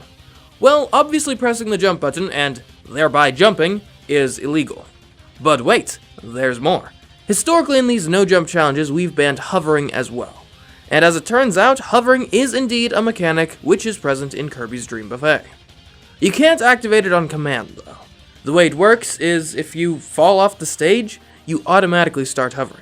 This means that not only do we have to not jump, we also have to not, through incompetence or happenstance, ever fall off. If we can win an online game of Kirby's Dream Buffet without breaking these rules, then we can consider this challenge to have been a success. The overall goal of a game of Kirby's Dream Buffet is to acquire the most strawberries. These strawberries can be gained or lost through the course of 4 rounds of play. The first round is always a race, the second is always a minigame, the third is yet another race, and the fourth is a battle royale, wherein the Kirbys engage in combat with one another to steal each other's strawberries. We'll be looking at each type of round individually, starting with round 2, the minigame round. There are 4 types of minigames in Kirby's Dream Buffet: collecting strawberries, breaking crumble blocks, defeating enemies, and having tea.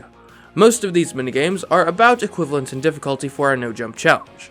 Ultimately, there's just not much meaningful difference between hunting strawberries, crumble blocks, and enemies in the context of this challenge. Really, the arena a given minigame takes place in has a much greater impact on our performance than the type of minigame itself. In particular, we don't like seeing any arenas with obstacles that jumping is helpful in dealing with, like this waffle one, or to a lesser extent this soup one. That being said, there is one type of minigame that is far more impactful than the others. Negatively, of course. Tea time. In tea time, just like the other minigames, the goal is to eat as many strawberries as possible. In this game, they are poured into teacups, which just sort of appear out of the ether. The issue is, well, normally one would jump to gain access to the cups. Obviously, we can't do that. That's not to say we can't gain access to the teacups at all, though. If we just so happen to be present on a saucer when a teacup appears there, then we will be displaced into the cup itself, thus allowing us to gain the strawberries being delivered there. So we can get some strawberries from this minigame, but obviously it's not exactly a realistic expectation that we'd be able to consistently hang out on the saucers that are destined to have cups placed on them, and thereby get any meaningful quantity of strawberries from the minigame. So of all the types of minigames we can face, this one is still clearly the worst. That being said, it is debatable as to whether or not doing well in the minigame round actually matters. Like, at all. I mean, it's such a low-scoring round that I have a hard time getting too worked up over a poor performance in it. I mean, gaining 20 or 30 strawberries would be a pretty good minigame round, which is about as many strawberries as you could get from just one kill in the Battle Royale. I mean, obviously more strawberries is always better. And I'm certainly not happy to run into tea time. But ultimately, it's not worth getting too upset over either. In the grand scheme of things, we really ought to be more concerned with the races. Now, races are, of course, much more impactful on our final score than minigames. Therefore, it's incumbent upon us to really push ourselves to get as many strawberries as possible in these races. That, of course, means interacting with the delicate balance of speed versus what we'll call thoroughness. Basically, the earlier you finish the race, the more strawberries you get at the end of it, which incentivizes you to go as quickly as possible. But on the other hand, you can also earn a good deal of strawberries scattered along the course itself, some of which are out of the way of the most efficient racing lines.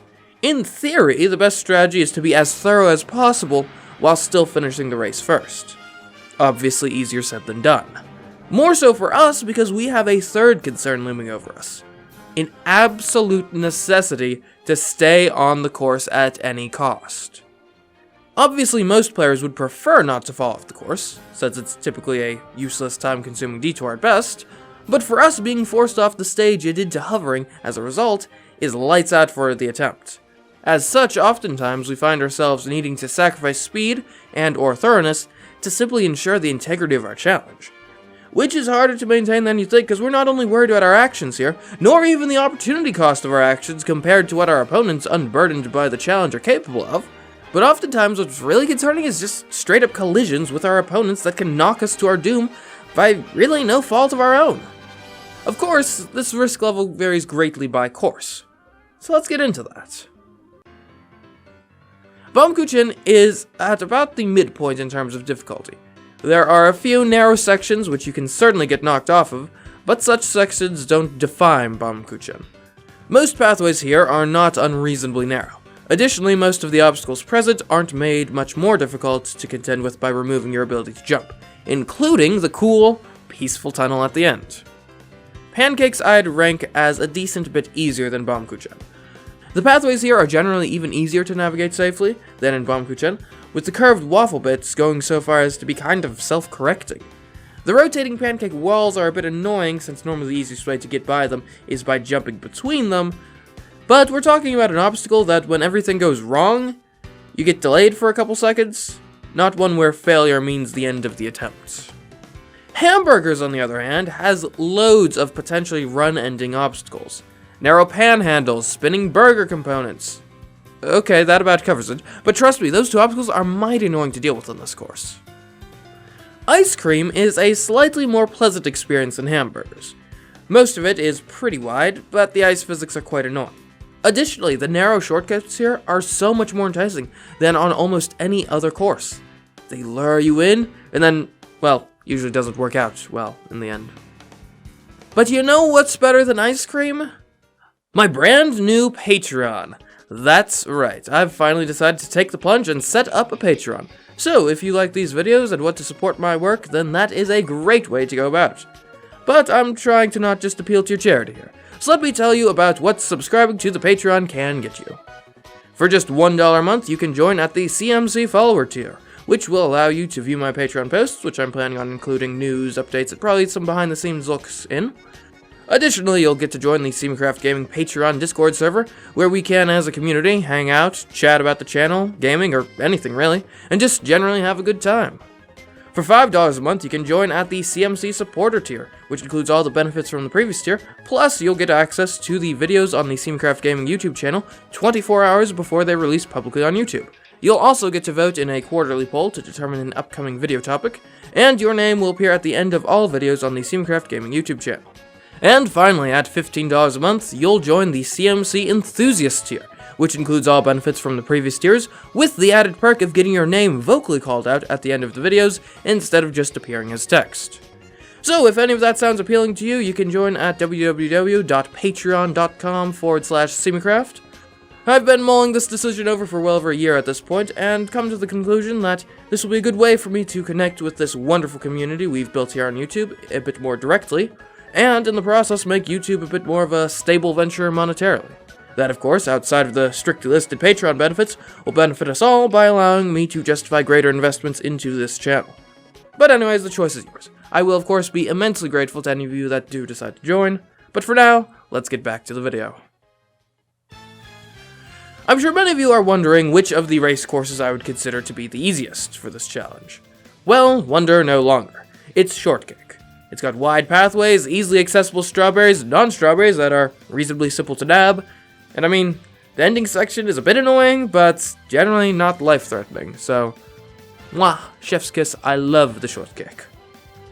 Chocolate Fountain is similarly non-life-threatening. That being said, that doesn't necessarily mean it's not a big slog. While our opponents nimbly leap between islands of food, we're left swimming through a viscous sea of sweetness. Sometimes we're not even able to effectively climb onto those food islands without jumping. Overall, this is not a race we are favored to win, nor are we likely to gain many strawberries along our route, but it is virtually a guarantee that we'll survive this round. And in this challenge, just living is half the battle. Cake Rolls is one of the trickiest of the race courses. This is a course that delights in splitting between two narrow, often windy paths. It's a race where the non-strawberries are often in very out of the way or risky places to go. And even the parts of it that are nominally safer than its more precarious obstacles are nowhere near as safe as the safest parts of other courses. Sure, you probably won't fall off of your own accord, but you can certainly be knocked off by someone else. But even worse than that is donuts. I mean, what can I say? The donuts themselves are nightmares. They're circular, uneven, relatively narrow, and just in general the perfect place to get knocked off of. Then there's the churros, which can be quite easy to derail yourself from if you're trying to traverse them with great speed. But hey, good thing we're not racing or anything. Oh. But you also have to look out for churros as obstructions, because this part here, while not deadly, slows us down relative to our opponents more than just about any other obstacle we've encountered, since our opponents can just jump over the churros. But there's still one more obstacle we haven't discussed yet, and that's the moving cinnamon sticks on these donuts near the end. The donuts themselves aren't too bad since they're the large variety, but these cinnamon sticks are just a pain to get around while grounded, often leading to us losing the race. So, that's the races. They certainly throw up some imposing obstacles in our path, but honestly, nothing compares to other people. Seriously. The other Kirbys at times make this experience feel like pinball. Pinball, which often leads to our ball being lost to hovering. But when it doesn't, our scores generally end up being pretty respectable. I'm not always winning going into the Battle Royale, like on this attempt where I faced ice cream, crumble blocks, and cake rolls beforehand, but as long as you make it to the Battle Royale alive and without having jumped, you still have a chance. So, we've arrived at the Battle Royale round. Now in general, we have the same goals here as any of our opponents, though we want to take special care not to end up hovering off the edge of the platform. Getting defeated by our opponents is fine, if not ideal, because, well, does this look like jumping or hovering to you? But yeah, in general, we want to gather up strawberries, use copy food abilities to slay our opponents, stay away from the edge, and just in general outplay our opponents. I'm not exactly thrilled about it taking place in this arena, though.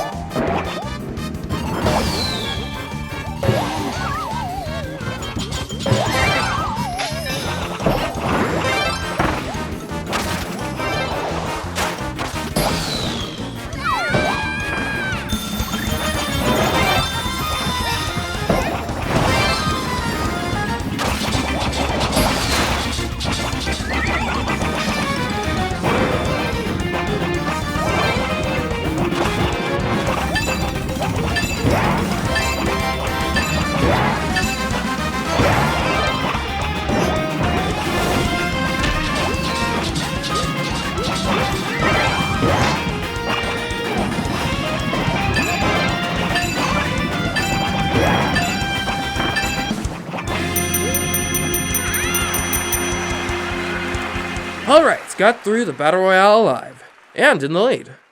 Now let's see if it holds. The bonus strawberries on offer this round are most raspberries munched, not me.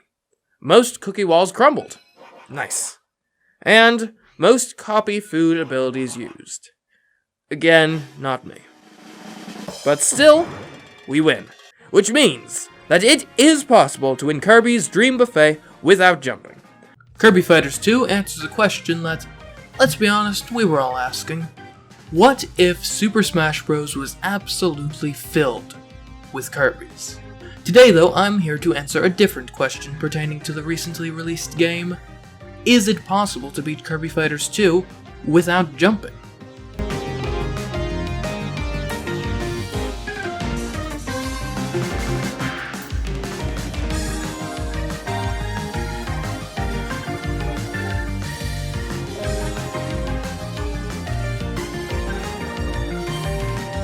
In this challenge, we'll be playing the story mode Destined Rivals on one-player mode, because I'm lonely. Anyway, not jumping means no using the move jump/hover or becoming a ghost. Because, I mean, just look at that ghost. If that ain't hovering, I don't know what is. Also, the game forces us to bring an AI partner with us if we are playing single player, so we'll be washing our hands of any AI jumps here. If it's not the human-controlled player jumping, we don't care about it. Let's get to it then. Starting from a new save file, we have access to 3 copy abilities: Bomb, Staff, and the one we'll be using, Sword.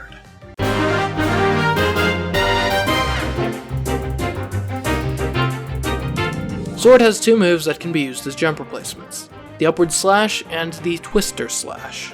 Interestingly enough, this game's physics don't seem to be based off of the Star Allies engine, as the Upward Slash can be activated in the air for infinite flight, which is nice.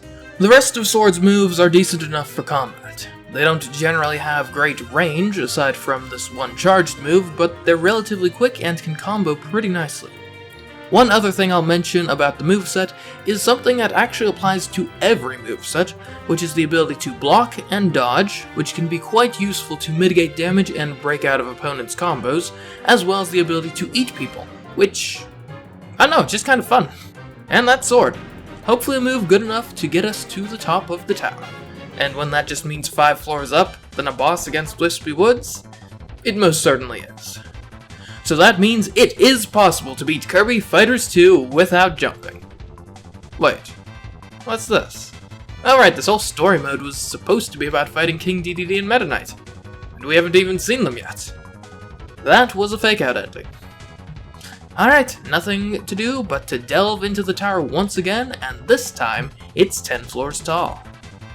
While we're getting back to where we left off, let me explain how this game mode is actually structured. What happens is you scale the tower floor by floor, defeating usually 1 or 2 Kirbys in platform fighter style. Now, the observant among you may be thinking that this essentially renders this Kirby game to be more or less a series of boss fights, which honestly isn't too far off the mark. Boss fights have historically been some of the easiest parts of Kirby No Jump Run, so I'm not expecting a ridiculously difficult challenge, but you never know, the game may surprise us. Between floors, you get to choose between one of 3 randomly determined upgrades to bring your stats up as you fight higher level foes on higher strata of the tower. One tip I'll give for these upgrades is to never choose food. Sure, it might make the next fight easier, but it doesn't give you any boost long term, which you kind of need if you want to be physically capable of dealing enough damage within the time limit on some of the higher floors. This is of course only a 10 floor tower though, so there's not too much stress on that front. One major annoyance that did come up in this tower was the Mint Leaf. This power-up gives Kirby very crisp, clean breath and a noticeably whiter smile. Just like our sponsor for this video. As if. No, don't worry guys, I'm not sponsored by toothpaste or something. I had some of you going there for a second though, didn't I? In all seriousness though, what the Mint Leaf does is force Kirby into a floating state immediately upon consumption. This is obviously unallowable and inexcusable.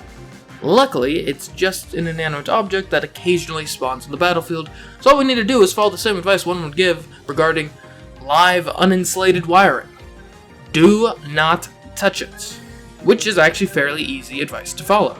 Unfortunately, if the Mint Leaf itself is a live uninsulated wire, then our partner in this situation is someone threatening us with a taser. You see, technically the game thinks this leaf is a good thing, and not the agent of destruction it truly is. As such, our bandana Waddle Dee, that we're obligated to have with us, quite likes to pick up the item for himself. This, in and of itself, isn't a problem. As we've previously established, we are no more responsible for any jumping this Waddle Dee does than one would be for ensuring their dog followed proper dining etiquette. The issue is that this Waddle Dee isn't content to just hover off in a corner by himself. When he gets a hold of this power-up, he will stop at nothing to share it with us, and if he succeeds in this endeavor, it's game over. So, what is there to be done?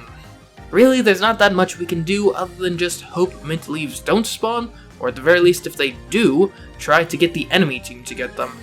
I mean, it is possible to dodge our partner long enough to not be inducted into the minty hovering life, but it really is a pain, especially since this is a power-up that boosts mobility. So overall, a major annoyance with no real silver bullets, but with enough patience not a challenge ender.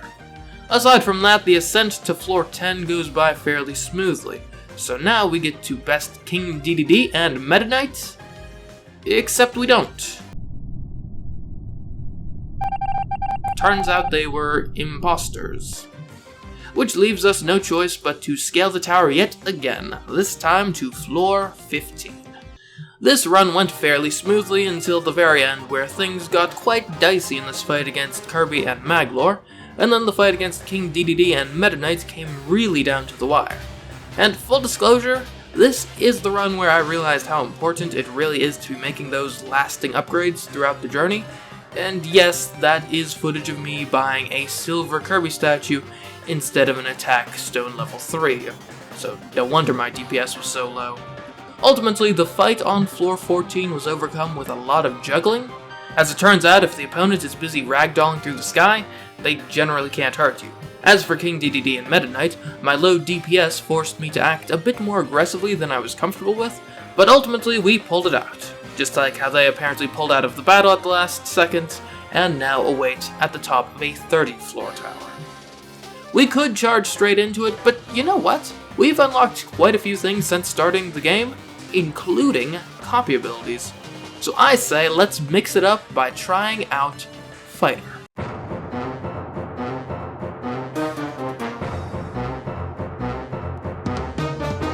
Fighter's major jump replacement is the rising break, which gains good height even to the point of flight, but also causes oftentimes undesired horizontal movement.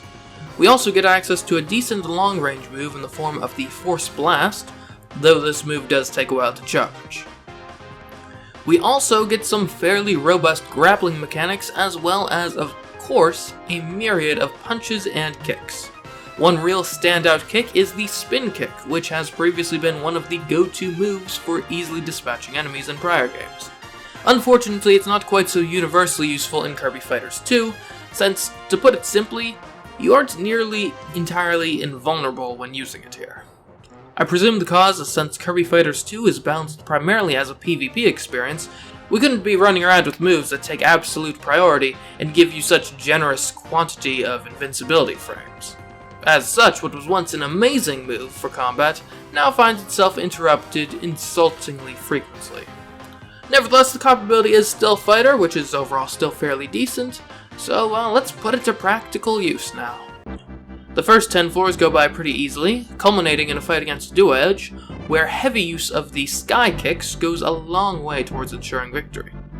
It's not generally a top tier move against other Kirbys, but against bosses it certainly does the business. As we continue pressing through the tower, we find that the Force Blast really is quite useful. Since we've got an AI partner, we can often leave our opponents to fight them as we take pot shots at them from a distance. Another useful skill is just being quick on our feet to react to food and items on the field. Invincibility candy can really swing a match in our favor, and food is just good to keep our health in decent condition. It also keeps it out of our opponent's possession. Speaking of health, the auto heal sticker is also quite nice to have and helps us take advantage of higher health totals more consistently. Soon we're at floor 20, where we must take down Shadow Kirby, which honestly goes pretty well. From there, things keep going well as I continue gaining attack upgrades, making the later enemies fall even faster. Eventually, we reach the summit and fight King DDD and Meta Knight. The fight involves a lot of sky kicks, which work quite well, and this time our DPS is high enough that we aren't even close to running out of time when the fight's over. That leaves us with a defeated DDD and Meta Knight, sadly walking through Dreamland. So, we're done then? We've won? Not quite. It seems they're giving it one more try, on a 50 floor tower this time. Alright then, let's beat them one last time. This time let's use the copy ability, Beetle.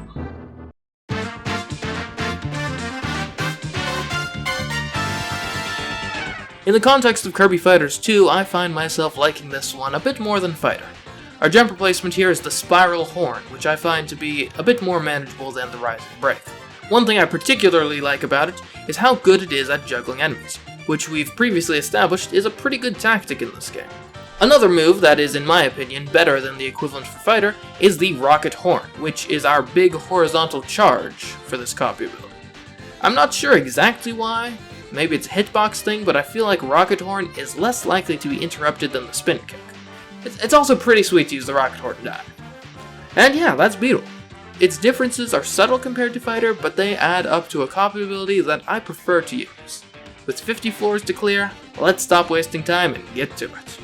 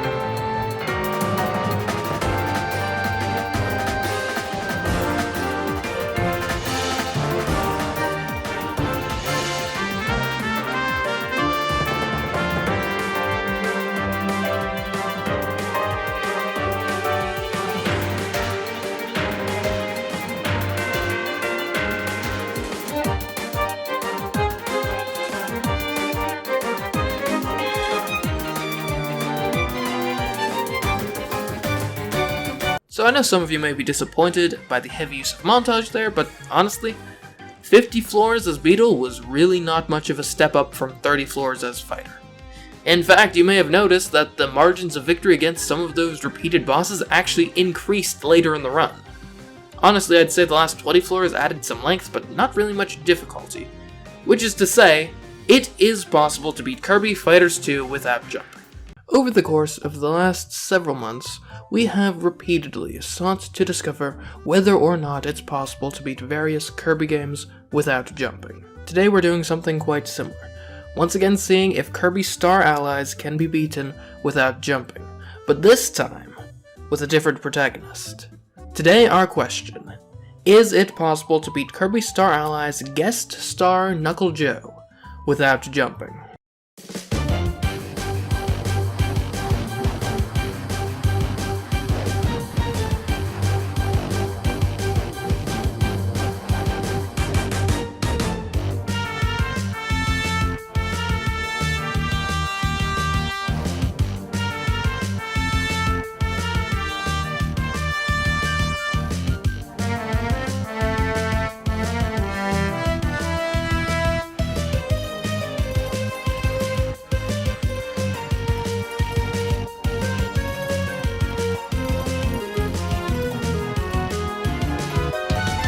If you've seen the previous Kirby Star Allies video, our rules here are exactly the same.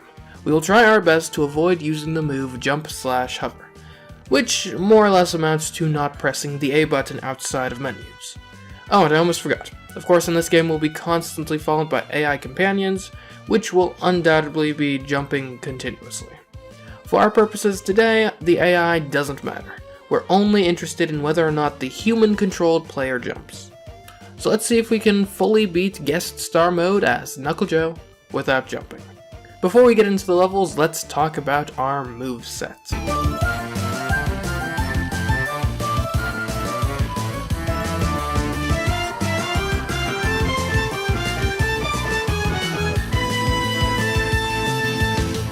As Knuckle Joe, our moveset is, as far as I can tell, identical to that of the Fighter copy ability. This means we have two main moves that can give us height without jumping, or jump replacements as I like to call them. Those moves are the spin kick, which is good for forwards movement, and the rising break, which is great for upwards movements. One thing to note about the rising break is that we can fly infinitely with it, which is a very useful feature for a jump replacement to have.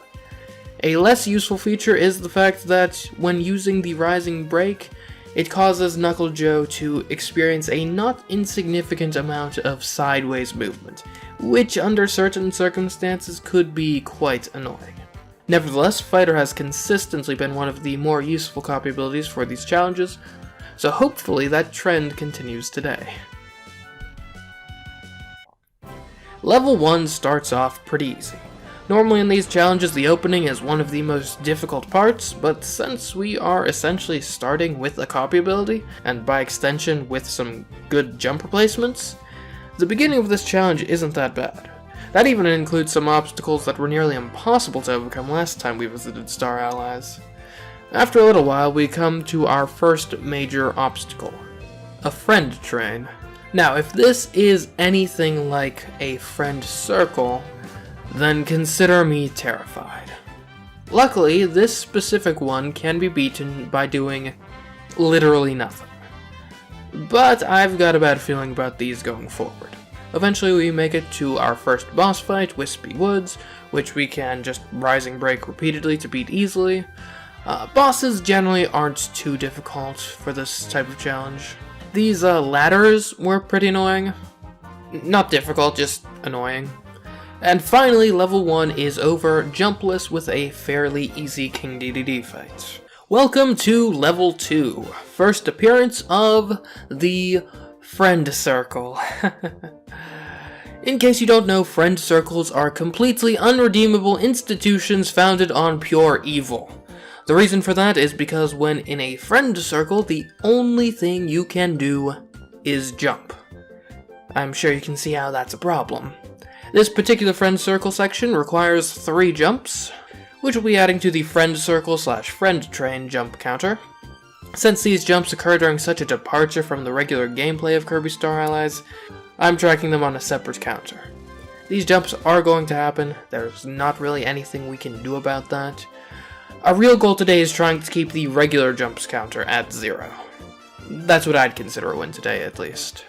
Moving on, we find ourselves in a water section, which for obvious reasons doesn't require any jumping. I will note though that Knuckle Joe can only attack directly sideways while underwater, which right now isn't disastrous, but is certainly very annoying.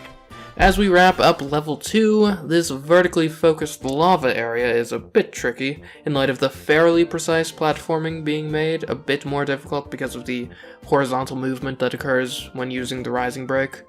After that, we end the level by defeating Meta Knight, which isn't too hard.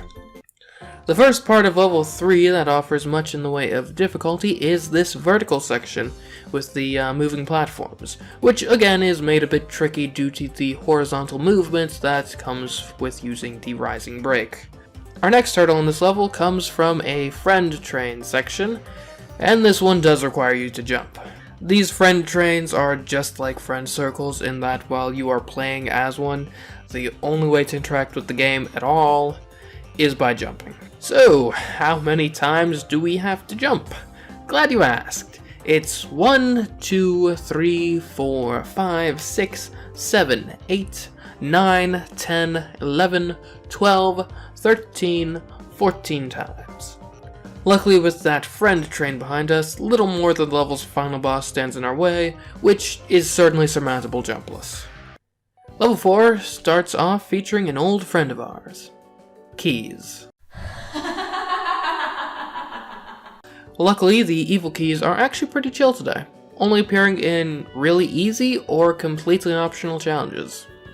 After that section, we once again find ourselves underwater, which is still annoying, but definitely possible.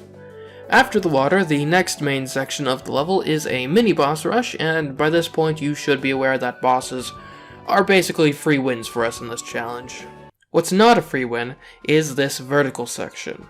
In this section, you're standing on a platform that slowly rises upwards, with your main challenge being not getting crushed. Easier said than done. Our first problem here is with the AI. They're kind of dumb, and will let themselves get crushed rather easily. This led to the loss of my entire party, which was a real shame because Adeline was doing great work in the heal department, Chef Kawasaki was being a surprisingly good damage dealer against bosses, and Marks was just being generally useful. And now they're all gone. Now I of course can't put all the blame on the AIs, as I myself did get crushed a few times from getting impatient with using the rising break, and ending up getting stuck beneath a platform that was just about to collide with the main platform. But not to worry, because with a bit of perseverance we did make it through, and on to level 5. Fairly early on in the level, I did the unthinkable. I participated in a key-based bonus room, and get this, I actually succeeded at the challenge without jumping. I know, I could hardly believe it myself. Moving on, eventually we found ourselves in an underwater section, with a time limit. And here, mild annoyance gave way to frustrating roadblock. I've already gone over how only being able to attack directly sideways while underwater is annoying, but today we find out that when you have to deal with an enemy that comes from above while under a time limit, it can almost be a run-ender. Now normally you wouldn't be cutting it this close on the time limit, but my interpretation of the rules of this challenge disallow me from swimming fast, because doing so requires that you press the jump button. That may be a strict interpretation, but I figure, hey, better safe than sorry, right? But this part is only almost a run-ender. As with the right time, you can punch that crab well before it can hit you, and just barely squeeze through to safety. A few pretty easy crushing and fighting sections later, we once again meet a friend train. This time around, the jump bill comes out to be 1, 2, 3, 4, 5, 6, 7, 8, 9, 10, 11, 12, 13, 14, 15, 16 jumps. I will note that one silver lining is the fact that this friend train is one of the rare occurrences where jumping less times is the way to get to the nice little bonuses. So that's something. This next section where you fight a bunch of enemies on increasingly small platforms really shouldn't have been too hard, but I kept messing up the rising break and as a result fell off like an idiot quite a few times. But fear not, for next up is a friend circle. This one requires 1, 2, 3, 4, 5, 6, 7, 8, 9, 10, 11, 12, 13, 14, 15, 16, 17, 18, 19 jumps. Bringing our total jumps going into the final bosses to 0 regular jumps and 52 friend circle / friend train jumps. Now, how about those bosses? Well, they're definitely some of the harder bosses in the game, but even still, they don't pose any real threat when it comes to adding any jumps to our total. And with them defeated, the mode, I guess, is beaten, and the challenge is over. So, is it possible to beat Kirby's Star Allies guest star Knuckle Joe without jumping? Well, sort of. It's definitely possible to beat without any regular jumps, which is what I was realistically hoping to achieve here. Really, it all depends on how you look at the friend circle / friend train jumps. Should they count? Should they not? Are they meta jumps? I don't know. Figure it out in the comments or something. For right now, what I can say with certainty is that it is possible to beat Kirby Star Allies guest star Knuckle Joe without any regular jumps. Alright, round 3. Kirby's had a go, Knuckle Joe has gotten an attempt. Now it's time to test Meta Knight's meta. Is it possible to beat Kirby Star Allies guest star Meta Knight without jumping?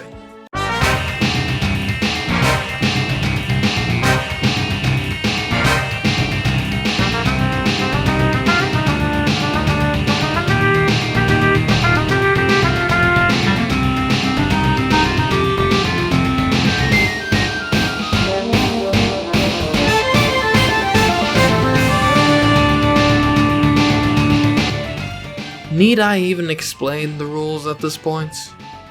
Well, these videos do need to hold up as standalone pieces of entertainment, so I suppose I shall. The rules are as follows. We may not use the move jump / hover. If we can get all the way through guest star mode without us, the human-controlled player, using this move, then it's a challenge successful. Oh, and about the friend circle and friend train jumps. We'll count them on their own counter just like last time.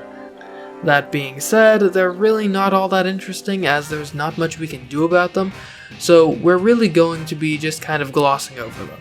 The real measure of success today, at least in my mind, would be getting through the mode without any regular jumps. With that established, let us begin.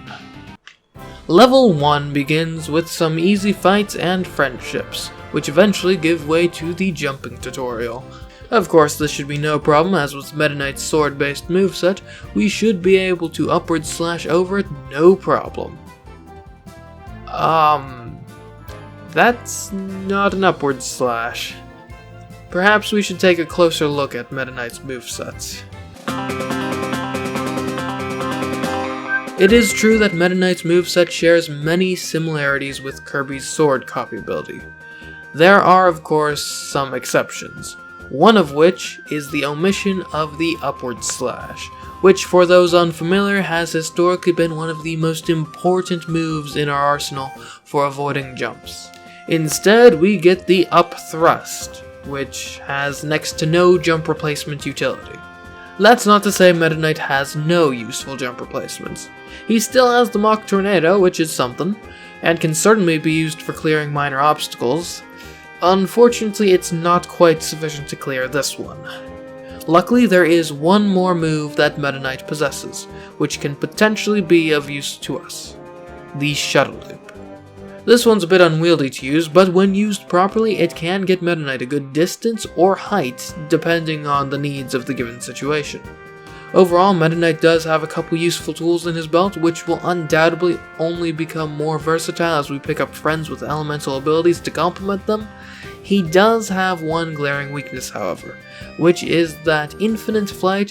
While I won't say is impossible for him to achieve, it certainly does not come naturally to him. This may prove a significant issue, as in our other Star Allies challenges, we've relied heavily on easy access to infinite flight. This run will surely be a more cerebral, thoughtful, and dare I say, challenging experience. Now back to the jump tutorial, where the shuttle loop proves to be most effective in advancing us forward whilst remaining jumpless. Not far after that, we come across a pull chain, which the shuttle loop allows us to reach easily, and a ladder, which the shuttle loop once again lets us reach, albeit with a bit more difficulty this time. Still in level 1, we come across an elemental friend to add to our party. This little guy allows us to power up with the power of fire, and that does one key thing for us. It makes the shuttle loop fly faster and travel a further distance. With as much as we've been using the shuttle loop, certainly a welcome upgrade. Calling on the power of flame, we fly through the level until our next point of interest. That point of interest being a dream rod. Here we get to choose a dream friend to take along with us. For me, the choice was obvious. Rick, Kine, and Ku. This trio of a dream friend gives us access to fire, water, and air. In the past, air gave us the incredible Bluster Sword. Will it be as useful today? Somewhat. When channeling the power of air, Meta Knight's Mach Tornado becomes a high-flying force to be reckoned with. In addition, virtually all of Meta Knight's aerial strikes can give him a decent amount of lift, which can keep him hovering in the air almost indefinitely. It isn't, however, a strict upgrade, as it does make the shuttle loop a bit worse than it is even by default. It would seem that juggling fire and air will be an important part of this challenge going forward. The next major event which occurs is a friend train section. I don't like friend train sections, but this one is actually pretty good as far as they go, for it requires 0 jumps. Soon after that, we encounter Wispy Woods, which is as easy as ever, and then gets stumped by a puzzle screen. You see, you're supposed to follow these arrows down the path with the treasure and reward. Unfortunately for us, the last set of arrows actually leads to ruin, as none of our jump replacements can get us high enough to get through to the door and off the screen if we follow the correct path. Luckily, there is a simple fix, which is to take the wrong path. And there you go. Problem solved. And with that, no more major or novel obstacles exist in level 1. On to level 2. Which starts off with a friend circle that adds 3 jumps to the friend circle / friend train jump counter. After that, we reach a water section, which you'd think would be a nice respite since you can't really jump underwater. Nevertheless, worried I was, not about what lay beneath the waves, but of the surface itself, for none of our jump replacements are well suited to use for getting out of the water. So when given the choice, we try to avoid entering the waters in the first place. Of course, eventually our hand is forced, and we do have to dive into the abyss. After which we are faced with this scenario. A platform which we must get to from the surface of the water, which is just out of reach of what a little press up on the D-pad can reach. And unfortunately for us, neither of our 2 main jump replacements really work in this scenario. Luckily, an upthrust can be done and does somehow give us enough extra height to reach the platform. Continuing on, these disintegrating platforms give us trouble. However, not trouble that can't be flown over. Later, we encounter an absolutely massive shaft that we must descend. Luckily, the updraft allows the aerial moves that normally just allow Meta Knight to hover to instead allow for full-on flight, with gaining altitude and everything. Level 2 is then capped off by a boss fight with Meta Knight. Well, whatever. One cool thing I noticed during this fight is that Meta Knight has a counter move as his down B, and as someone who loves playing as Fire Emblem characters in Smash, that makes me quite happy. and it should prove to be a pretty useful tool against bosses. With careful, conscientious platforming, the early parts of level 3 go by without much incident. Then this part here gave me quite a bit of trouble. I guess I just have trouble landing the mock tornado with enough precision for these narrow platforms. It is of course possible, it just gave me a bit of difficulty. It's then not long until we come across another friend train. This one requiring another 14 friend train / friend circle jumps. Then it's another boss fight, and just like that, we're off to level 4. This level opens with an appearance of a consistent foe of ours. Keys. The setup is pretty familiar. A key at the bottom of a valley that can't be delivered to its destination by running or tossing. The solution? Befriending a local Wester to use a whip tornado to bring said key to its door. Continuing along the level, we find a water section, which ended up going alright, followed by a mini-boss rush, which, being comprised of boss fights, of course proved to be of little concern. Then we came to this roadblock, a platform just out of reach of both our air-enabled mock tornado and our fire-enhanced shuttle loop. So, with our two best jump replacements proving useless, what do? Use the power of water. That's what we do. Now, water doesn't actually give our jump replacements any special mobility effects, but you see, that's exactly the appeal. As it turns out, the regular shuttle loop is in fact capable of reaching the required height in this confined space. So, yay, moving on. Of course, even after overcoming that obstacle, we're not quite out of the woods yet, for this crushing section still lies between us and completing level 4. It honestly doesn't pose too much of an issue to Meta Knight. Now our friends, that's another story. Why must you all be so vulnerable to crushing? Nevertheless, we may have had some casualties, but we still do manage to get through this section and on to level 5. The beginning of level 5 goes by fairly smoothly. Not much in the way of difficult or particularly novel challenges. Until we get here, that is. The goal of this screen is to navigate around the crushing cubes until a door materializes. There is, however, one issue.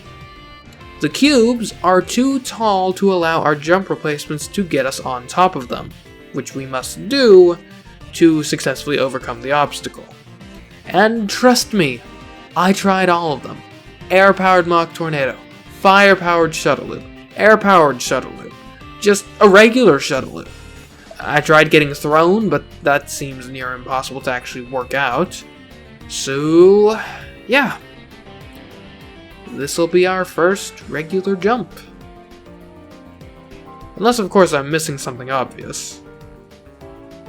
Wait a minute. You can fly infinitely with the shuttle loop? Well, that certainly changes things. Because with 2 shuttle loops, getting the height we need should be no problem.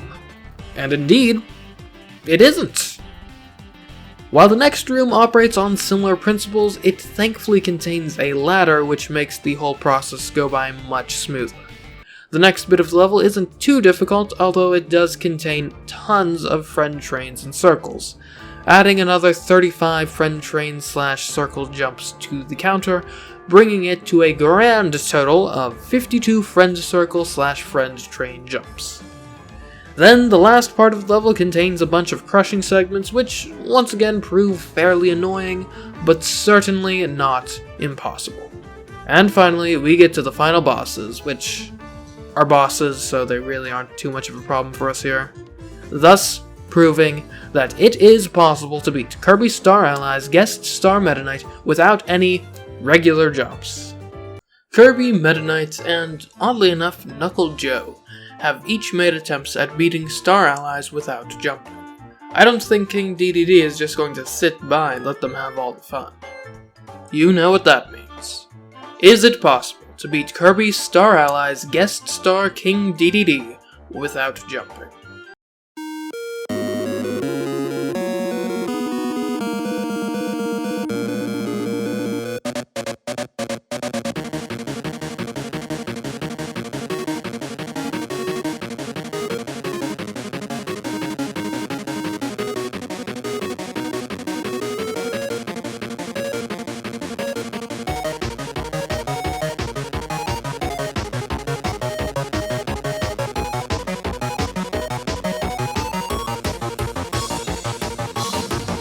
What rules does our good king need to obey specifically? We may not use the move jump/hover. If we can get all the way through guest star mode without a human-controlled player using this move, then it's a challenge successful. And just like last time, while we certainly aren't ignoring the fact that friend train and friend circle jumps exist, we also aren't going to be wasting much time on them. The primary goal today is to beat the mode without any regular jumps. Before we start playing, it would likely be a good idea to take a good long look at what our moveset and jump replacements look like this time around. Alright DDD, what have you got?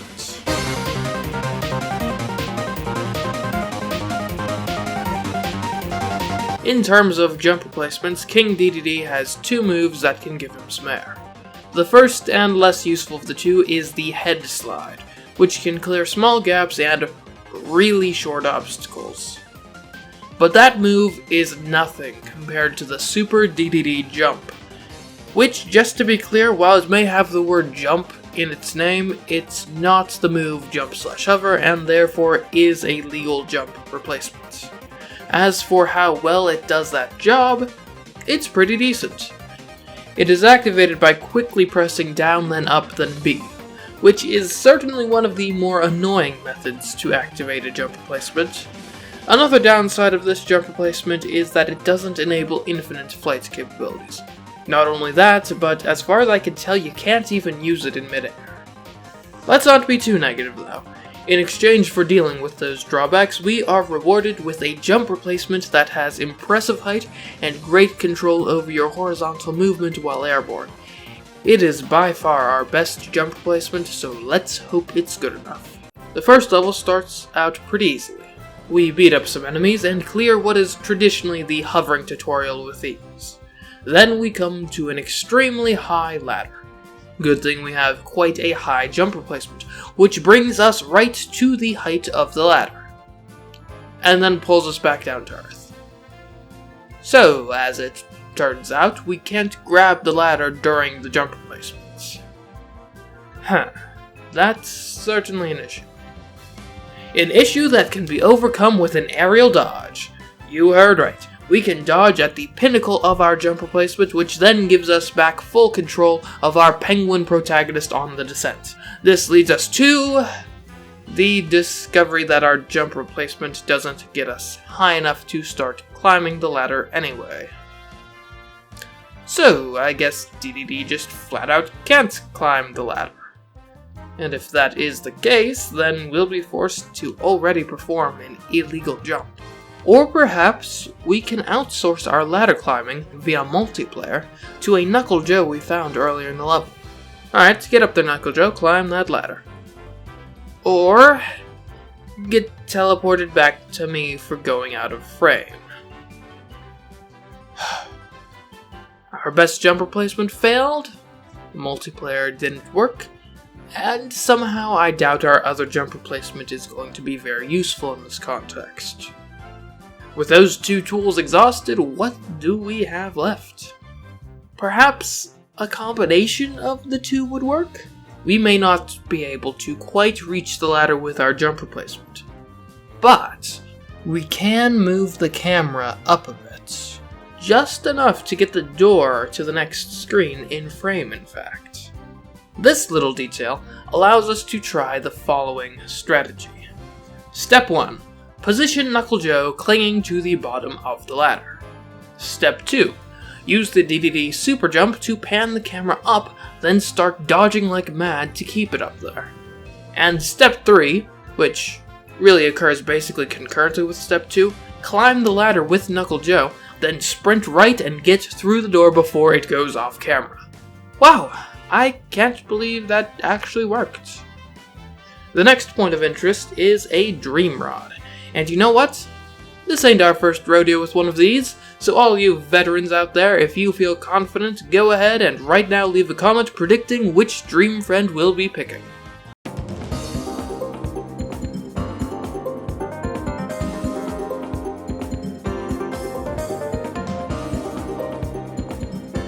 The answer is Rick, Kine, and Koo. I know it's predictable, but they're just such a good way to get access to a good variety of elemental effects. Speaking of which, let's talk about Bluster DDD.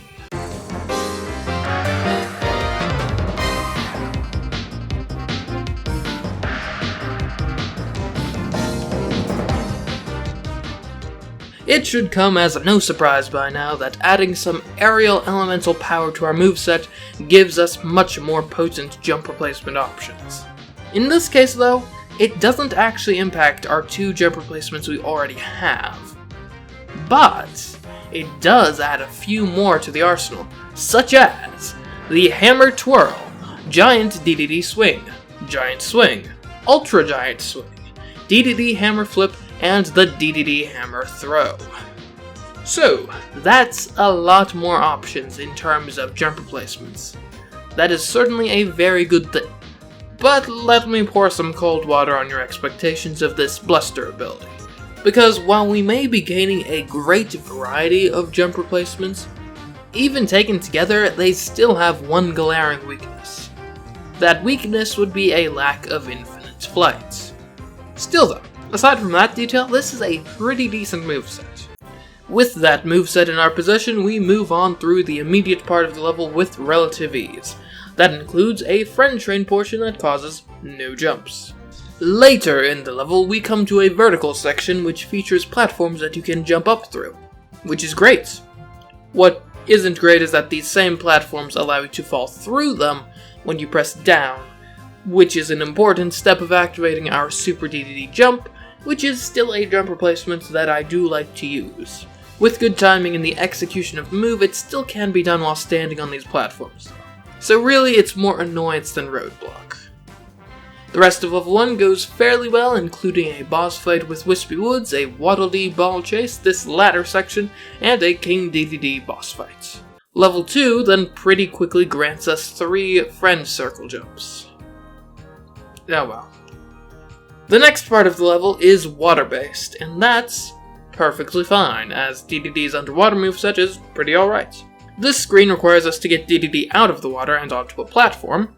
This is something that would have been near impossible with DDD's regular moveset, but, as to Bluster DDD, it's as simple as tapping up on the D-pad, then using the Hammer Twirl. I thought that same Hammer Twirl would come in handy here. But alas, even with an updraft on its side, it still can't grant us true flight. Good thing we have a lot of different options to try to achieve that end with. As it turns out, under these specific circumstances, the Giant Swing is capable of providing the elevation we need.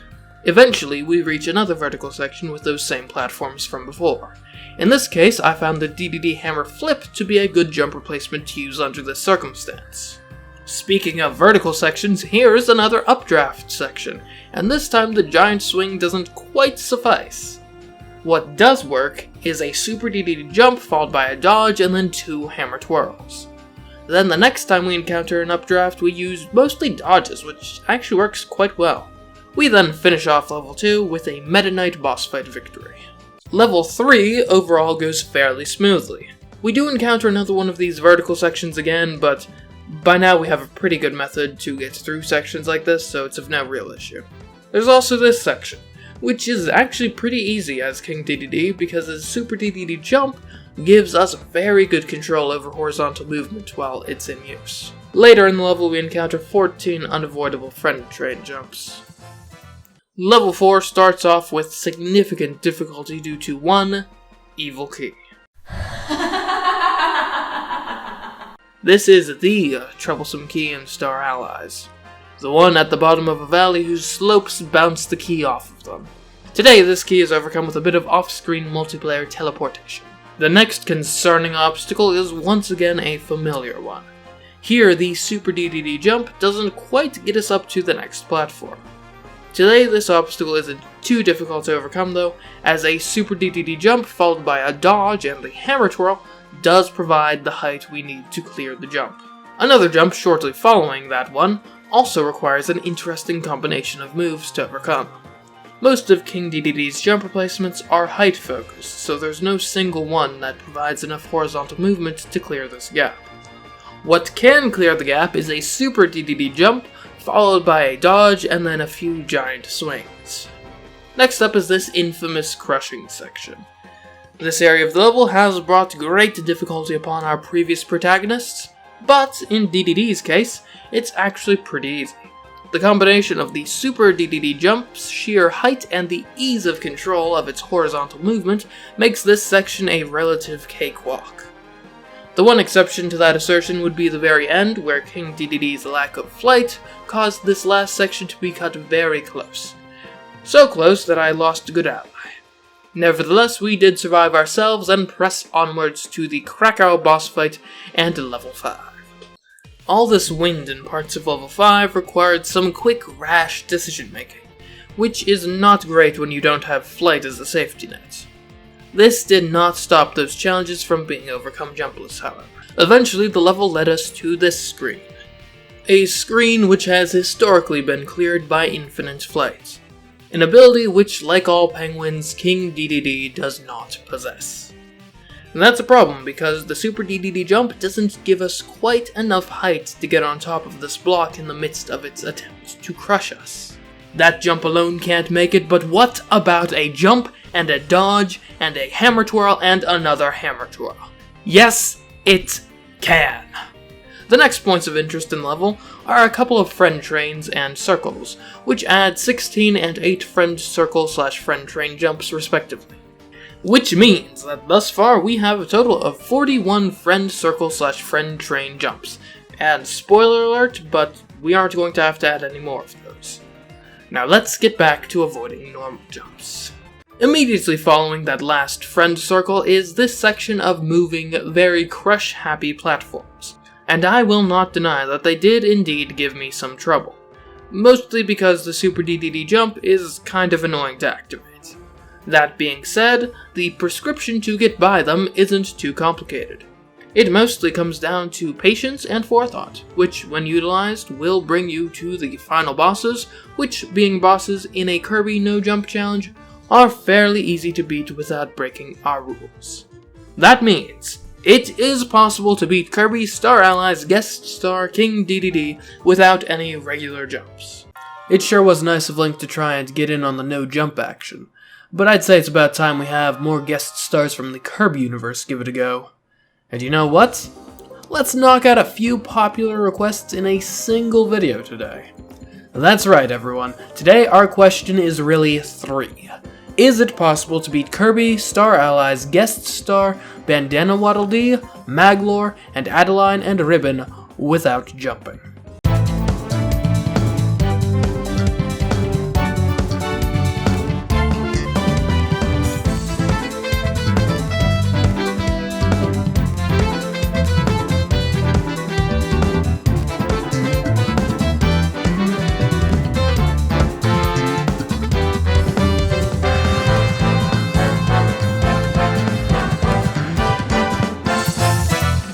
As usual, our main target for elimination today are regular jumps, as denoted by using the move jump/hover, not friend circle/friend train jumps. I will tell you all what each character's route had in terms of friend circle and friend train jumps at the end of the video, but we will certainly not be dedicating any significant amount of time to them. If we can get through each of these guest stars' adventures and beat Morpho Knight without any regular jumps performed by our player-controlled guest stars, I am prepared to call this endeavor a success. But who to check on first? How about Bandana Dee? Bandana Dee's journey begins with an opening level that is at this point very familiar to us. Bandana Dee, of course, gets past this very first part that requires no jumping at all, but that certainly can't last forever, and eventually Bandana Dee is met with a cliff. So, how does Bandana Dee overcome this obstacle? What is Bandana Dee's moveset?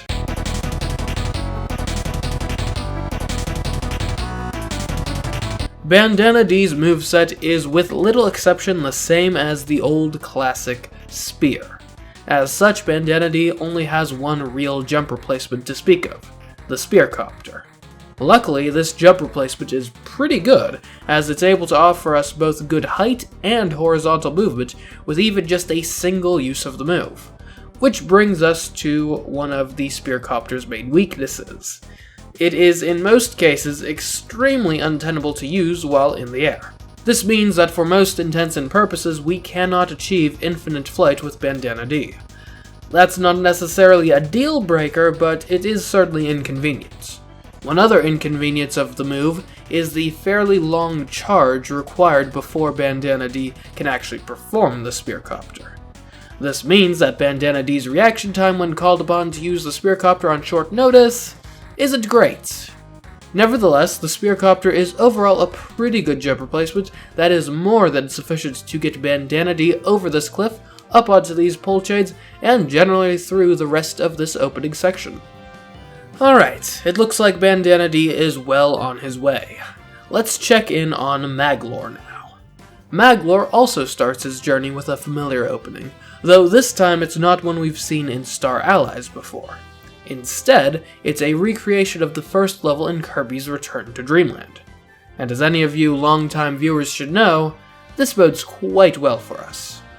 So the level's looking pretty good, but what of Maglor's moveset?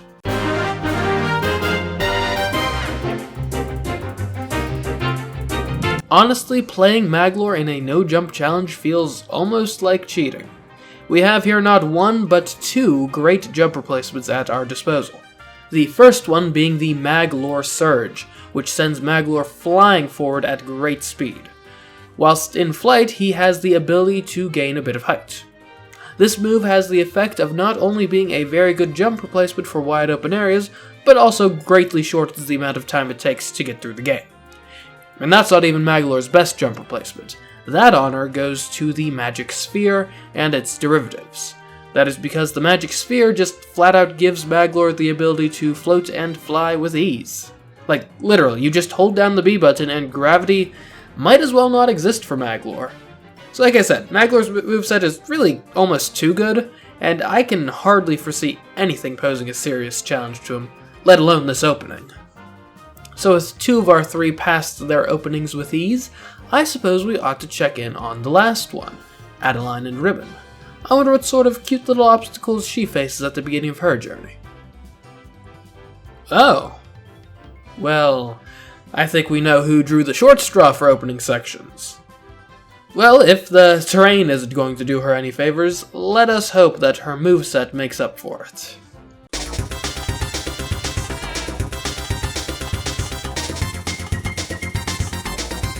Given who Adeline is as a person, I suppose it's fitting to start with her painting, specifically the move Ado's Painter, which lets Adeline draw a boss to ride.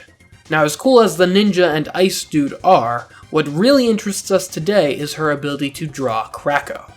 Anyone even casually familiar with Kirby would know that boss is a flying cloud, and yes, Adeline is perfectly capable of flying her painted Krako around to her heart's content. He doesn't last forever, but he does last for a really long time. I'd imagine there are very few obstacles in this game where Krako's time limit would become a major concern. But if we do find ourselves concerned, Adeline and Ribbon can dance those concerns right away. I am of course referring to the move Fairy Dance. This is a nice little jump replacement that gives a decent bit of height, can be comboed infinitely, and grabs items when it's used just like the whip copy ability. Also, this isn't really a jump replacement, but I do find it generally quite useful that Adeline and Ribbon also happen to have one of the best blocks in the game. I don't think it can be denied that that is a good moveset, but does it get Adeline and Ribbon through this opening section? Yes, it does. Thank you, Krako. Well, it seems Adeline is going to be set for a while, so let's check back with Bandana D. Looks like Bandana D has reached the cave with one of those Dream Friend switches. Who will Bandana D befriend for this adventure? Unsurprisingly, it is Rick, Kine, and Ku. While their elemental augmentations don't help Bandana D's mobility all that much, they do make his attacks a bit more effective, allowing him to literally rain fire down upon his enemies. So, yeah, I'd say it's an improvement. Just a bit later on, Bandana D foolishly tried to utilize this optional cannon and ended up getting stuck in it. As it turns out, you can't get out of one of these cannons without either getting shot out or jumping out. Looks like Bandana D is going to have to restart his quest. And while we wait for him to get back to where he was, let's check in on Maglor. Looks like Maglor has got into a cave as well, albeit a different one. Here, Maglor faces down an old adversary of ours, keys. This particular one is set up in the exact configuration as the first one from Return to Dreamland. In that case, we were able to just throw the key where we wanted it. However, Star Ally's throwing abilities are a bit lacking, to say the least. As such, we're going to have to pull out the old multiplayer teleport trick, which gets us through the door pretty easily. Maglor then flies through the upcoming sections with ease.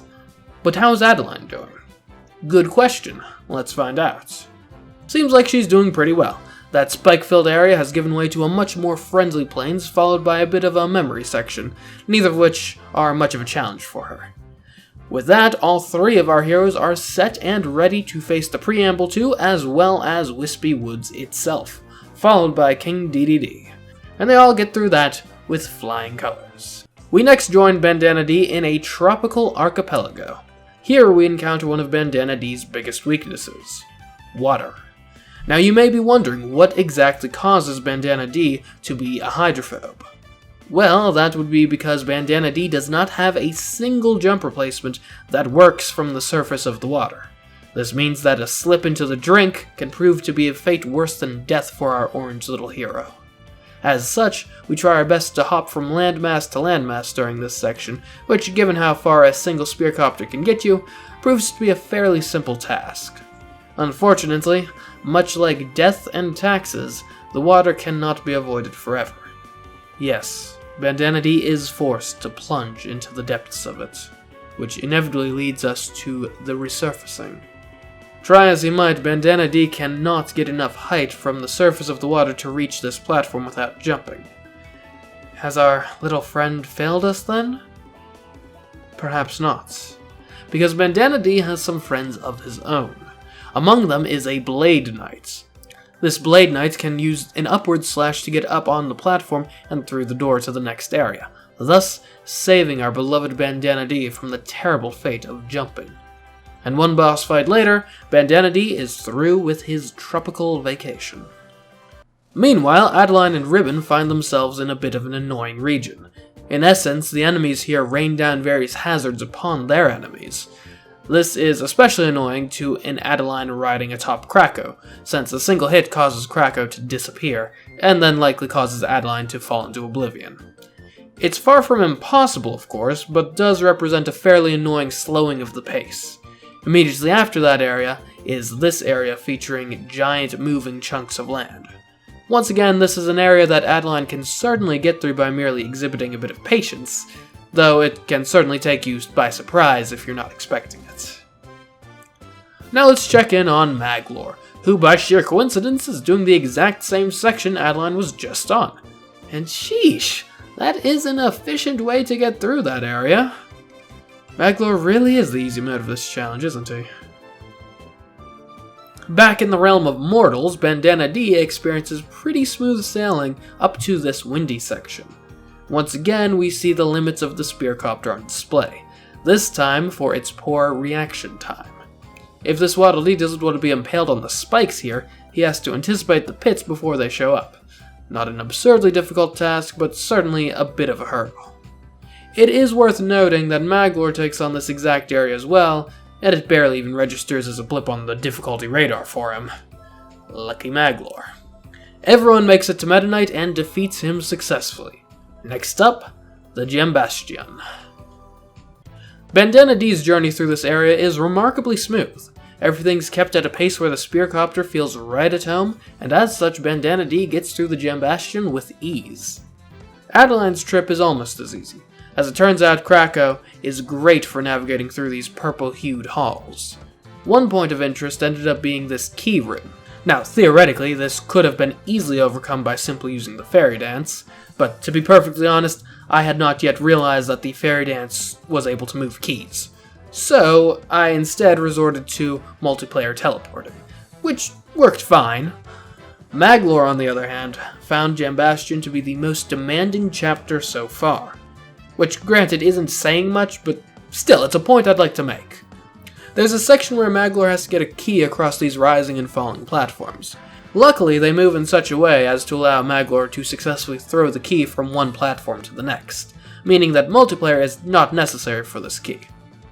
Oh, and technically this key isn't actually necessary either, so, well. Let's move on to this section here, which is a bit tense. It's an homage to the Sphere Doomer sections from Return to Dreamland.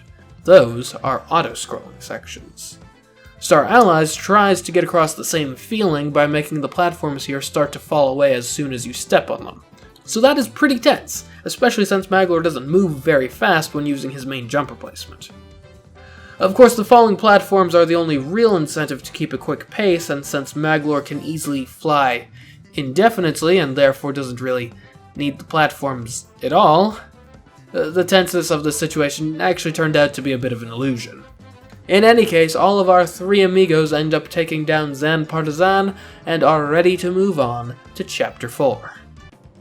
Bandana D and Maglor's journeys in Chapter 4 start with this key we've met many times before. And as always, with the power of friendship, the obstacle is overcome. Adeline's route begins a bit differently, and by different I mean getting crushed by a giant ball of Waddle Dees. As it turns out, painting isn't generally a quick enough reaction to neutralize such a threat. A good thing the consequence is just a bit of damage, hardly the end of the world. What comes slightly closer is Bandana D's encounter with Goldon and Silvox. Yeah, he's not in danger of imminent death here since dodging is a thing, but even so, damaging these guys is pretty annoying, but after a bit of patience, their health is indeed whittled away, and Bandana D can go on to obliterate some mini-bosses. Meanwhile, we can find Adeline making an absolute mockery of an infamous section of Tawera, with the help of her Krako. She then makes a mockery of the real Krakos with her painted Krako. Good for her. Maglor and Bandana D make their way to the Krakos as well, and fare quite well against them. In the next chapter, Bandana D is faced with another wind section that presents the same problems as the first one. It too can be cleared though. He then comes to this crushing cubes section, which plays right into his strengths. The cubes move very slowly, so this Waddle Dee can make it out of their way with much time to spare. Adeline and Ribbon also encounter the wind section, which proves trivial for them, since the fairy dance is a quick enough move with decent invincibility frames to neutralize the obstacles. Meanwhile, it would seem that Maglor is nearly at the final boss and is currently passing through this recreation of one of the later levels in Kirby's Return to Dreamland. It doesn't cause him much difficulty, but somehow a couple of his friends got crushed to death here. Checking in on Adeline, it would seem that much of her entourage also got crushed in her unique section. She makes it through fine though, and is likewise knocking on the door to the final boss. Bandana D also makes it to the boss fight, although he too has somehow managed to get his friends crushed. Come on guys, you've got to be better friends than this. The game is called Kirby Star Allies, it is all about friendship. Come on, get your act together. Anyways, all three of our guest stars have indeed made it to the final bosses, and all three do manage to come out of these battles victorious. Meaning that since we are ignoring friend circle / friend train jumps because quite frankly, they're boring, we have found that it is possible to beat Kirby Star Allies guest star Bandana Waddle Dee, Maglor, and Adeline and Ribbon without jumping. Oh, and for those of you curious, the friend circle / friend train jumps for each guest came out to be 41 for Bandana Waddle Dee, 30 for Maglor, and 33 for Adeline and Ribbon. The discrepancies between those numbers come down to which friend train and friend circle sections actually appeared in their respective routes. Anyone else remember the Kirby Planet Robobot no jumping challenge, and how annoying those Robobot sections were? Well, I've got an idea. How about we take that nonsense into Star Allies by attempting a guest star no jump challenge where one of the character's main moves is getting into a mech? Well, that's right, it's time to answer the long-awaited question, is it possible to beat Kirby Star Allies guest star Susie without jumping?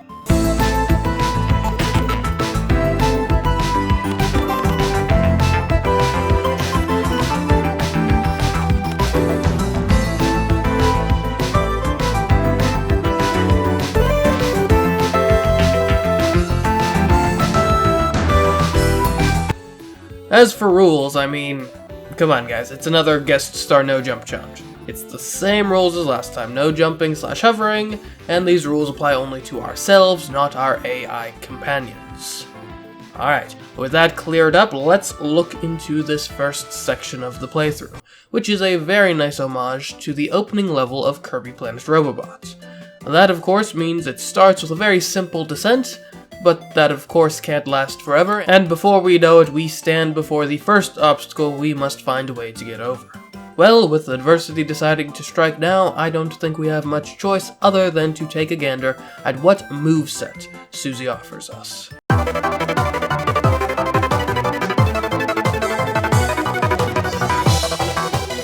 The only obvious jump replacement Susie has is the charge. As one might expect, this move charges Susie forward quite quickly. It also can yield her a slight bit of gain of altitude. As such, it serves as an effective method for crossing small to medium gaps. It unfortunately doesn't present us with much verticality, however, and actually as far as I can tell, none of Susie's standard moves are able to get us the height we'll be needing for this challenge. As it turns out, seeking higher elevation is serious business, meaning we need to use Susie's business suit to make that happen.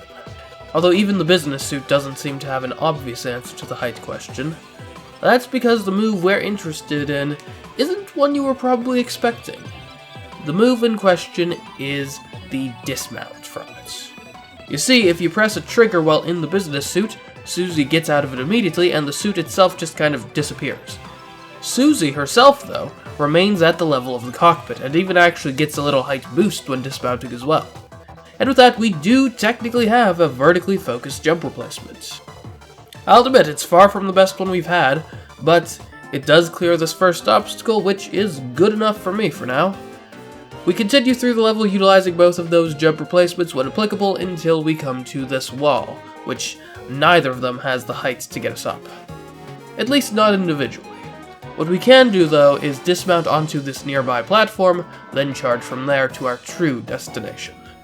Next up, we face a giant Waddle Dee ball, which puts the next obstacles under a time limit. That's particularly problematic for Susie, since none of her jump replacements are particularly swift. Nevertheless, she is fast enough to just barely keep ahead of the ball and move on. The same, unfortunately, cannot be said about her friends, though. Oh well. The past is in the past. What matters now is clearing this next obstacle, which is this here cliff, which is slightly too high to get over with a mere dismount, and this time there's no second slightly lower platform to bail us out. It's just Susie, this Wester, and the cliff. Well, it's a good thing Susie can fly then, right? Oh, you didn't know? Yeah, apparently Susie does actually have access to infinite flights. The reason being, there's apparently nothing stopping you from entering a new business suit right after dismounting from your previous one. This allows you to just keep on gaining height so long as you don't mess up any of the button presses. But hey, that's just what I call video games. In any case, this tactic makes that obstacle and the next few absolutely trivial.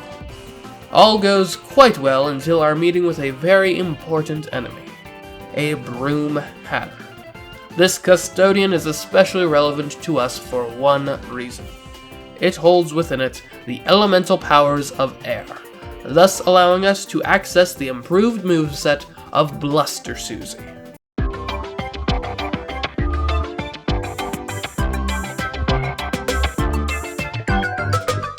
The most impactful change here over the default moveset belongs to the Business Suit's move, Spin Cycle, turning what was once a completely grounded move into our own personal helicopter. Needless to say, things should get a bit easier from here on out. And the game is certainly not hesitant to give us a demonstration of just how good we have it now in the form of this shaft. Without Bluster, I do think we could probably manage to get up via major use of the dismounting method, but that would likely be a tedious and extremely precise task. Whereas, with the new and improved Spin Cycle, it's unbelievably easy. Man, taken out of context, it kinda sounds like I'm just trying to sell you all on a washing machine, doesn't it? I mean, I'm not, of course. That's not to say I'm against washing machines or anything, though. I mean, seriously, guys, do wash your clothes, for your own sake, and the sake of those around you. Okay, with the PSA out of the way, back to Kirby. That ease mentioned earlier carries all the way to and through the Wispy Woods, King DDD, and Meta Knight fights. We then carry ourselves through much of the Gem Bastion without much incident, thanks mainly to, again, the Spin Cycle Bluster Edition. We do hit a bit of a speed bump though in the form of this electric saw blade section.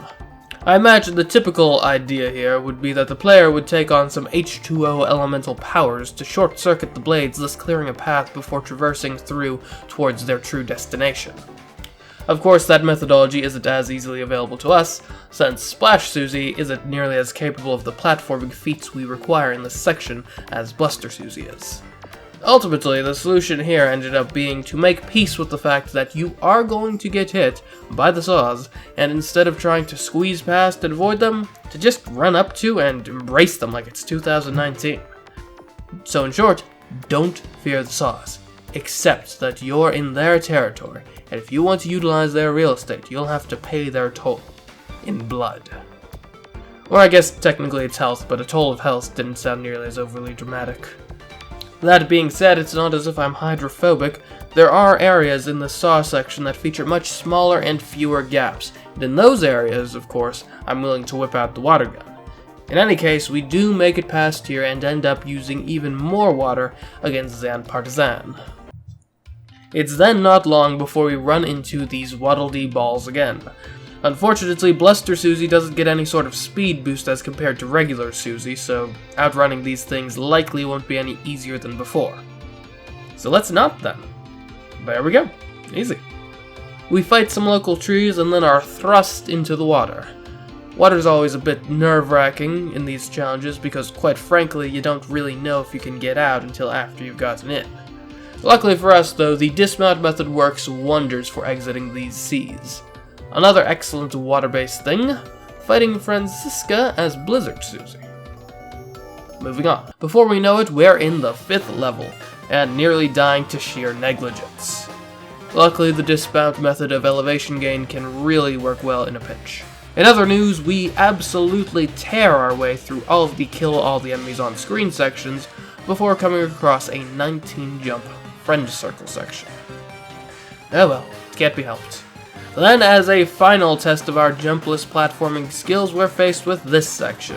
It features loads of empty gaps, and what isn't a bottomless pit is some source of damage. Luckily, our previous training in such a hostile area has prepared our skills of acceptance, and as such, we're more than prepared to do what it takes to get through here. That means actions like just flat out using spikes as legitimate platforms.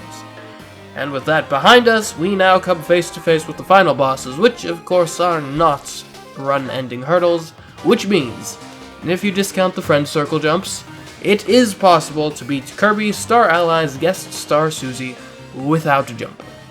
Wow, has it really been over half a year since our last guest star video? Guess so. Well, after such a long wait, you better make this one a real crowd pleaser, eh? So without further ado, it is now time for a very heavily requested installment of the Kirby No Jumping Challenges. Is it possible to beat Kirby Star Allies Guest Star Marks without jumping?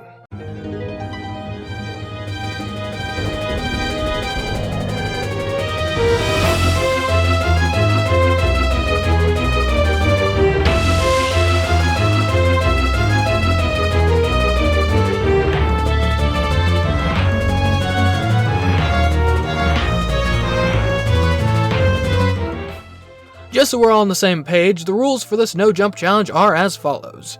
We essentially aren't allowed to use the move jump/hover, and will instead be relying on other moves for our moveset, colloquially known as jump replacements.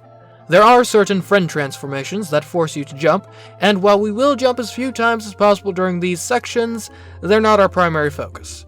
In my opinion, we can call today a success if we are able to avoid the use of any irregular jumps. Oh, and we don't care what our AI friends do. What we are concerned with today exclusively is player jumping. And it looks like Marks is ready to go, so let's see what he can do. Marks has one particularly good vertically focused jump replacement, the Marks Flip Ultima into a Shadow Uppercut. There's just one tiny problem. You have to already be airborne to activate it. That means if there's not a conveniently placed drop-off that we can get to just by walking, we're out of luck. Or are we? Because here's the thing, Marks also has access to the Jester Ball Ride, which gives him a ball as a mount. And if there's one thing we learned from the Susie guest star run, it's that oftentimes mounting and dismounting is something that can give surprising utility. That is indeed the case here. If you time bomb Jester Ball, then Marks will enter a state where he is in midair and can perform other moves, such as the Marks Flip Ultima. Okay, that's an on-demand jump replacement. It still has one pretty major flaw, which is that Marks has to go down and make contact with the floor before bursting back up. So it can't achieve infinite flight and really doesn't work at all when used over bottomless pits. Let's just hope that doesn't come up. The first few screens throw at us some short steps, a flying tutorial, and a narrow bottomless pit, none of which are that difficult to best using the Marks Flip Ultima and Shadow Uppercut. The next portion is a bit of a puzzle section, having to do with kicking balls at the correct angles, and therefore poses no threat to our no jumping challenge. Following that is a jumpless friend train section, followed by some easy bowls, slightly less easy ladders, and then a simple fight against Wispy Woods. Oh, I almost forgot, we also got to obtain a Dream Friend, so say hello everyone to the very surprising entry of Rick, Kine, and Koo. That means we now have access to Bluster Marks.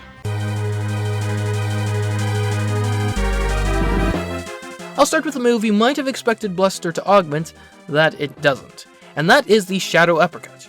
As far as I can tell, its trajectory isn't at all affected by our Bluster. A trajectory that is affected is of our balls when kicked, which is neat, I guess? No, the big thing is that our Jester Ball Ride, when in the air, floats upwards, allowing for slow but infinite flight, one of the things up until now Marks lacked. And it can be activated pretty easily after the Shadow Uppercut, so we can't exactly pull it off on the drop of a hat, but it is readily available to us and should prove very useful going forward. These Waddle Dee balls then, they do crush us, but it's just a bit of health loss, not really that big of a deal. The King DDD fight is as simple as ever, and followed up by a friend circle section requiring 3 friend train/circle jumps. In the next few areas, just floating around on our Bluster Ball becomes by far the preferred method of transportation. It's easy and relatively painless. Sure, it's not the fastest thing in the world, but if there's one thing you need to know about humans, it's that we're willing to sacrifice nearly anything for even just this slight bit of more convenience, which this easy jump replacement certainly qualifies as. We also find that Marks is pretty good at these sections where you need to defeat all the enemies on the screen due to his decent ranged attacks courtesy of his balls. And speaking of enemies, we are able to casually float up to Meta Knight and knock him out easily. The door to get out of this next section looked a bit tricky to get into, but as it turns out, all you need to do is stand on this little platform while riding your ball. If you do that, you're just exactly at the correct height, so it's no big deal. This windy section seemed a bit concerning since you can't actually spawn a ball while in the updraft. Luckily, the Marks Flip Ultima and Shadow Uppercut work just fine and get us out of this sticky situation. These platforms are a joke, as well as the next boss fight. Similar story for Franziska and Flamberge. That's then followed by a 14-jump friend train section, and then a room that might as well not exist, given our ball riding capabilities, and a fight with the Zan Partizan that goes by pretty easily. The opening of level 4 really reminds us just how easy Kirby can be with extremely easy access to infinite flights. The tree bosses are pretty easy, the water is different but not bad, and these guys' rematch is actually quite annoying because, quite frankly, Marks isn't the best at attacking over such a tall arena with multiple layers. That being said, with some patience, you can overcome them. Our next obstacles are some Waddle Dee balls, but honestly, these ones are actually easier to avoid than the ones from earlier. That, or maybe I've just gotten better at playing as Marks. Who can say? This ice area is barely worth mentioning, and the Franziska fight is easy as well. We finish off the level with a Krakow fight, which honestly is on the slightly more difficult side, just because our balls are a bit more difficult to aim upwards than just straight sideways. And I bet you'd never guess which direction the Cloud boss is in. If you didn't know, it's up. The next section opens with Meteors and Flamberge, neither of which are much of a problem. What is a bit of a problem is this windy, icy corridor which requires very fast reaction times, which Marks isn't terrible at, but let's be honest, also isn't really great at since his jump replacements are generally multi-step processes. We can survive though, and make it through. That's followed by this twin bonkers boss fight, which, let's just say, lives up to its name. There's a good deal of combat next, which isn't too bad. There's also this section where we're separated repeatedly, and it was actually a bit tricky only because I happened to not have Bluster equipped when I went in and was separated from Rick, Kine, and Koo. That meant I had to navigate without a floating ball around a few bottomless pits, which, while less ideal, is certainly not impossible. That's followed by a friend train section with 16 friend train/friend circle jumps. This screen, which I believe is a Marks exclusive, would be a total nightmare without infinite flight. Luckily, we have infinite flight, so it's actually a pretty relaxing affair. The screen afterwards certainly had some challenge to it, if you voluntarily took it on by taking the low road, that is. I took the high road though, so not much to report. And that was actually the last obstacle between us and the final bosses, which in the grand Kirby no jump tradition, do not pose any threat to a run, meaning that it is possible to beat Kirby Star Allies guest star Marks without any regular jumps. There were, however, 33 friend circle/friend train jumps, so do with that as you will. I, for one, am willing to count this as a victory. But anyways, if you want to check out some of my other challenge videos, please do so. In particular, if you want to see one where boss fights were actually a challenge, then you should definitely watch the one that preceded this one, Super Mario Galaxy 2 while permanently crouching. And of course, if you like this video, please manifest those thoughts by clicking that little thumbs up button down there, and subscribe if you haven't already to be notified as to the existence of more videos like this in the future. And one last thing, if you like watching me play platformers, you might just want to check out my Let's Play channel, where we've played quite a few.